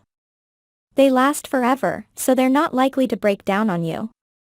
I laughed, trying to chase the hurt away. She said the same thing to me. We stole one almost as old as her and it ran. There were a few cars on the street, all of them old and rusty. I didn't want to take from poor people. I imagined that the lives of anyone who lived here were rough enough without losing their vehicles. We'll walk since stealing isn't cool. You know, we're doing this to stop the end of the world, Xavier said. Being nice might not get us there. By stealing a car, we're helping these people in the long run. In the end, we decided on a car parked on the side of the road. A party happened in the house nearby, and I could smell plenty of pizzas and beer. Loud music thumped, shaking the ground, leaving me shocked no one had called the police yet. Of course, most of the surrounding houses had boarded windows, so they'd only annoy spiders and rats. The car itself was an old Ford Taurus, those were good, right? With rust around the wheel wells and a bumper duct taped onto the rest of the body. The door was no match for my strength as I pulled it open, breaking the lock with a loud pop. I struggled to remember how Trish hot-wired the last stolen car I'd ridden in. I pulled apart the dash as Xavier waited outside the car, unable to open the passenger door, and fumbled with the wires. He shifted from leg to leg, and at last, my memory served me, and I got the car started. Then I unlocked his door, and he climbed inside. Xavier eyed the house. Good thing those people are playing loud music. I'm glad their blinds are down and they're probably doing things in there they don't want the police to see. The air did smell funny. I said, well, we just added Grand Theft Auto to it, so we'll fit in here. I realized with horror that I didn't know how to drive. Driver's ed had already passed by time I started at my new school and wouldn't open until this summer. I also realized I could never take that either, and my education was probably over. I was officially a dropout. Do you know how to drive? Xavier asked. I asked, do you? He facepalmed. Try not to hit anything. Better you than me since you can see with the headlights off. I saw the switch to turn them on, but I left them off. Whoever parked here did it before sunset. I put the car in drive and get onto the road. The gas pedal had more force to it than I expected. How did anyone drive and not panic? Crap, I said, swerving to avoid a mailbox. He said, "You can do it, Alyssa. I'll give you pep talks the whole way." I said, "I appreciate it." I knew Xavier would have a much harder time than me, driving with no headlights. Besides, it was practical to approach the bunker without them. I remembered the little map on Janine's phone and found the brake, stopping at a pothole-infested intersection that I needed to turn at. I pressed the pedal slightly this time, crawling into the intersection in a wide arc that wasn't right. "That's a little better," Xavier said. By the time I reached the dirt road that was supposed to lead to the bunker, I was getting the hang of this driving thing a little. It would get us there faster and would save me some much-needed energy. We were getting out into the country, and there were no streetlights. In fact, it was dark enough out here for my gray night vision to kick in. Every tree trunk leaped out at me, and I spotted the outline of a deer in the woods, watching us. There was no way Xavier could have done this and kept the headlights off. We needed to sneak to the bunker and see if we could snag a couple of ATC agents' hair samples. According to Xavier, mages in the know could do a lot with hair samples. We wouldn't go inside until we could get illusions on ourselves. I slowly got up the bravery to drive faster and closer to the bunker. Right now, it was all trees, but there was an almost hidden drive that led to the bunker itself somewhere close. I scanned the area for it while Xavier remained silent. At last, I saw the grass-choked, hidden road that a normal might have missed, especially in the dark. There was a single tree marked with spray paint next to it that also didn't look obvious. I slowed, slamming on the brakes a little too hard, and pulled to the side of the road with the slapping of weeds and the crunching of gravel. "Is this it?" Xavier leaned forward, squinting. I forced myself to loosen the grip on the steering wheel. "I think so. They will not have the bunker road right next to a regular one." I remembered that the bunker, on the map, had been far back from this dirt road and behind about a mile of forest. We should park the car way off the road and walk from here. The ATC might still take supernaturals inside if they found the underground. "I agree," Xavier said. "I'd look for a place to park, but..." "Headlights!"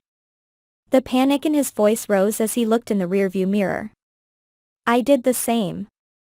Far back, maybe a few miles, was an entire trail of headlights creeping towards us from the direction of the city. The lights were pinpricks in the dark and shocked my gray vision for a second, but I made out boxy, black vans. There must be at least 10 of them, all heading for the bunker with more prisoners in tow.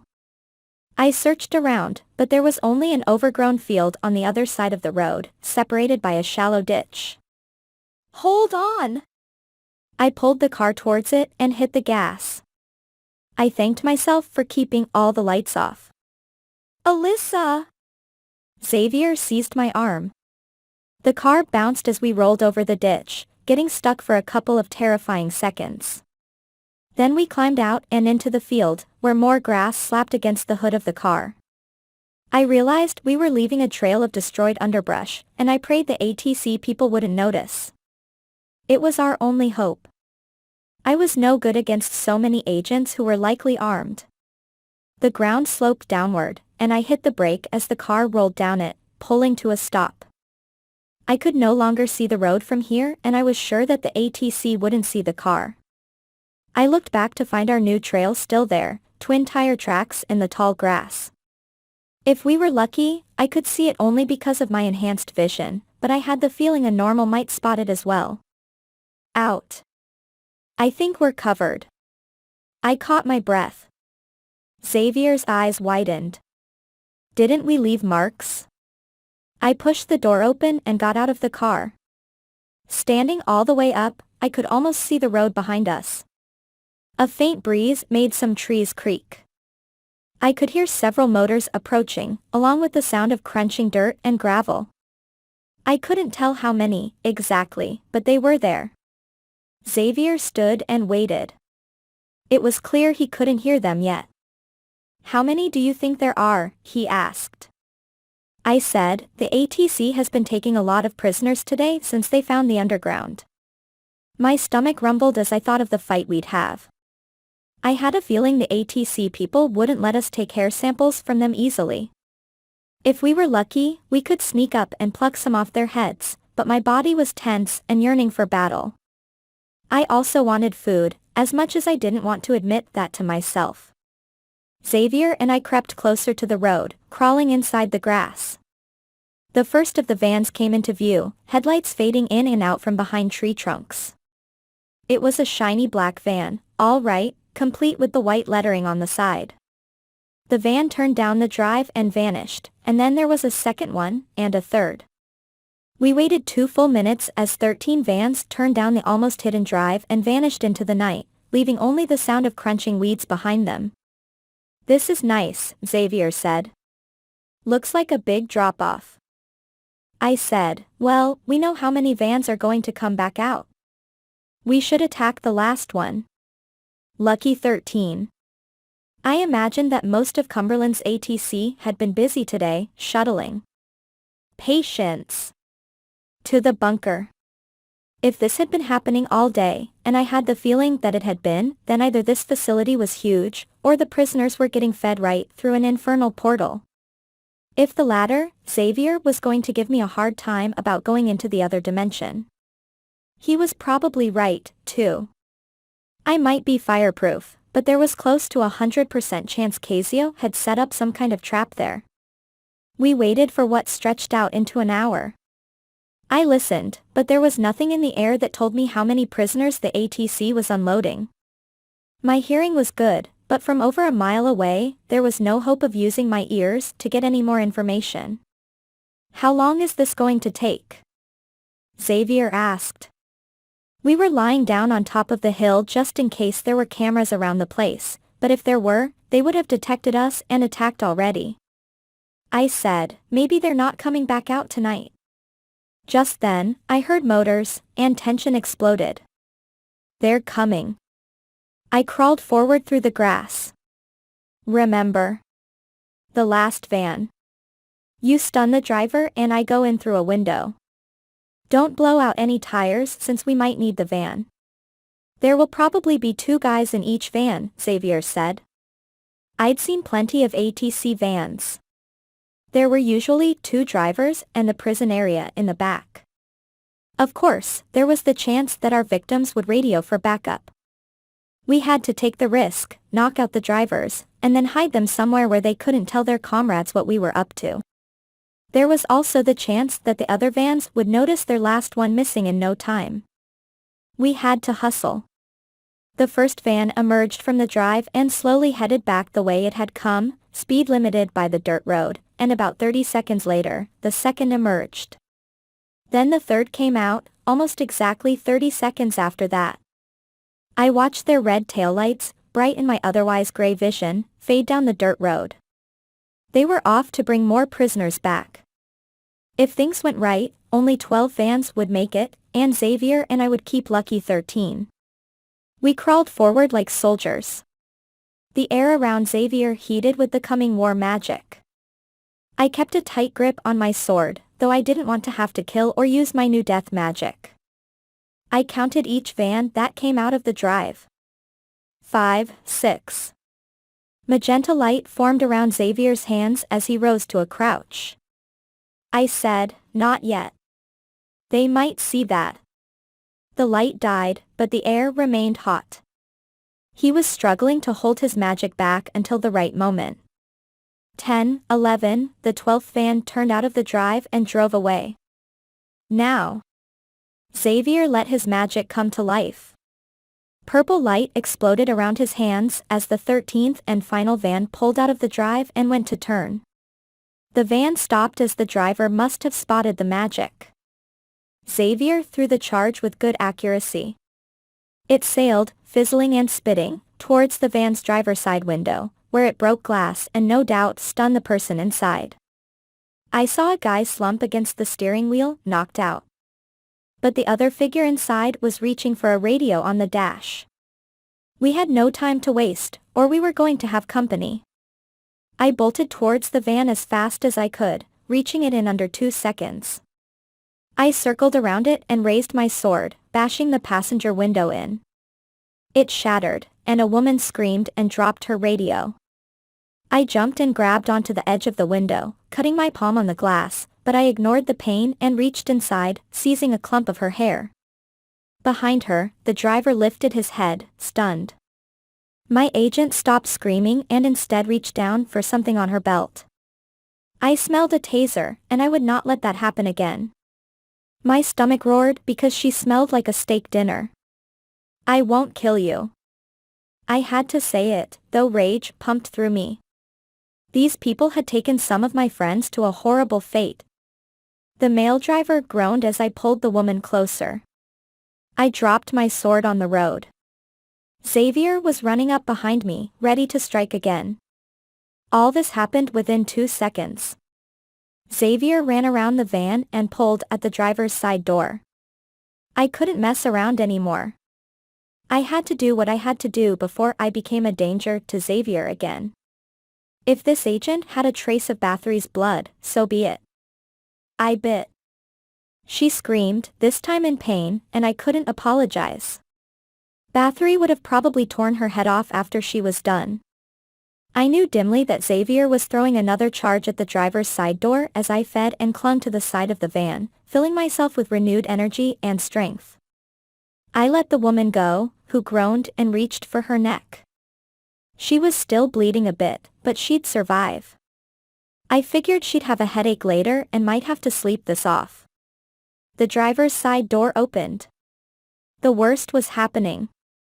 The driver had a taser aimed at Xavier's face, who backed towards the trees. His finger depressed the trigger. My battle partner was about to land in a world of major hurt. I jumped into the van, lunged across the still groaning woman, and grabbed the male driver's head. With my growing strength, I wrapped my hand in his hair and hit his head against the side of the vehicle. His skull made a boink sound as it contacted, and I was afraid I'd given him a fatal injury at first, but there was no crack. The man was out cold and breathing. I might have given him a concussion. Ahead, taillights continued to get further away. That wouldn't last long. I unlocked the van door for Xavier and retreated, undoing the woman's seatbelt and dragging her out onto the road. She wasn't in any fighting shape. The woman staggered, and I saw her name tag on the front of her black uniform. Sanders. I'd keep that in mind. Please don't kill me. She grasped onto her neck as a bit more blood seeped out from between her fingers, but the flow was stopping as the wound clotted. The steak smell was still strong, but no longer tempting. I'd be good for another night if I didn't waste too much energy running or healing. I said, I won't. I pulled the taser off her belt after figuring out how the holster worked. But I will shock you if don't cooperate. Trust me, I don't like to kill. By the way, you work for a guy who's friends with someone who just took out 12 of your agents. I found her keys and opened the back door of the van. Are you missing anybody? The woman wasn't listening. She turned away like she feared facing me. Listen to her. Xavier ran around the van to join me. The man's still out. I don't know how hurt he is, but I disarmed him. Xavier held up a taser and a real pistol. We need to get them in the back. I said, that's what I'm doing. The woman cried out, as she was in pain, and a surge of guilt rose inside of me. She was quite a wimp for being in the ATC, and most of them were tougher than this. I took a pistol off the woman as well, finding it strapped right above her ankle. I had forgotten about that. She smelled like weak adrenaline now. She said, I'm dizzy. Then get into the back of the van and lie down, I said. We'll get you some water. I pointed the taser at her and she climbed in, flopping to the floor. The prison area had a faint doggy smell and a wood smoke smell. At least one werewolf and one mage rode in it not too long ago. The woman put her feet up on one bench. She was pale and looked sick. Blood loss would do that to anybody. We closed the door and Xavier and I had to drag the unconscious man from the van and into the back to lie next to the woman. The radio inside the cabin crackled. "Where are you at, Sanders?" I frowned at Xavier as terror rose in my chest. "Time to go." Xavier and I closed the doors on the two agents. Of course, the doors locked from the outside, making it impossible for them to get out on their own. I knew there was bulletproof, reinforced glass between the prison area and us, there had to be, and I wondered why the ATC hadn't had the smarts to make their regular windows the same way. I retrieved my sword, finding it 50 feet behind the van. Someone asked Sanders where she was again in a crackling radio voice. The guy asked her to please answer. Then it was my job to climb into the driver's seat now that I had the most experience of driving. Now we hope Mac can help us. Xavier put on his seatbelt, shaking and pale as he anticipated my driving. He might not even be able to do it, or he might even refuse. If that happened, we would have to make the two agents get us into the bunker. That was plan B, and I didn't like that one. I closed the door, making more glass rain down to the road. "Can you make that look not broken?" He said, "I'll try, but like I said, I've only ever tried to do illusions on weapons." I found the gear shift, but I got thrown off all over again by the van. It handled differently than the car, and driving the van took a little more practice. By now, the other vans had vanished, and we would not follow them anyway. "Sanders! Ernest! Answer me!" The man on the radio grew more desperate. I took the radio and smashed it against the dashboard, breaking it. Then I spotted a GPS on the dash, complete with a glowing map, and I smashed that against the dash, too, while trying not to put us into the ditch. "Watch it and turn the headlights off." Xavier fumbled with the controls, trying to do that himself. I fumbled around and found how to do it. It worked. Darkness fell, and my gray night vision returned. It was clearer than my color vision and showed a lot more detail. Xavier pointed at the shattered remains of the devices on the floor. "They know something's wrong, and I bet we just vanished off their GPS." "Good," I said, even though that was both good and bad.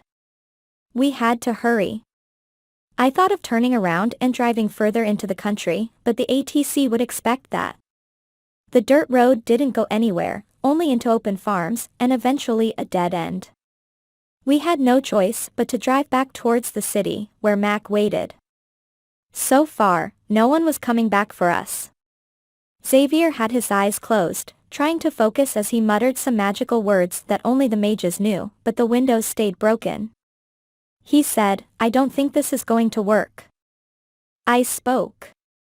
"Then we're going to have to drive to the junkyard and hope Mac can replace the windows. The ATC will not let us in if they think something's wrong." He said, "He might, but we could have been better off making the two agents drive." I said, "We can't now, because Sanders is ready to pass out." Xavier checked behind us through the bulletproof glass. She's still lying down but conscious, and the man sitting down next to her. "I hope Aunt Primrose is all right." I said, "That's the first time you ever said that." He told me, "Well, she might hate me, but I do, and we've got to free her." I knew where Xavier was going. He wanted to restore his honor, and he wanted to do that by killing Cazio again. I knew what it was like to go through life reviled by your own family. At least Xavier still had that option, unlike me. I found the subdivision again and drove back towards the city. We passed the house with the party and a couple of guys were standing outside where the car had been, and one talked on the phone. So far, we hadn't run into the ATC, but they had to be close. When I paid attention, I heard the van motors only a few streets away, heading back to the dirt road we had come from, so they were going to investigate. "We're past them," I said a minute later, as I turned onto a wider street. "We need to ditch this entire area, because I'm sure the entire ATC knows there's a missing van by now." Xavier gripped the base of the broken window and studied the dark neighborhood. I heard police sirens in the distance. "Yep. I said, I think you're right. Even this late at night, there was plenty of traffic in the distance, and we would have to blend in somehow. It was our only chance other than hiding. I hit the gas and turned, again and again, taking us farther from the other vans. We passed the bus stop. I hit a curb twice and knocked over a trash can. I felt like a fresh driver's ed student trying to dodge cones, so my condition didn't give me any special driving abilities. Where are we going? Xavier asked. I said, I don't know. The sirens grew louder, and I found a green sign that pointed to the expressway. I hoped we weren't in for a police chase. Xavier and I would never get out of that. I found the ramp and realized what I was going to do. The sirens grew yet louder, there were a lot of them, and Xavier flinched like he could hear them as well. They must be ready to get off the expressway. That meant we had to get on. I hit the gas and got onto the ramp. Up the hill, traffic zoomed down the expressway at speeds I hadn't even dared yet. Alyssa. Xavier's eyes widened. I gulped. Just so you know, we're probably going to die. It was scary, but I mashed the accelerator and watched the speedometer go up to 40, then 50, then 60. Did people seriously drive at 70? I reached that 70 mark, and Xavier grabbed onto the armrest. I was glad about his vote of confidence. All the color drained from his face, and I messed with the what must be the turn signal. Finally, I got it to click, but in the wrong direction. I tried to switch it back but wound up turning on the windshield wipers instead. I glimpsed a whole trail of police cruisers getting off the expressway on the other side of the road. We'd barely dodged them, but at least something was going in my favor. Alyssa! I was driving along the side of the freeway, making the rumble strip complain, and a semi now came up behind us. I held my breath, since it was much bigger than an ATC van. Screw this. I looked behind me to see if I had a space to get over. Someone got over to give me room and I swung the van over, almost into the middle lane instead of the right one. Another car honked, and Xavier swore, so I righted the van and stayed in my lane. I also realized I had slowed down to 60, and the semi changed lanes to go around us, but we were alive. I hadn't splattered our guts all over the freeway. The police sirens faded. We had left the old subdivision in time to avoid them, and if we hadn't taken this ramp, we might not have escaped. Alyssa. That was good for your first time driving this thing, Xavier said. Thanks. At least I learned how to work the right turn signal. He told me, that's a start, but turn on your headlights. My color vision had come back since city lights lit the freeway. I thought for a second and then turned the headlights on.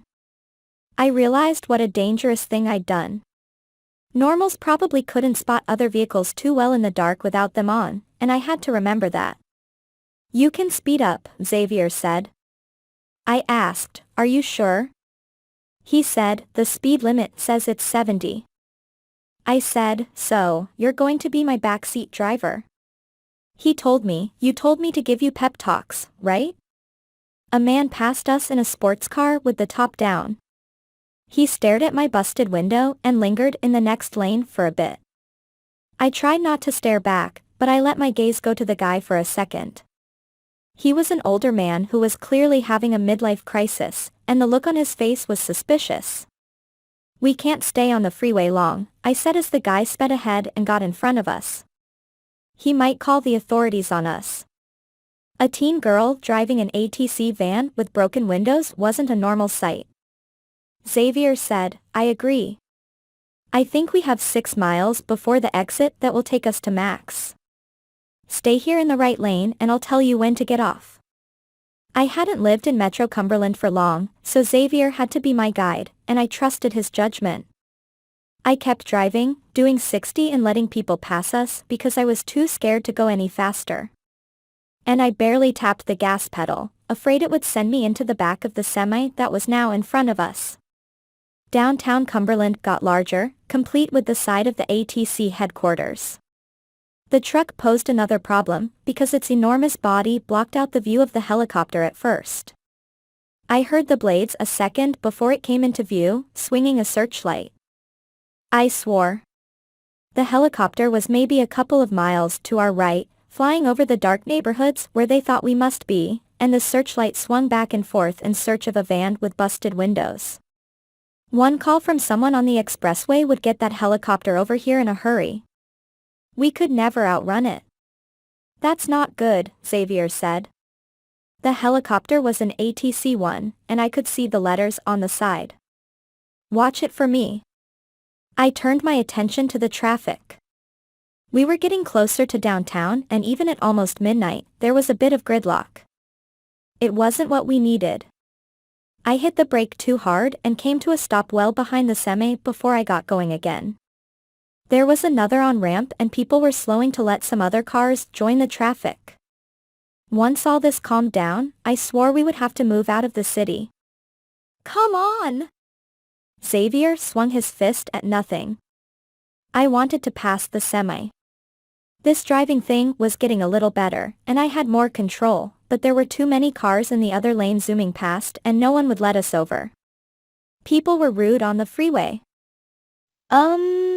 Xavier said. I know what that means, I said, terror exploding in my chest. Someone called us in and the helicopter's on its way. He told me, you might say that. I thought of the guy in the sports car who had just exited the freeway. He must have gone and placed his call, getting out of the way. How courteous. I looked over and saw that the helicopter's angle had changed. Its headlights faced us. The guy must have given the authorities our mile marker and the way we headed. The helicopter would cut us off if we kept going this way. We just passed the last exit and had no hope of turning back. The traffic crawled, and the sign hanging off a bridge told me we had another mile to the next exit. And then it got worse.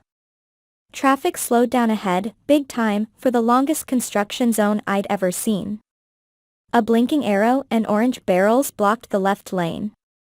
The median was all smooth dirt with a porta-potty at the end. Empty construction vehicles stood everywhere. I had a crazy idea. We have to change direction. I didn't bother with the turn signals or being polite because we were about to get stuck. I swung into the next lane, and then the next as people honked.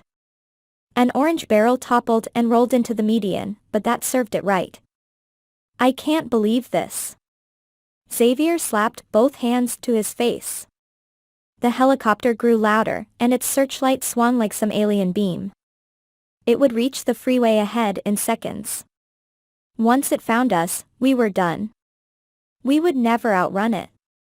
I turned into the dirt, and the van bounced.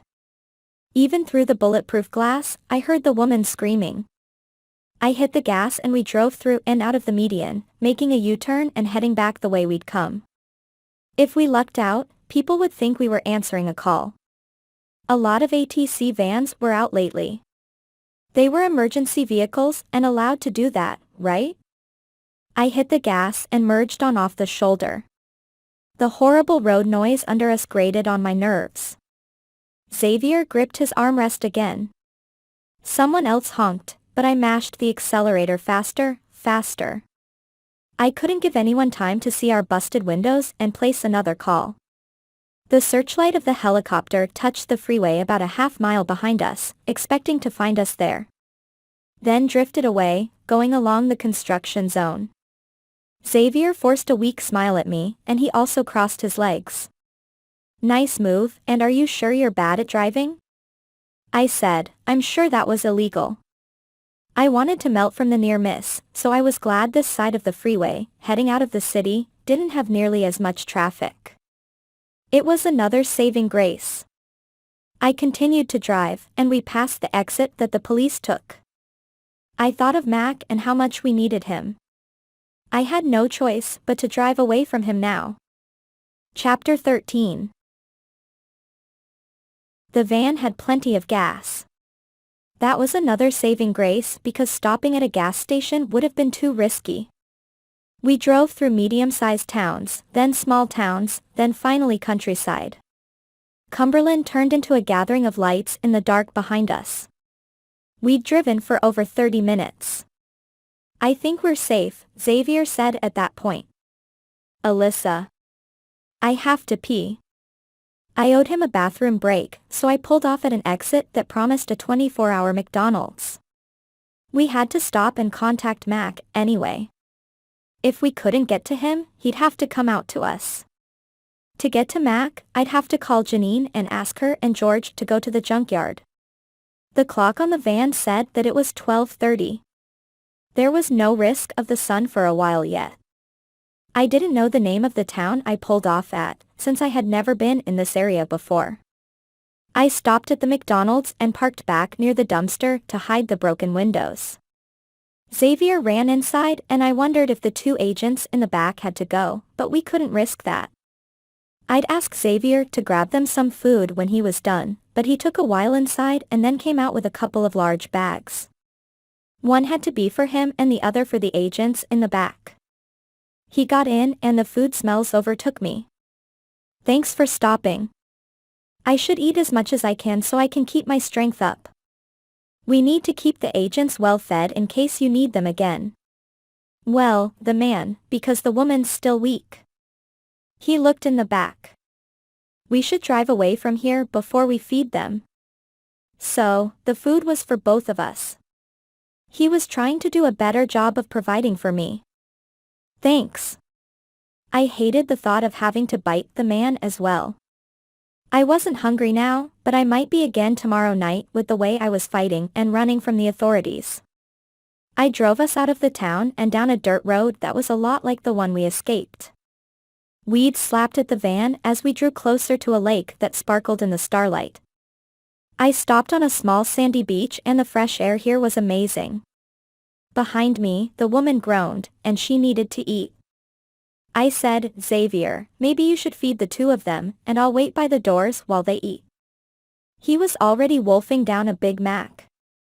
My battle partner had thrown all caution to the wind now that I had already bitten someone tonight. After our scrape at the movie theater, he wasn't trying to starve himself anymore, and it gave me hope not just in his health and fighting ability, but in us as well. He said, "This is good. I know I shouldn't be eating all this junk food, but..." I said, "You burn all the calories when you use your magic. It's not like you're going to get fat." Now that I thought of it, I had never seen an overweight war mage. He shook his head. "It's still not good for me." I told him, "You still need to eat, and I'm glad you are." "Well, you just fed," Xavier said. "If we work together, either one of us will have to starve." I said, again, "I'm sorry." Xavier looked out at the night, and at the water. "Don't be, because it's Cazio's fault, not yours." "Then why do you look at me like I'm some kind of horrible monster?" I blurted it out and waited for a shocked Xavier to answer. Slowly, Xavier faced me, and I tensed, trying to read his expression. "I'm not looking at you like you're a monster. It's just, sometimes there's blood involved, you know?" "Of course, there is," I said, throat dry and threatening to close. "I kind of need it. And that's not your fault." Xavier looked out the window as he chewed and then he reached for a fry. I had the feeling there was something he wasn't telling me, but how many more secrets could he hold? Or maybe he knew something about me I didn't. I asked, "What do you think the final two pieces in me are? The ones Cazio wants to wake up?" He flinched, and I knew I was getting closer. That was what he was afraid of, not so much the fact that I had to bite people now to live. He told me, "Well, 3 got woken up completely. The 4th one is full access to my war magic. The 5th? I don't know, and that's what worries me." I wanted to stop having this conversation. If we play careful, we won't have to find out, and that's why I need to call Janine and let her know to send Mac out here. Xavier frowned at me and seemed to think before shaking his head. "That guy creeps her out. She'll send George." I got out her phone, which she had let me borrow. It took me a long time to navigate it and figure out how to place a call. Janine picked up right away, which meant she was up late. "Hey," she said. "You still sound sick," I said. "I think I'm feeling better, and I had a good meal not too long ago. George cooked steaks, and they actually tasted pretty good." "I'm glad you ate." I let cool relief spread through me, since Janine sounded as if she were having a normal reaction to a bite. "So, I take it you got away from the police chase?" "They're baffled, and they can't find you." "I knew you'd see it on the news," I said. "No one's around George's house, tapping our call, are they?" "They don't know about George or my phone. You're using a new one I bought this week, and I don't trust the government, especially now that I know about Cazio." She sounded peppy, and I breathed out another sigh that I was sure she could hear. Janine definitely sounded like she was feeling better, and I got all worked up over nothing. "We're well out of Cumberland," I said. I told Janine exactly where we were and which exit we got off on. She gasped when she realized we were so far out of town. "I don't think we'll be able to get back in for a while.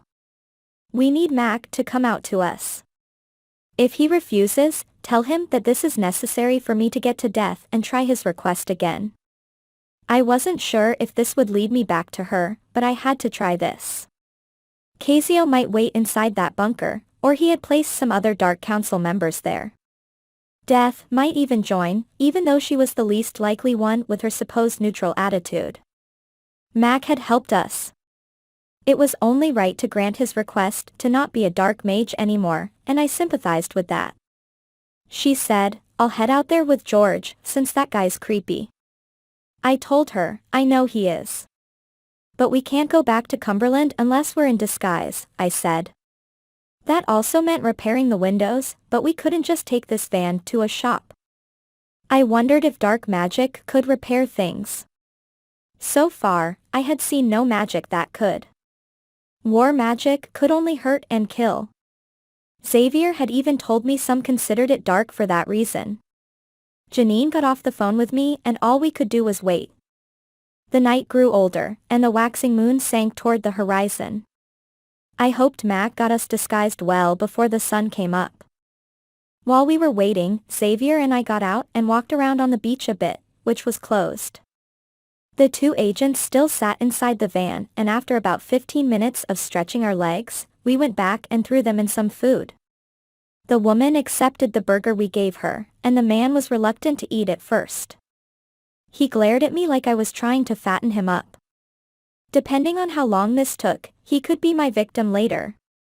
The woman's weak condition kept them from trying to escape.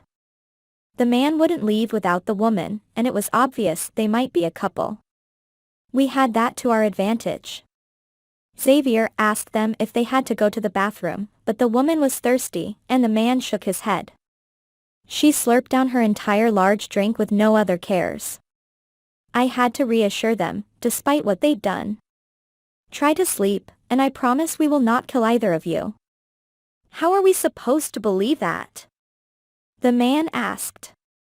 I closed the door. There was nothing to make them believe me. Xavier and I walked around the beach some more until we heard a beat-up car crunching and groaning towards us from the road.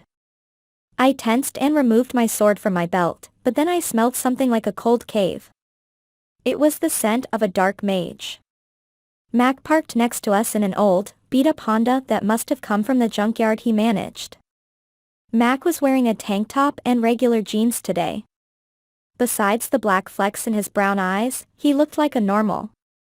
Due to being a dark mage, Mac lived the life of a hermit. Dark mages always gravitated toward evil, which was the reason Mac hadn't endangered people by being their friend. Our gazes met as he got out of the car. He was ready to have a future, and the look in his eyes was desperate. "So, you still haven't met with death?" He leveled a glare at me. I couldn't tell him she'd given me a cryptic message about him becoming normal in time, because then he'd get in his car and drive away. I said, "Not yet, but we just might get to that. I think she could hang out with Cazio, and that Cazio is in that bunker they're taking all the supernaturals to." He slammed his car door. "That makes sense to me. If they're ready to end the world, she'll be there. All the Dark Council members must be gathering. I said, we've met 4, and you don't want to know who the newest one is. She wasted 12 armed ATC agents. Sounds like someone Cazio would want in his circle. Mac shook his head. Everyone who knows the truth about the mayor knows he doesn't care about the people who work for him. He sure doesn't, I said, looking at Xavier, who nodded. Now, we can't be wasting time in catching up with each other. Can you make us look like 2 ATC agents? Mac thought. I believe I might, he said. I once disguised myself to look like a celebrity, and I scored an easy date that way. Of course, I couldn't continue the relationship, but I sure had some fun. Which celebrity? Xavier asked, leaning forward to hear the story. Just an actor, Max said. I could grab a hair of his while waiting for an autograph. I won't say who it was, but the illusion brought me more trouble than it was worth. It's amazing how people swarm celebrities when they so much as sneeze. Never do it. How long did your disguise last? I wanted to get to the most important information. He said, mine lasted for 6 hours, so I'm guessing that if I put an illusion on 2 people, it might last for 3. It requires a lot of magic, and it would have to be split between the 2 of you. And by the way, our agreement still stands. You ask Death to remove my dark magic and we will be forever even. I shuddered, wondering if we'd ever get out this hole. What if we don't find Death? It's no guarantee that she'll be there, but we'll do our best to find her. Then you will try again, Max said with a dark look on his face. And again, if you need to.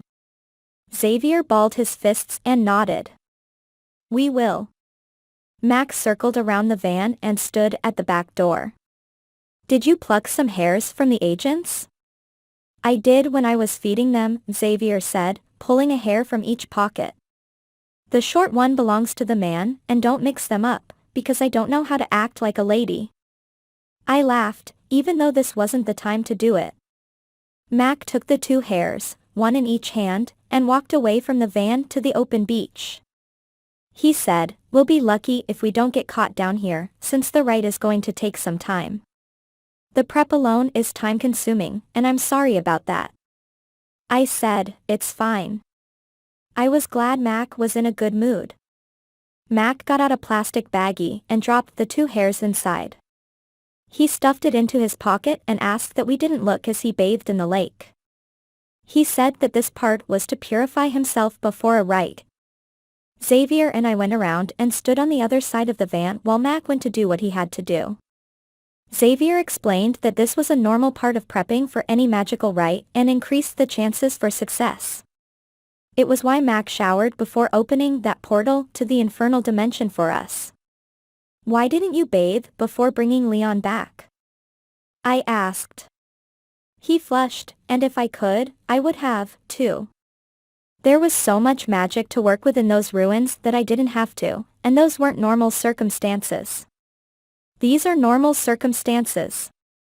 Rites have to be done a certain way and you have to enter the right state of consciousness. I said, I wouldn't want to purify myself in that lake. There's seaweed floating in it you can't see. Mac waited around, and yes, he'd left his clothes on the beach. I could hear his feet sinking into mud. He breathed slowly, concentrating. Maybe the nature of this place would help him do this right. Mac took about 10 minutes to bathe, and we waited on the other side of the van as he quickly dressed afterward. Mac then walked over and opened the back door of his car, producing a folding table, candles, and a black altar cloth. Xavier and I watched him set up while he focused on his breathing, and we knew not to interrupt. He worked with purpose and deep concentration. I had seen Mac prepare for a rite before in his living room and this was similar. For now, he pushed his shame aside. Mac set up some candles in a ring on the beach, big enough for us to stand inside. He motioned for us to step inside the circle he created. He then muttered some low words in the magical tongue that only mages knew. The rite had started. My skin tingled as he spoke in a low voice and walked rhythmically around the circle, lighting each candle. The air took on a bizarre electricity, as if it charged. I felt like we were in a bubble of magic that we couldn't see. I tensed. Would it hurt to have an illusion put over us? Light flickered over the sand, and a gentle breeze made the flames dance. The atmosphere had changed, all right. Mac didn't speak to us the entire time we stood there, next to each other and not touching. I wanted to hold Xavier's hand, but I had the sense it might mess up the rite. And I still feared he would reject me. He was still afraid. My mind turned foggy, as if the energy affected me, and Mac picked up a dagger. He pointed it at the two hairs sitting on the altar next to a black candle, and then he pointed the blade at each of us. I tensed as he did this motion 3 times, repeating the same words, and the tingle got stronger across my skin. Xavier flinched like the same was happening to him. Mac muttered a couple more words and walked in a ring around each of us, waving the woman's hair over my head and the man's hair over Xavier's leather hat. The tingling went from strong to breathtaking, and for a moment, I wondered why he wanted to get rid of his magic at all. Right when these thoughts washed over me, a much stronger electrical sensation struck like a shock, and the world blurred. My bones shifted and popped as they changed size and shape. I gasped. My skin pulled and came together again. The world blurred as my vision changed, turning duller and darker. I was changing, morphing into something else. I dropped my sword and let it fall to the sand. The candles danced in my vision, and I blinked, wanting to scream, but I couldn't. And at last, it all stopped, and my vision went back to normal. Sort of. I blinked, trying to clear the dullness from my vision, but it was no use. I could no longer see the seaweed underneath the water or the fish that swam in the lake. The starlight reflecting off the water was barely visible, and the night was much darker and scarier. I blinked, trying to summon my gray night vision, but it failed me. And next to me stood a taller man in Xavier's leather coat and hat, who otherwise looked just like the agent in the back of the van. I was taller, too. I looked down to see my jeans hugging me a little too tight and a little too low. My ankles were visible. The shape of my body was stockier and my chest and hips fuller.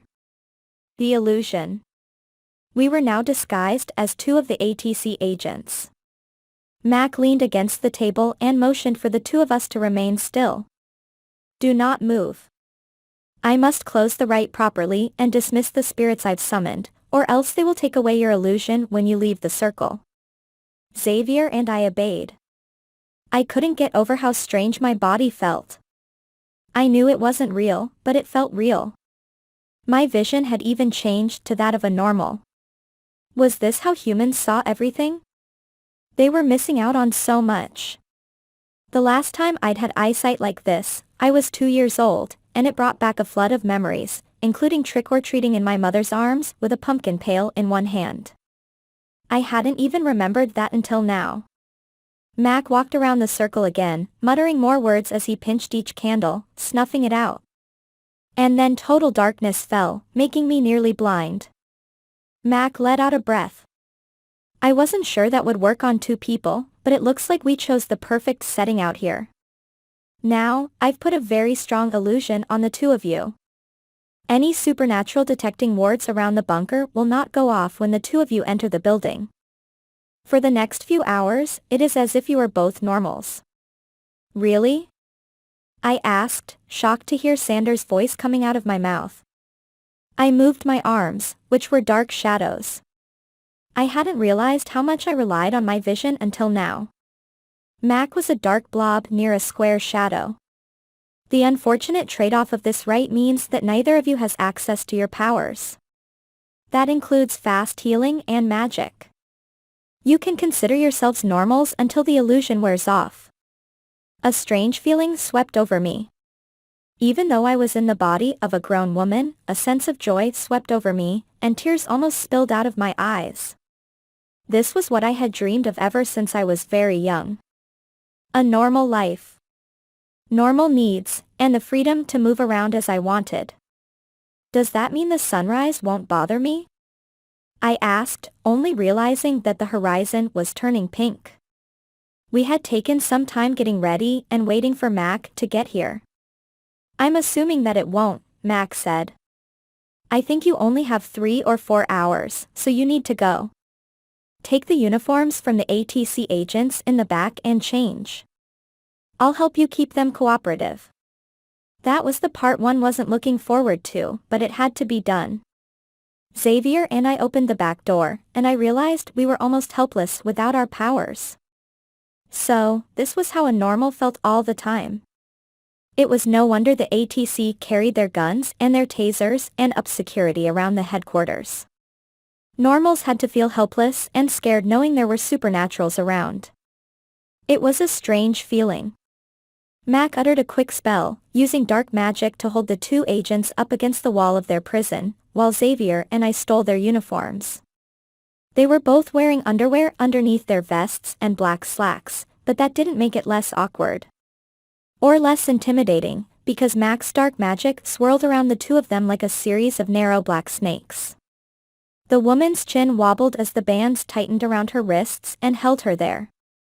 I changed and slipped the black ATC pants up over my illusioned legs. I wished Mac's right included clothing, but according to him, no matter what magic you did, you couldn't get that from a single hair. As I changed, I told the agents the truth. We'll just hold you captive until things calm down. Cazio is a demon, and he wants to end the world and force all the supernaturals you're capturing to work for him. You're not keeping normals safe like you think. Xavier helped me out.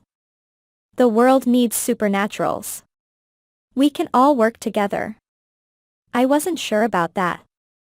It sounded too good to be true. We finished changing. Mac's facial features strained as he tried to keep the dark magic working and holding our prisoners to the wall, now in their underpants. It did little to calm them down.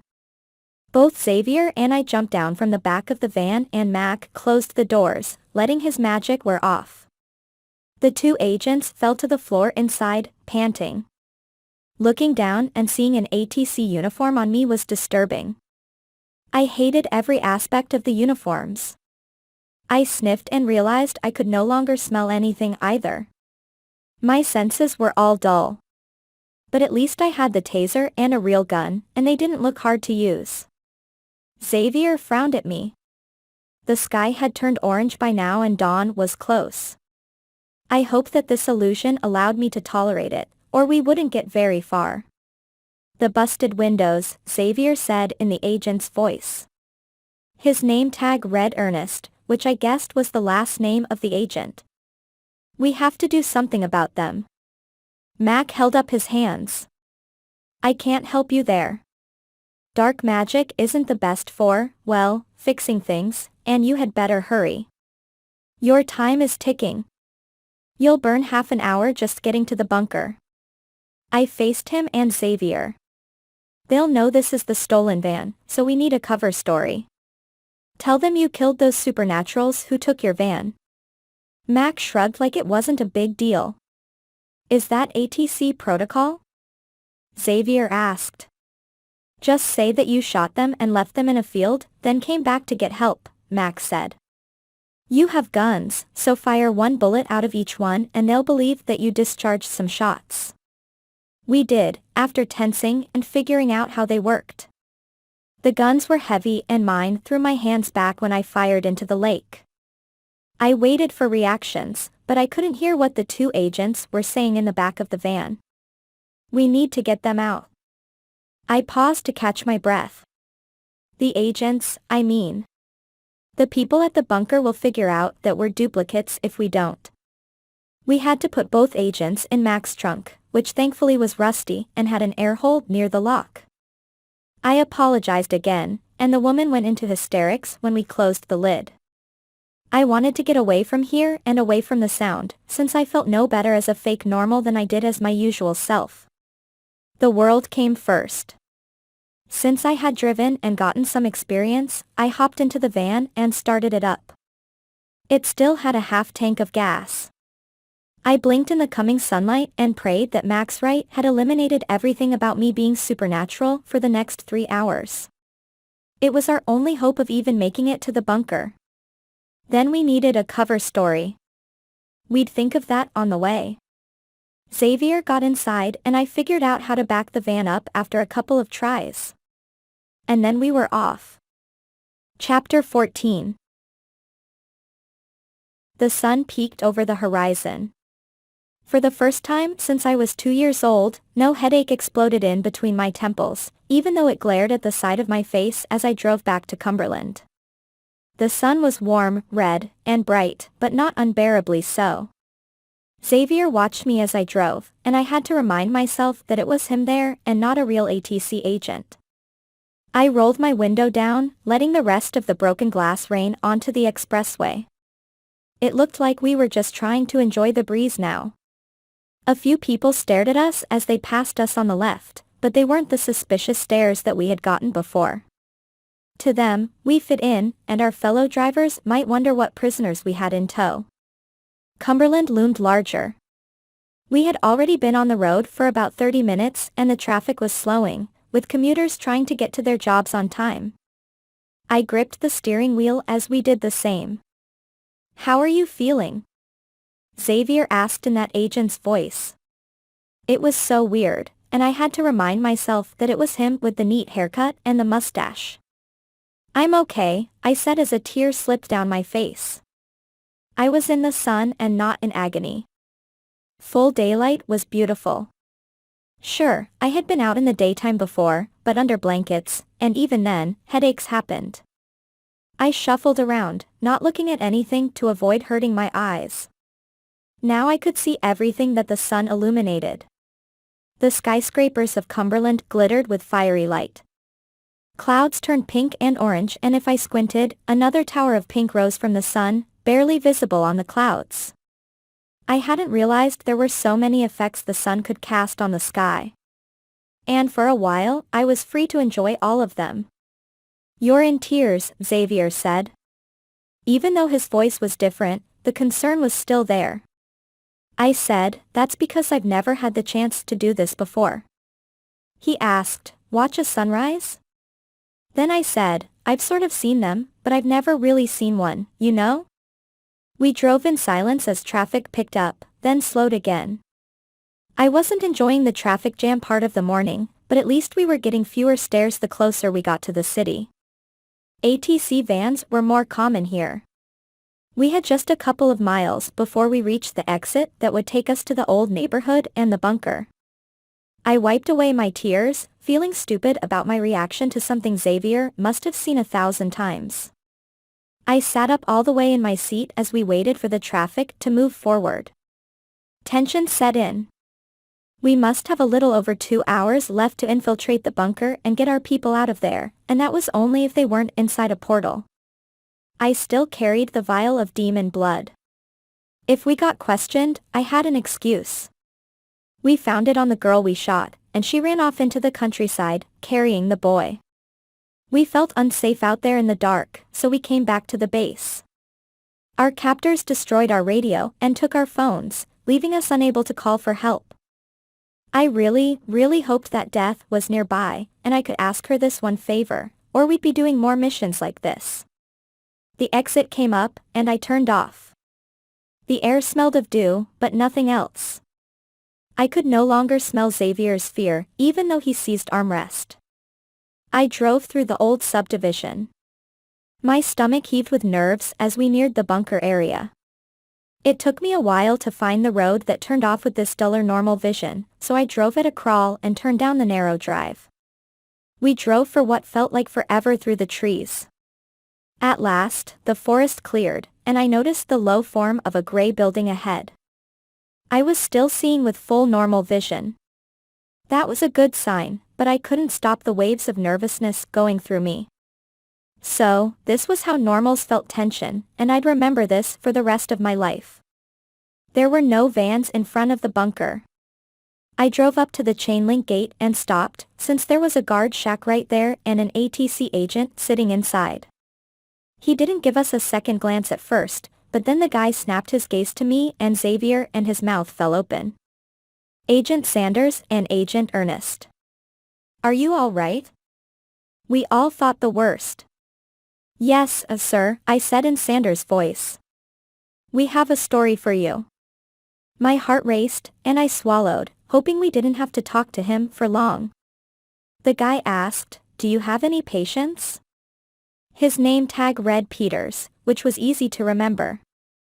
The patients have escaped, Xavier said, making his fake mustache wrinkle. The two of us have had an endless night.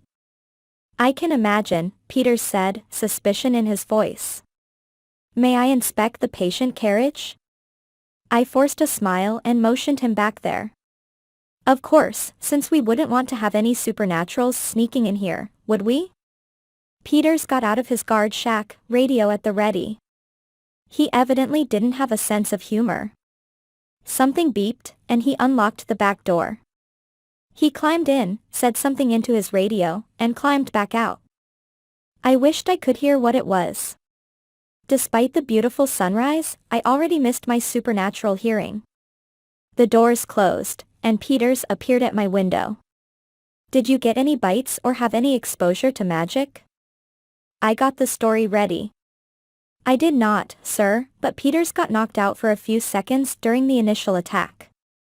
The supernaturals attacked out of nowhere. They broke our windows and threw us into the back of the van. There was a girl and a boy.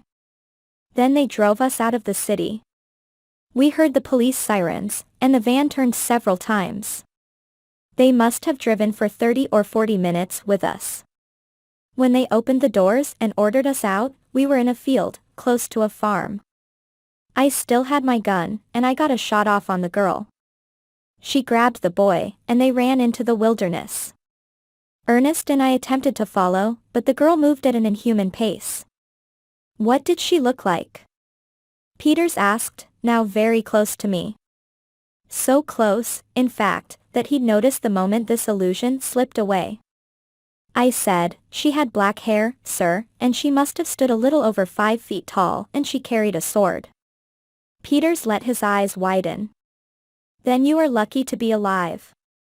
I believe you had an encounter with Alyssa Choi, and you'll need to report this to Dawn. I said, I was afraid of that. They feared me in the ATC. I had escaped them many times and broken into the headquarters twice. Now I was about to make my third, and probably my most dangerous, break-in. I want to speak to him right now. Peters asked, are you certain you have suffered no bites or fallen under the influence of magic? We're certain, sir, Xavier nodded professionally. He was good at this acting thing. Peters waved us through. We're glad to see you back and get ready for the protocol. I'll spread the good news. I drove through and parked the van on the side of the round concrete bunker, where about a dozen others stood in a row. Nothing but a field and woods surrounded us, and it looked like the ATC had finished hauling people out of the underground for now. I hoped that some had escaped. We got out of the van and stood there for a second, not sure what to do. Even with normal vision, I knew that the entrance at the front of the bunker wasn't an employee entrance. Peters waited out in the guard booth, and he could see us from here. We had to hurry. I didn't need to say anything for Xavier to know. I took his arm and looked around, at last finding a door on the side of the building that read authorized personnel only. It was unlocked. It was an employee door, of course, but right inside was another closed door, a steel one with a scanner hanging next to it for fingerprints. Xavier and I could get the scanner to unlock the door with no problem. This illusion was good. Xavier leaned close to me. This is easy. I wonder if there are magical wards. I said, they shouldn't detect us. The ATC headquarters had them just inside the doors, designed to go off whenever a supernatural who wasn't bound to Cazio entered the place. It doomed Xavier's parents and everyone else who tried killing Cazio so long ago. That, and Alana hadn't had a problem betraying them all, giving them dangerous directions that led to their capture. I sniffed the air, but there was no scent except for faint brewing coffee. My supernatural sense of smell was gone for now. I would have to rely on these dull senses. For the first time, I felt helpless. I opened the scanner door, and we entered a narrow room with twin glass walls. Xavier and I stepped inside, and I realized the glass had a frosted look. I couldn't see who was behind it on either side, though I knew that my regular vision would have allowed me to. A voice rang over the intercom, making me jump. "Remain still." Xavier and I did so. A second later, beams of orange light swept over us. They were scanning us to make sure we didn't have any supernatural infections, and I tensed and remembered the vial of demon blood in my pocket. The cork kept it airtight, but I wasn't sure if the scanner would pick it up. "Congratulations." The board guy spoke over the speaker as if he had done this a million times before. "Neither one of you got infected with lycanthropy or vampirism during your adventure, and you may proceed." "Thanks." Xavier gave a thumbs up to the glass, not daring to stare in either direction. They sure had good security around here. Without this strong illusion, either one of us would have made it inside. Another set of doors opened onto an office with a half-dozen people sitting at computers. We stepped through and a woman sitting at the nearest computer turned to look at us. Her mouth bloomed into a smile and she shot off her chair, hugging me. "Sanders! You're safe!" I hugged her back, surprised, and I could smell her perfume. Her name tag told me that her name was Christoph and she must be only in her mid-20s. I said, "I'm glad to see you again." What else was I supposed to say? Clearly, she was on good terms with Sanders, and was worried since late last night. "I thought the worst," she said, full of emotion. One of her huge striped earrings dangled in my face, and she was shaking. Little did she know that her real friend was lying in the trunk of Mac's car, scared out of her wits. "We have to do lunch as soon as you're rested." She let go of me. I glimpsed her computer. It was a prisoner log, complete with a list of names and cell numbers. I searched for Thorne's name, but I couldn't find it, or anyone else I recognized. "We definitely do," I said. "Which place?" Even with normal senses, I could feel every gaze in the room on me. The office was just a few cubicles, but people were leaning over them for a peek at us. All wore black uniforms with the vests, though they seemed to just do office work. "Oh, that Italian one we tried last time sounds good," Christoph said. "I'll ask your brother if he wants to come." "Heck, I'll ask your whole family. We can have a big celebration." "That sounds good." I held down my resentment. This was what it was like to have a normal family, and I'd never have that. This whole illusion turned into unexpected torture, so maybe this rite was dark after all. I would never see another sunrise or have dinner with a family, even if I got Dad out of the infernal. Christoph's phone rang, and she turned away from me. I struggled to breathe again as Xavier gave me an encouraging smile. I didn't even have my amazing breath-holding ability right now. Xavier nodded to me and looked at another door on the other side of the room, which had another fingerprint pad on it.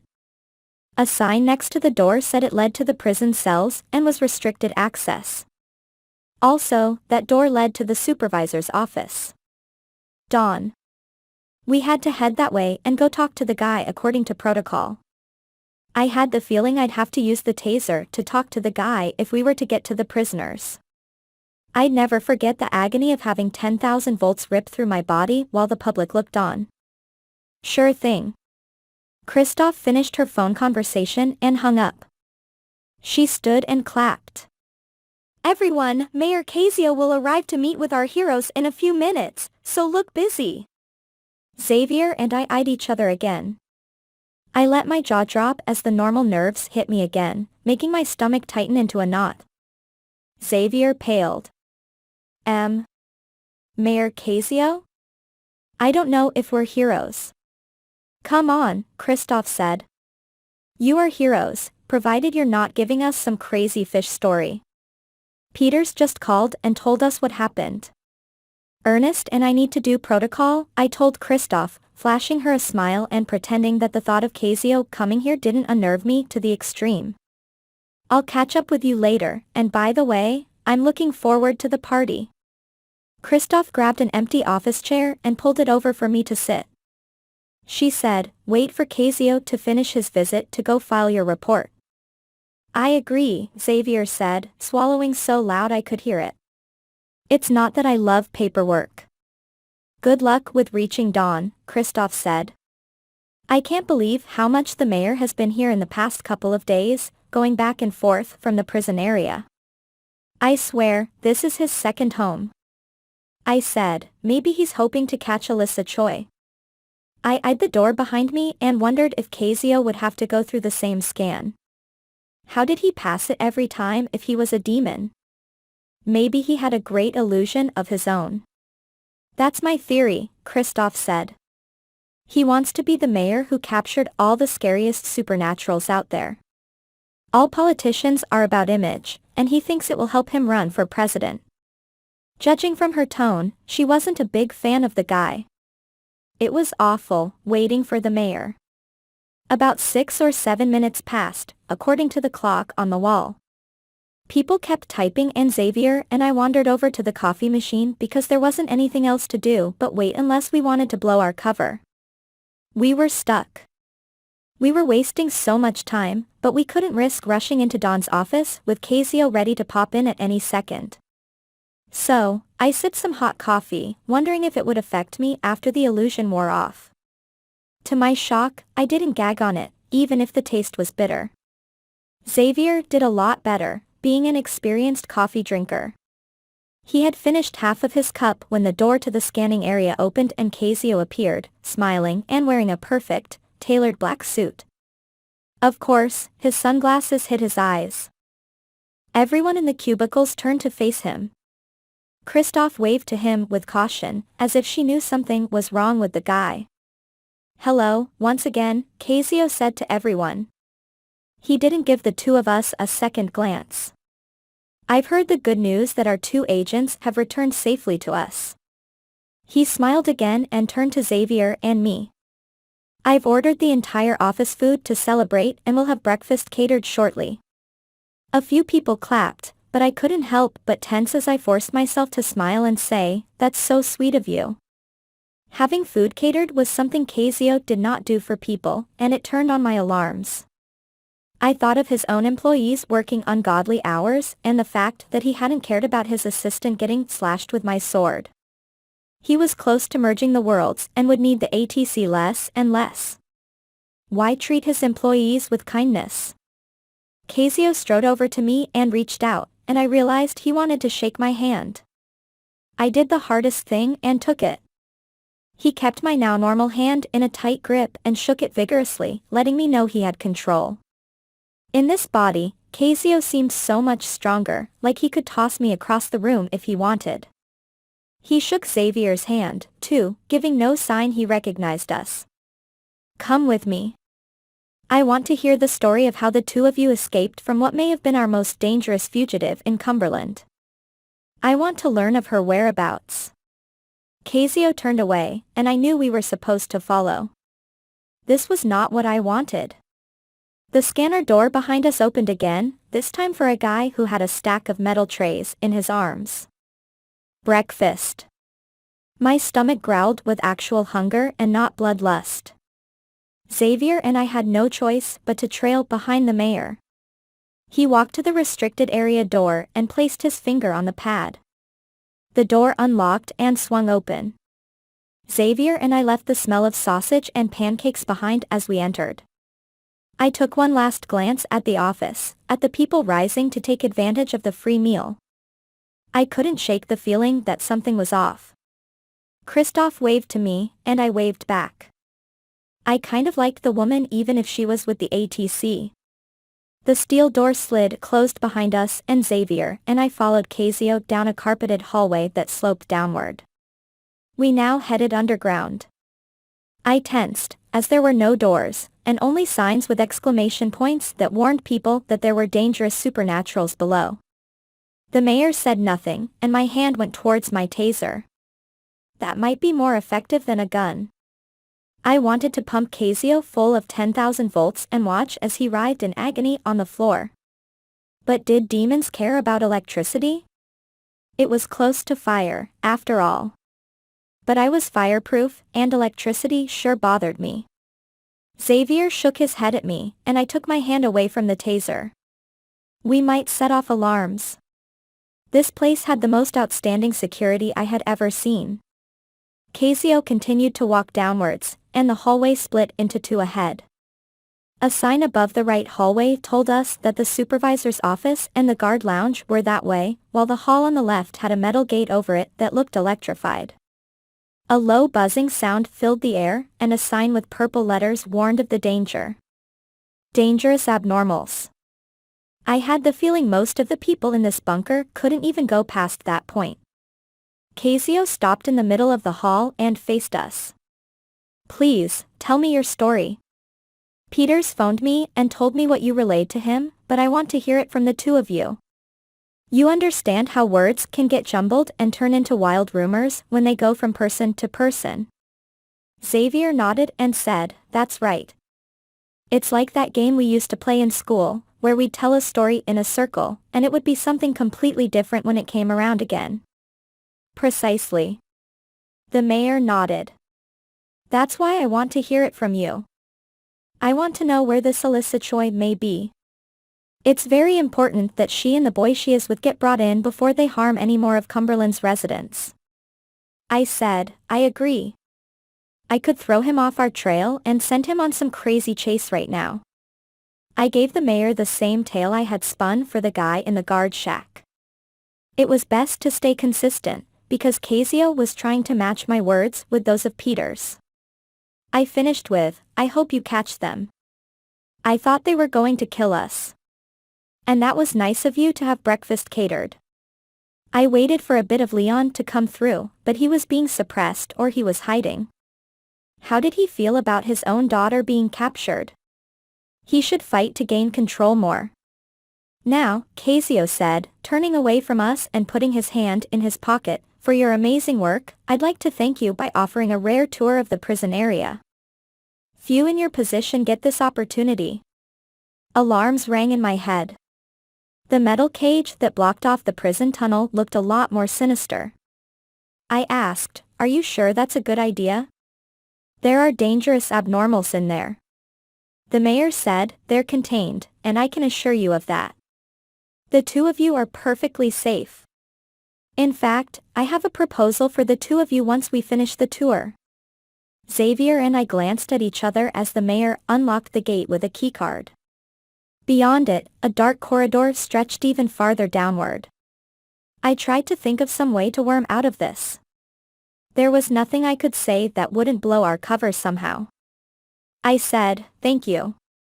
Maybe he'd lead us straight to the people we needed to rescue. Cazio smiled. If I didn't know better, it would have been convincing. Follow me.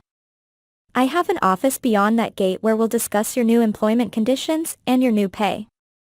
It's best if this doesn't get out to the rest of the ATC, if you get what I mean. The gate slid open quickly, and the mayor waved us inside. I wasn't sure how we were going to get back out. Xavier and I headed into a bear's cage with almost nothing to defend ourselves with.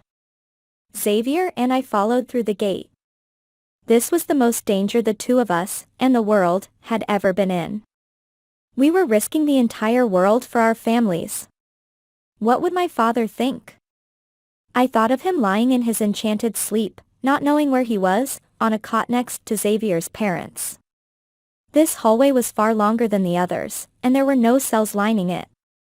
A sense of being trapped swept over me and I held back panic. Cazio said nothing, giving us no other clues about what was going to happen. And at last, we came to a set of wooden double doors. This doesn't look like a prison, Xavier said. The mayor said, of course, it's not a prison. It's a treatment center. We don't want our patients to feel like they're being confined against their will. I said, I hear they're very nice centers. How much longer could I keep up the crap? Cazio put his hand on the doors. They are, and there are so many ridiculous rumors out there about them. The most interesting one I've heard is that our treatment centers are really portals to the Infernal Dimension. He pushed open the doors, and my stomach dropped into the floor. On the other side of the double doors stretched a cave, complete with stalactites that pointed down like angry, sharp teeth. A round pool of perfect blue water spread out underneath them. There was even a line set up next to the pool like there was at amusement parks, complete with rope and metal stands. No one was in the line, but I had the sense that dozens of people had waited inside of it, waiting to get pushed into the pool that acted as a portal. "What is this?" Xavier asked, trying to sound stupid. Cazio faced us and smiled. And then, as if dragging out the suspense, he reached up and lowered his sunglasses. His eyes were pure black with dancing flames inside. The sight sent another gut punch through me. There was no sign of Leon here. For now, he had conquered the Elder War Mage. "Your future." He seized the collar of Xavier's uniform and pulled him into the room. He tossed Xavier behind him, where he landed on the stone floor close to the line. "Come in here so we can discuss your new employment conditions." Chapter 15. I had no choice, as I couldn't abandon Xavier, so I stepped into the room. "Good, Agent Sanders." Cazio closed the double doors, taking his sweet time. "Agent Ernest, stand up, please." I struggled to catch my breath, but Cazio hadn't detected us through our illusions, giving us an advantage. I exchanged a brief stare with Xavier, tapping the taser on my belt. The mayor was planning to have 2 brave ATC agents bound to him. I'd forgotten that he also enslaved normals. And if that happened, well, I didn't want to think about it. Xavier pushed himself all the way off the floor, and we stood feet apart as I crept back towards him. Cazio kept his position in front of the doors, not that it mattered, as he'd kept the keycard we needed to get back through that electrified fence. "What is this?" I asked, pretending to have no clue. I let my voice rise as I gestured to the pool and the cave. "This doesn't look like a treatment center." "You threw me!" Xavier held up both his hands. The mayor tucked his sunglasses into his pocket, letting his terrifying eyes say everything he didn't. He said, "The 2 of you stand near a portal. Those who know my secret do not speak of it, and by the way, the ATC does not cure supernaturals of their conditions. Instead, I've used you to build my army. One by one, I have been employing those you have captured, and they'll fight for me when the time is right. The world is about to change, Ernest and Sanders. Before that happens, you'll want to serve me as well." "Serve you? What's going on here?" I scanned the room for anything I could use to help me fight Cazio. In this form, helplessness threatened to throw me into a panic. The mayor said, "I am selecting only the strongest normals to serve me, and it will be a lucky position for you to take. And by the way, thank you for helping to aid in the capture of Alyssa Choi. She will be in my hands soon enough, and when that happens, your world will merge with the infernal." He was taunting us. Tormenting us. He still didn't know the truth. Xavier eyed me, desperate, but he didn't dare to reach for his weapon. "You're a demon?" I asked. "Very good," Cazio said. He had let down his guard. He unfolded his arms and strode towards us, drawing a small dagger from his pocket. "So, do you understand what demons are and how our contracts work?" At first, I thought Cazio was going to cut his own palm and spill his blood into the portal, but he held the knife out to me. I was the closest and Xavier was still grimacing from pain. The mayor held me in his gaze and waited for me to accept it. It was an ugly dagger, jagged, with demon faces decorating a bone handle. I reached out and took the knife. Trembling, I held it and turned it over, hoping that I would distract Cazio enough to reach for my taser. He continued, his voice rising in victory and glee. "Many of your comrades have already become my servants. It will take a mere drop of your blood for you to become mine. Allow a drop of your blood to spill into my palm and consider the deal done." You serve me, you survive. And what if we don't? I dared to meet his gaze and regretted it. Cazio faced the portal and smiled. Then I will cast you into the infernal world, and unlike the others I have employed, you will have none of my protections there. He was watching. Xavier was watching. The tip of the dagger was very sharp, and I had the feeling it had pricked a lot of fingers, and worse. Cazio's eyes remained black and fire danced inside. I was normal right now. We both were and possibly unable to fight him. Would spilling Agent Sanders' blood into Cazio's palm enslave her or me? As far as I knew, I was full of her blood right now and not mine. I wasn't sure how it would work. Doing as Cazio wished might doom her, or it might doom all of us. I thought I had to sign a paper. I let out a nervous laugh. A demonic contract, you know, written in blood and surrounded by fire? He said, that is a myth, and let's not delay. Do you care about your boyfriend? Cazio marched over to the portal and held up his own hand, ready to draw his own blood. He was going to turn on the portal, and Xavier was the bargaining chip. Yes. Yes, I do, I said, realizing how much I meant it. Cazio had his back turned. He bit his own hand with a disgusting sound. Black blood dribbled out and into the water below. It spread out like ink, turning the pool black. Cazio didn't have to say anything to get the portal to work for him. Maybe he had done this so many times before that it didn't matter. I blinked and the infernal dimension waited, feet away. There were no sleeping forms on cots this time, only a huge stone castle in the distance that I had the feeling belonged to the demon baron himself. A mote of fire surrounded the towering, reddish-black stone and lava fell in narrow falls from the top floors of the castle, as if a fire jacuzzi had broken near a window.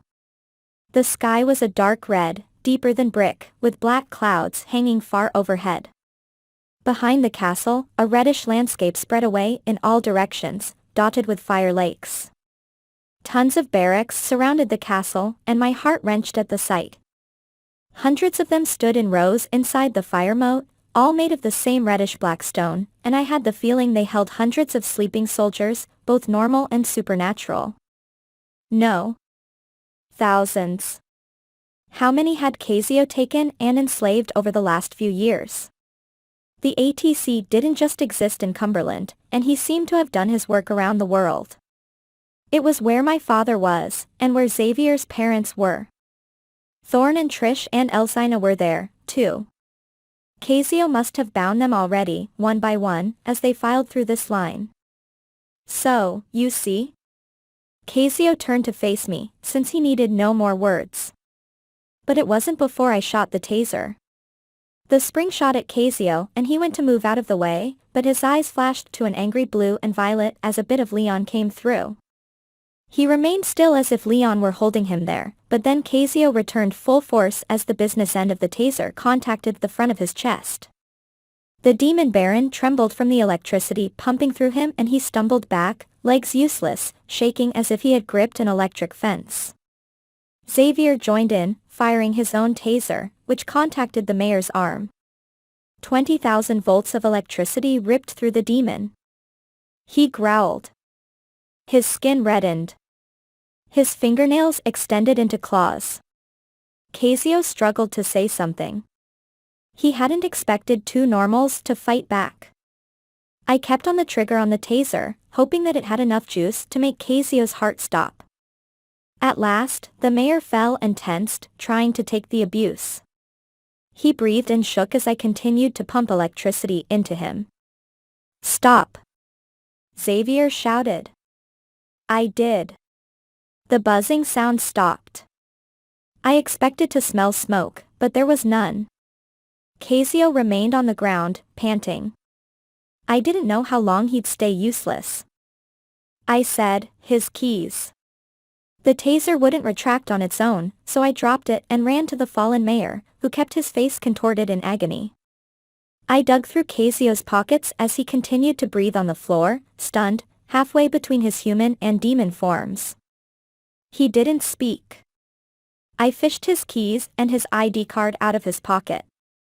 He even wore his sunglasses in his photo. Why no one ever questioned that was beyond me. Come on, Xavier said, throwing down his taser. We've spent these weapons. Cazio lifted one arm and I fumbled for the gun on my belt.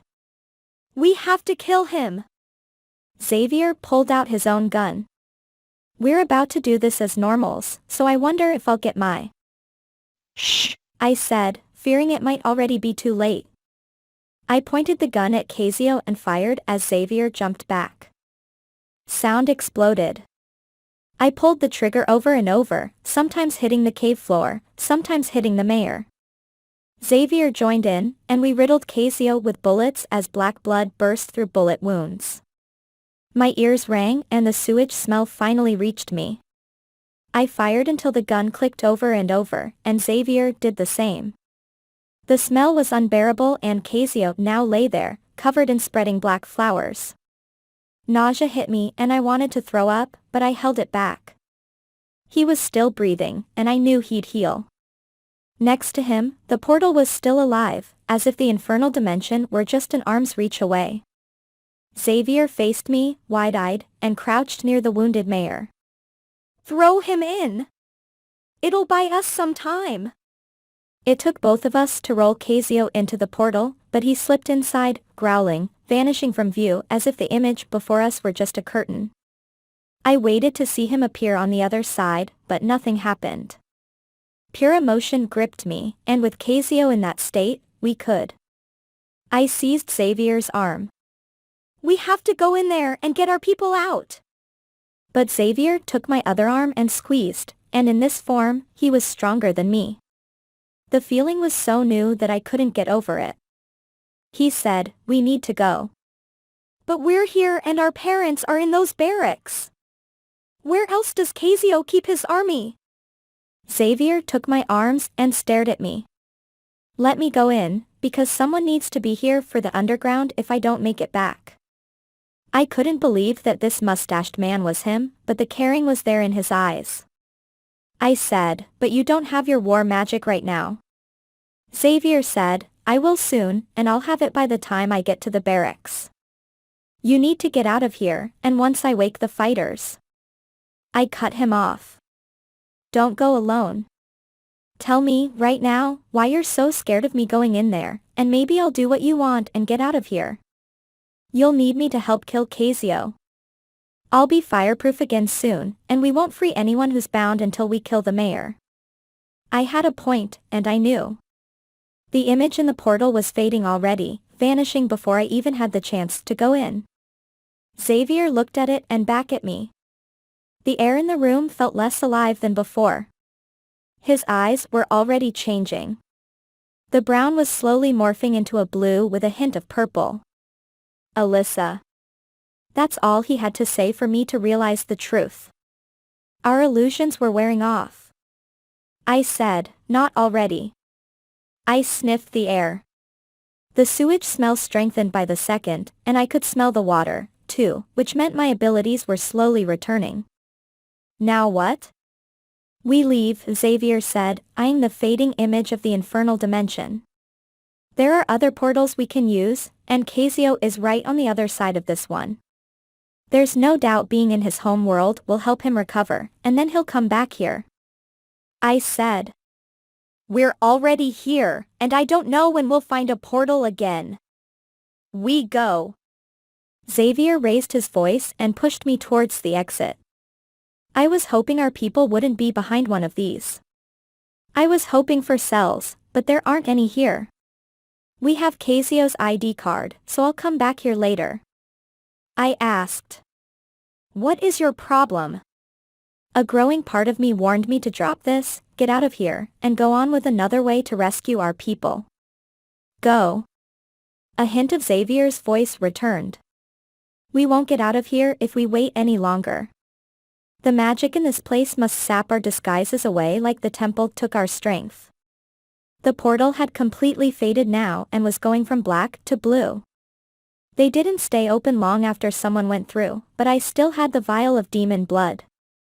The ATC uniform felt loose on me, and the pant legs were a bit too long. My chest ached. I was giving up my chance once again, and my father was on the other side of that portal. I wished I had brought my sword, and now all I had was this dagger. But when I thought about going through that portal, dread spread through my gut. A horrible thought was trying to worm its way up, but I held it down, determined not to let it finish itself. Maybe Xavier was right, and I needed to avoid the portal at all costs. Maybe. Xavier kept his hand on my back as we exited through the double doors and ran up the corridor. Keep going and use the card, which will let us out. Maybe he won't be able to if we close this behind him. Good idea, I said, keeping the card in front of me. We scanned his card, and the electrified gate slid open. It was a relief that our fingerprints weren't required. Xavier and I rushed through and glanced at each other. His eyes were fully blue now. None of his other features had changed. And I had taken my contacts out for the illusion. If the eyes changed back first, that meant mine would be reddish, dangerous, and obvious. The people in the office would know, and I imagined this place had security ramped up to keep supernaturals from leaving. The two of us bolted up the hallway and towards the surface. The steel door to the office was closed, and I scanned Cazio's card into it to get it to open. I looked at the floor to hide my eyes, but stopped one step into the office area. The first thing I smelled was blood. Lots and lots of blood, filled with breakfast. The second thing I noticed were the bodies on the floor. Xavier cursed, his voice fully back, and I didn't blame him. A woman lay half out of the cubicle, in a pool, and I was glad that she was facing away from me. Two men lay on the floor opposite her, clutching their vests as if they could keep their blood in. Standing against the wall, pale and horrified, was Kristoff. She was the only one left alive and a full cubicle blocked her off from the exit. It wasn't that she would make it if she had a clear shot anyway, because closing in on her was a woman in a black veil and dress. I realized what this meant. Cazio bought breakfast for his workers to make them tasty for his fellow Dark Council member. Bathory faced me. I see that two more have arrived, and I'll get to you in a moment. Allow me to enjoy a bit more blood first. Chapter 16. Bathory must have been hiding here the whole time, waiting for Cazio to get her meal ready. Maybe she had even come in one van and Cazio offered her a closet to bide her time in. They both must have known it was time to finish these people before they figured out what was really going on in the prison area. Kristoff turned her gaze to me as silent tears of terror ran down her face. Even though I didn't know her, she reminded me of Janine. We had to save her, but I had no weapon. I searched around with my improving vision. Bathory still thought we were normals. Not dangerous and not a threat. It might be better to just leave while we could, but I couldn't abandon this woman. She took a step closer to Kristoff, who whimpered. I said, haven't you had enough blood? I mean, look at how much you wasted right there. I pointed at a puddle on the floor that smelled like pancakes and sausage with a bit of syrup mixed in. You have a sense of humor, Bathory said, reaching out and taking Kristoff by the vest. She pulled the hapless woman closer and lifted her veil with another hand. I like that, and Cazio does, too. I had to stall her. Why do you need so much blood, anyway? I inched closer to the only weapon I could see in the room, a new, filled coffee pot that still had some hot liquid dripping into it. Shouldn't one person be enough for you, since you don't even have to kill someone to get what you need? Bathory faced me, and I could see her reddish eyes through her veil now. As I was sure she could now see mine. Well. She looked at my uniform and back up into my eyes. She loosened her grip on Kristoff for a second, enough to allow the woman to scoot away along the wall. That's not something I see every day. How did you get through the application process for the ATC? I seized the coffee pot, rage seething through me. I'm not in the ATC. Sanders! Kristoff's voice rose in terror. It was too late, and I swung the coffee pot and sent about 12 cups worth of hot liquid right into the Countess's face. The satisfaction of revenge burned through me as she screamed with pain and brought both hands up to her dainty features. I hoped it would scar her and make her less beautiful. But she would heal. And then she would pursue us. Come on! Xavier slapped my arm, but I didn't listen. I lunged at Bathory, aware of the subtle peeling noises her skin made as it etched itself back together. I still had Cazio's dagger in my belt. I took it out and drove it into her chest, willing my fire magic to work, willing my death magic to come to life, but I wasn't fully back yet. Blood spurted out, and she made a gagging sound. Behind her, Kristoff climbed onto a counter and hopped over the wall of the cubicle. She banged on a door, then ran to another and opened it, vanishing. The scanner guy and the guard must be dead, and Kristoff could be the only survivor. I withdrew the knife and stabbed again, and again, as Bathory backed against the wall and grabbed at the first cut. With each stab, my hands looked more like my own. My teeth were coming back, along with my hunger and disgust. The air smelled of blood and coffee. It dripped off Bathory's veil and face, mixing with her blood. She had to die for killing so many innocents and destroying so many lives, including my own, with her disease. I stabbed again, but her cuts closed as fast as I could open them. My fire magic wasn't back yet, and she refused to wither or burn. Alyssa! Xavier struggled to summon his magic, but he still sported a fading mustache. I lifted the dagger again. The Countess screamed and hit me with a lightning uppercut.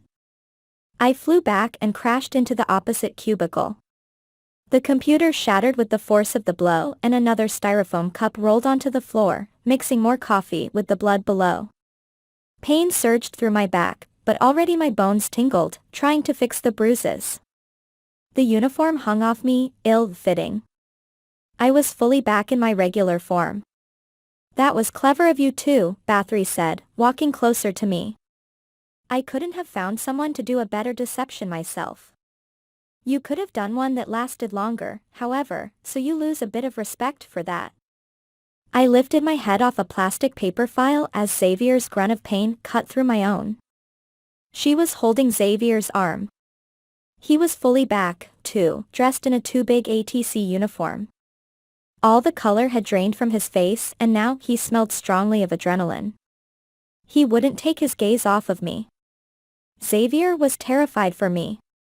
He stood in the grip of the evilest and most powerful vampire ever to live, and all his fear was for what I might have to endure. I straightened and glared at her veil. Let go of him.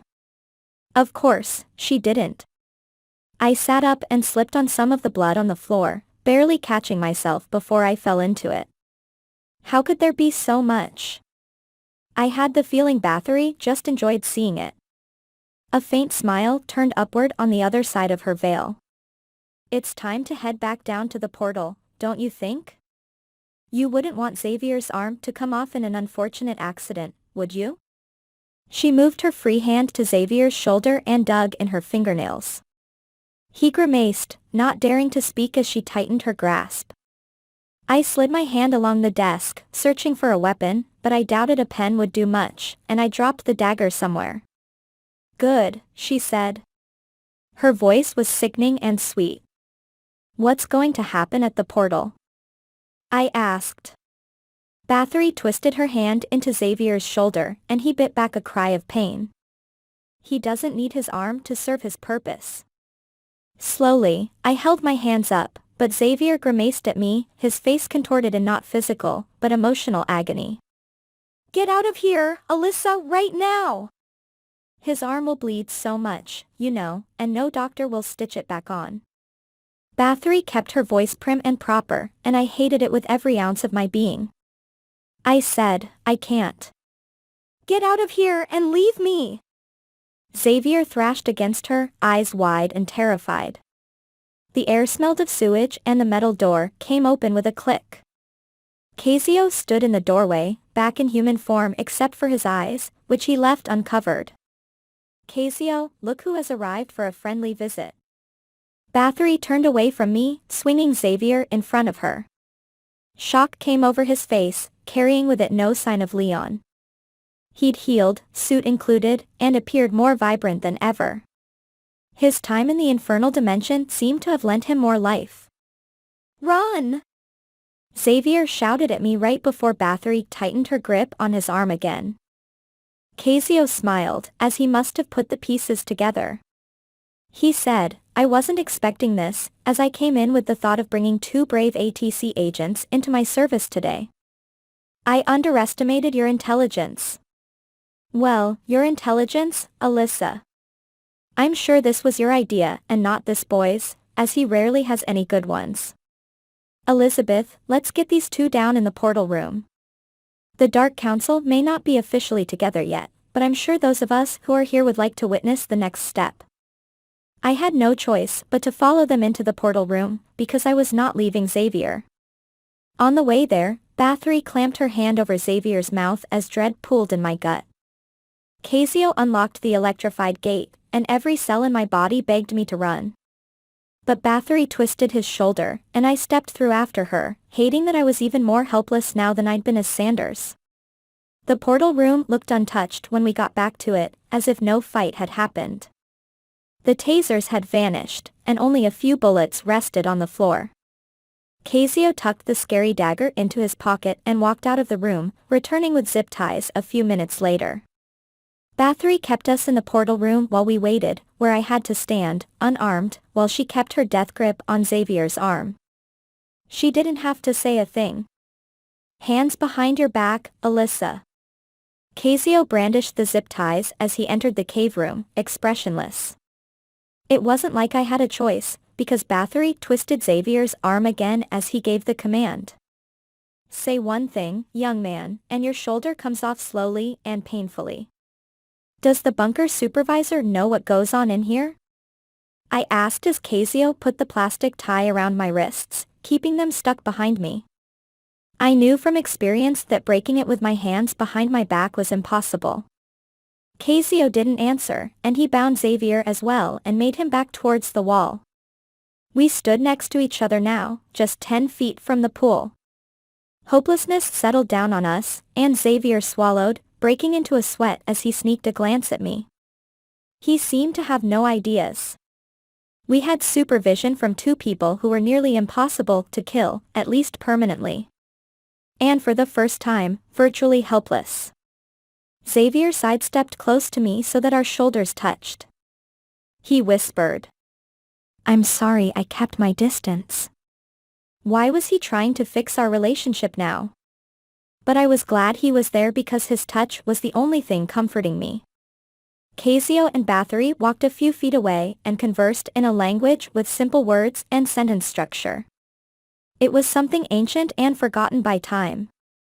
I wondered if they were debating on bringing Gaozu and Death here to watch whatever was about to happen. It wasn't like Death would provide any help. Who was I kidding? At last, Cazio and Bathory finished speaking and faced me. Cazio's eyes remained black and burned with fire. Leon wasn't coming through at all now, so maybe Cazio had found some way to suppress him. That was bad because he might be our only hope. Leon, I said. Fight Cazio. He kidnapped your favorite daughter. You can do it. Cazio laughed. Do you think he can take over here? There are places he has the advantage, true, but there are also places where I have the advantage. Thanks to my trip to my old neighborhood a few minutes ago, Leon will not be coming through for quite a while. It's almost a shame. I've found him to be quite useful when he appears. Leon! Xavier shouted. Stop being such a coward and get your honor back. You're a disgrace to the Lovelli family. I expected that flash of angry blue to appear in Cazio's eyes, but Leon remained absent. So, we were truly on our own here. For once, I agree with you, Cazio said to Xavier. Then he turned his attention to me. Alyssa, it is time to awaken the fourth piece of you, one that remains dormant despite my attempts to let you bring it out on your own. I gulped and asked, what fourth piece? Pure adrenaline pumped through Xavier, and it filled the air so much it threatened to overtake me. Cazio paced along the edge of the portal pool, taking his time until he reached the opposite side, and faced me. I'm surprised you haven't figured it out yet. The mayor took a bit of time rubbing the blade of his dagger across his palm, like he was ready to make a cut there. You're more intelligent than that. My knees trembled, and the dark pool of dread rose again. Fine. Just tell me and get it over with, please. I'm having a bad enough day and I'd kind of like to get the worst of it out of the way. Cazio smiled. I didn't like it. You're very smart, Alyssa, but sometimes you miss what's right in front of you, he said. Literally. I feared I was getting his drift. I asked, what do you mean? I really regretted asking that question. What do I mean? Cazio asked. Why, Alyssa, I am your grandfather. Chapter 17. First, a grain of shock hit me in the eye. Then I shuddered, mildly grossed out as the horror spoon-fed a tiny piece of itself to me. Then the whole situation said screw it and crashed into me full force, making my knees buckle from the impact. I struggled to stay upright as I gasped for breath. Excuse me? The mayor kept his awful grin, and next to me, Xavier flinched and looked at the stone floor as if it were him instead of me getting this news of the year. Cazio remained calm. Do I need to repeat myself, because I will if you want me to? No. I shook my head, desperate to find a way out of this, a way that would debunk what he told me. It was just too vile and horrible. That doesn't even make sense. If you were really, I couldn't form the words. Wouldn't one of my parents be like, a half-demon like Beatrix? The mayor said, it doesn't quite work that way. That's why you've noticed nothing unusual about your mother. I let my jaw drop, hating my show of weakness. My mother? Cazio ran the dagger across his palm again. Yes, your mother. He spoke with a patient calm that was scarier than not. But I've met my mother's parents, and I was little, but I remember visiting with them. I hadn't seen them in years, but I remembered my grandfather and he sure hadn't been this monster standing in front of me. I recalled a kind, white-haired man who gave me a pack of sour candy every time I visited. When I was still normal, that was. I hadn't seen him since the bite, and I doubted he still lived. Xavier lifted his head, and the protectiveness on his face gave me hope. I believe her. Why don't you shut up, man? You just like torturing people. That last part is certainly true. Cazio turned his attention back to me as he spoke. What if the man you're thinking of wasn't your mother's true biological father? I might have known your grandmother well at one point.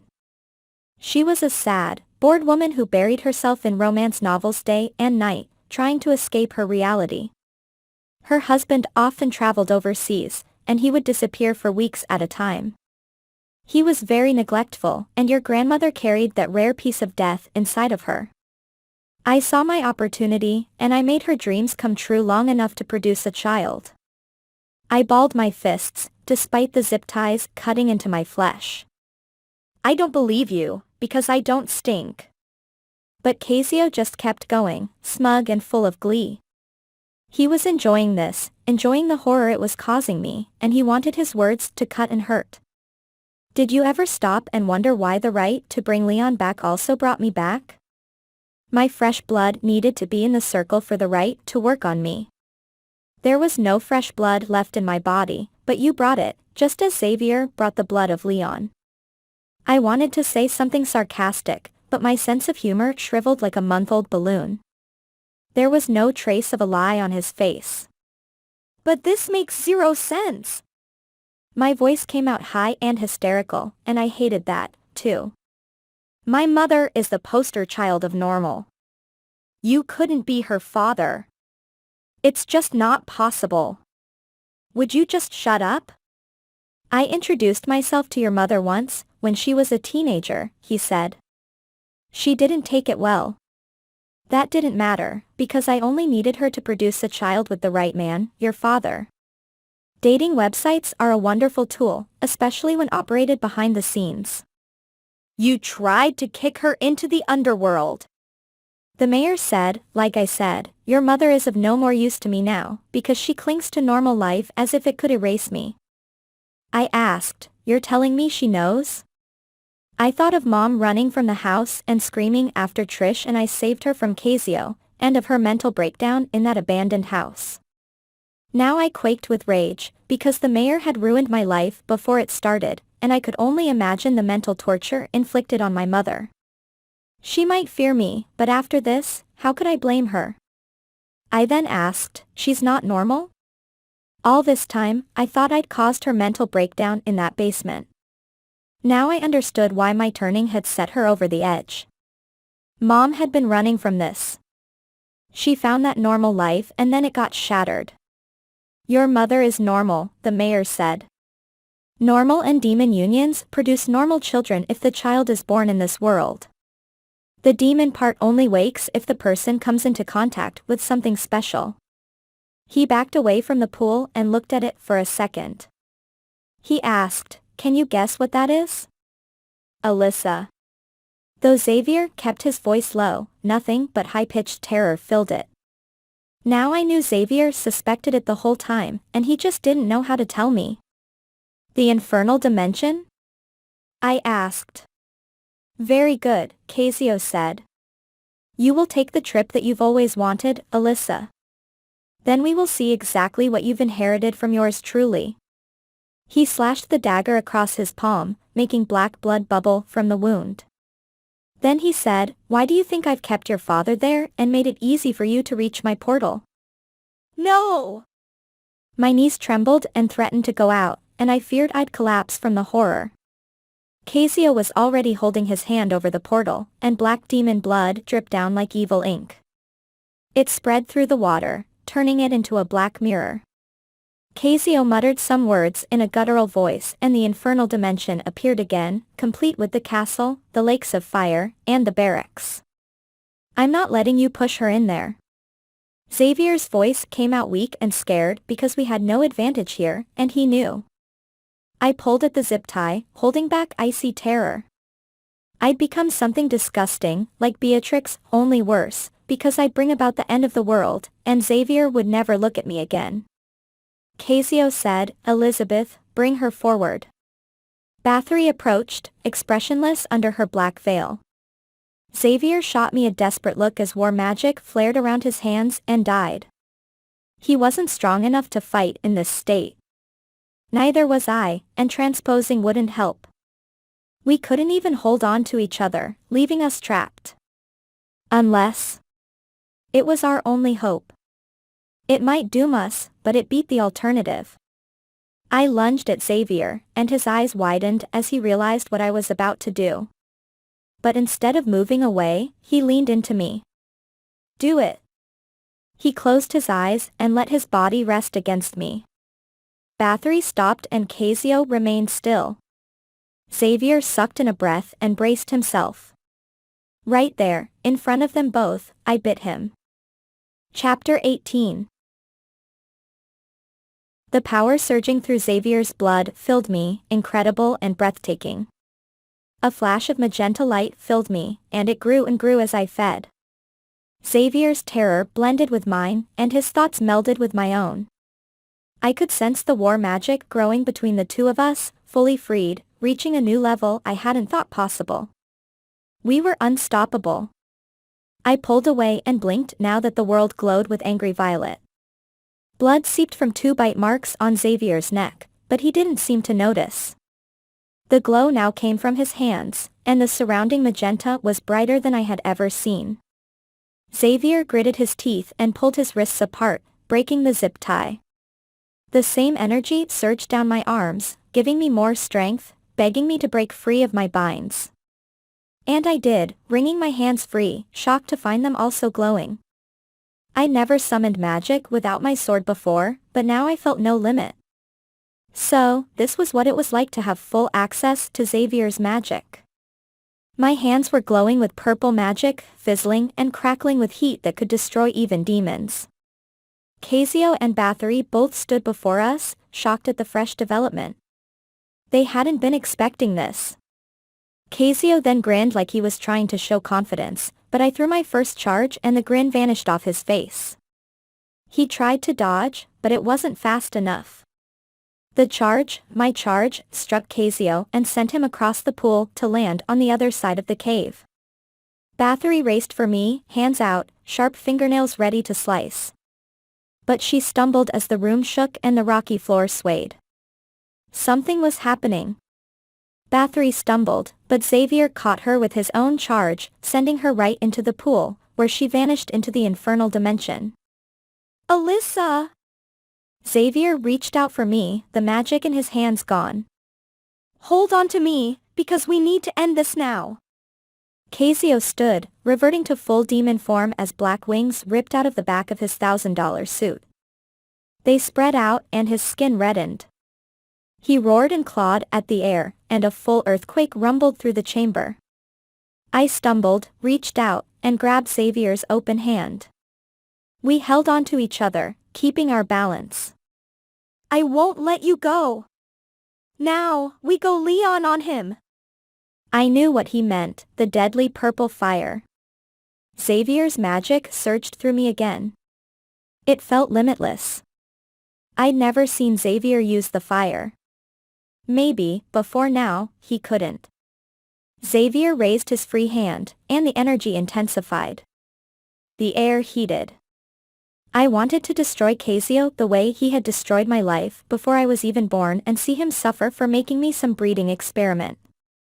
I wanted to kill him because I would have to think about what he just told me for the rest of my life. I held up my own free hand. The air got hotter and hotter, turning almost unbearable. Cazio held us in his fiery glare.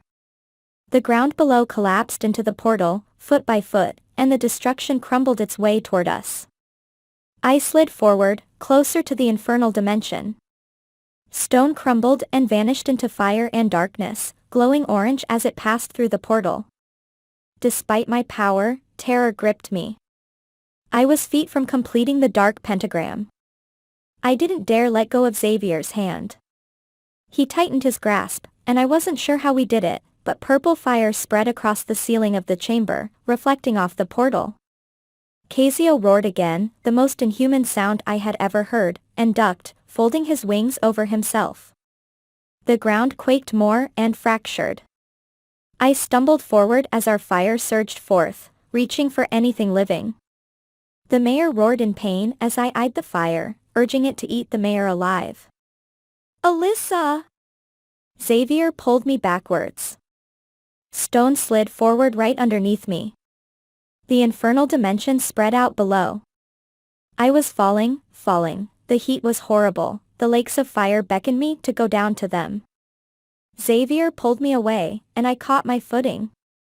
The ground crumbled, and the portal grew larger as the stone near the double doors fell away into the hell below, leaving us trapped. The purple fire raged, and the mayor slid forward into his home world, riding on a slab of stone. We have to go! Xavier spoke in my ear. I won't screw up this time.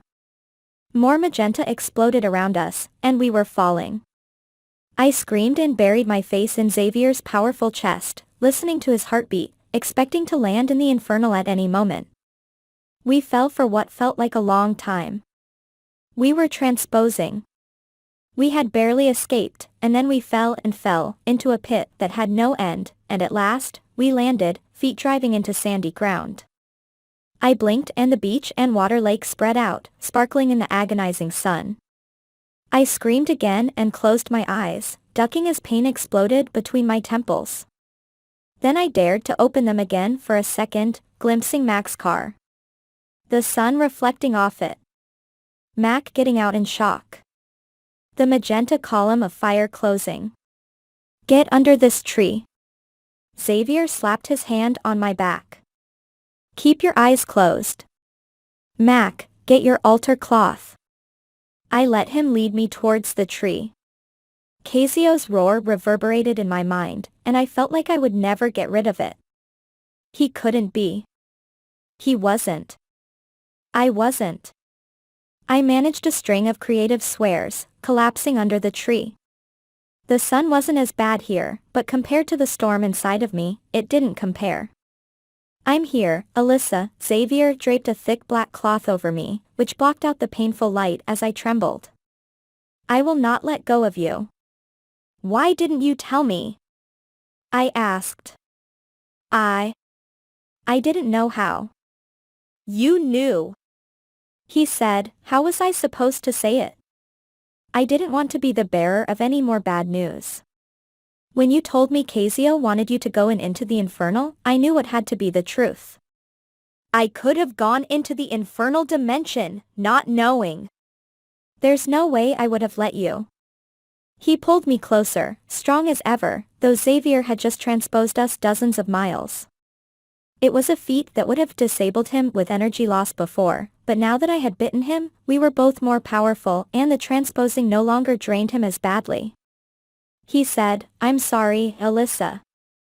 He wasn't just apologizing but giving me his condolences. I said, I'm never going to get over this. I guess we're in the same boat, and it's sinking fast. He hugged me tighter as we sat there together, in the shade, as if hiding our shame. I said, I shouldn't have bitten you. I was aware of Max standing nearby, watching. Birds chirped. I felt like I was under a funeral shroud. He told me, you had to. It was better than the alternative. Then I said, we still did what Cazio wanted. Xavier sighed. I know we did, and Alyssa, look at me. I pulled the black cloth away from me enough to do what he said. The daylight still stung my eyes, and I had to squint, but Xavier's gaze was soft and caring, holding no disgust. Despite the terror, this nightmare had brought the two of us closer together. We had to be, since I had full access to Xavier's war magic now and every barrier between us was gone. I love you, Alyssa. He held my face in both hands, hands that were warm and soft. In that moment, I forgave him for not telling me his suspicions. He meant what he was saying. I could feel his emotions more strongly now. And I don't give you permission to feel bad about yourself. You are not Cazio and we will not let him make you that way. Look at me. I'm not Leon, so let that give you hope. How are we going to get our people out of the Infernal? I asked. There aren't a lot of us left and I can't go in there. Xavier pulled me close and kissed me, passionately this time, like he really meant it. We'll figure it out, but just rest here for a while and try not to think about what just happened. We'll get through this, I promise. We sat against the old tree for a long time, looking out at the lake as the sun crept across the sky. After all this time, I was still without my father and my mother. My family was shattered and broken, like Xavier's. We were soul mates. I tried to shove what had happened in the bunker out of my mind, along with the fact that I'd fallen into another trap. So, I focused on the sounds as Mac opened the trunk and let the ATC agents out to use the bathroom.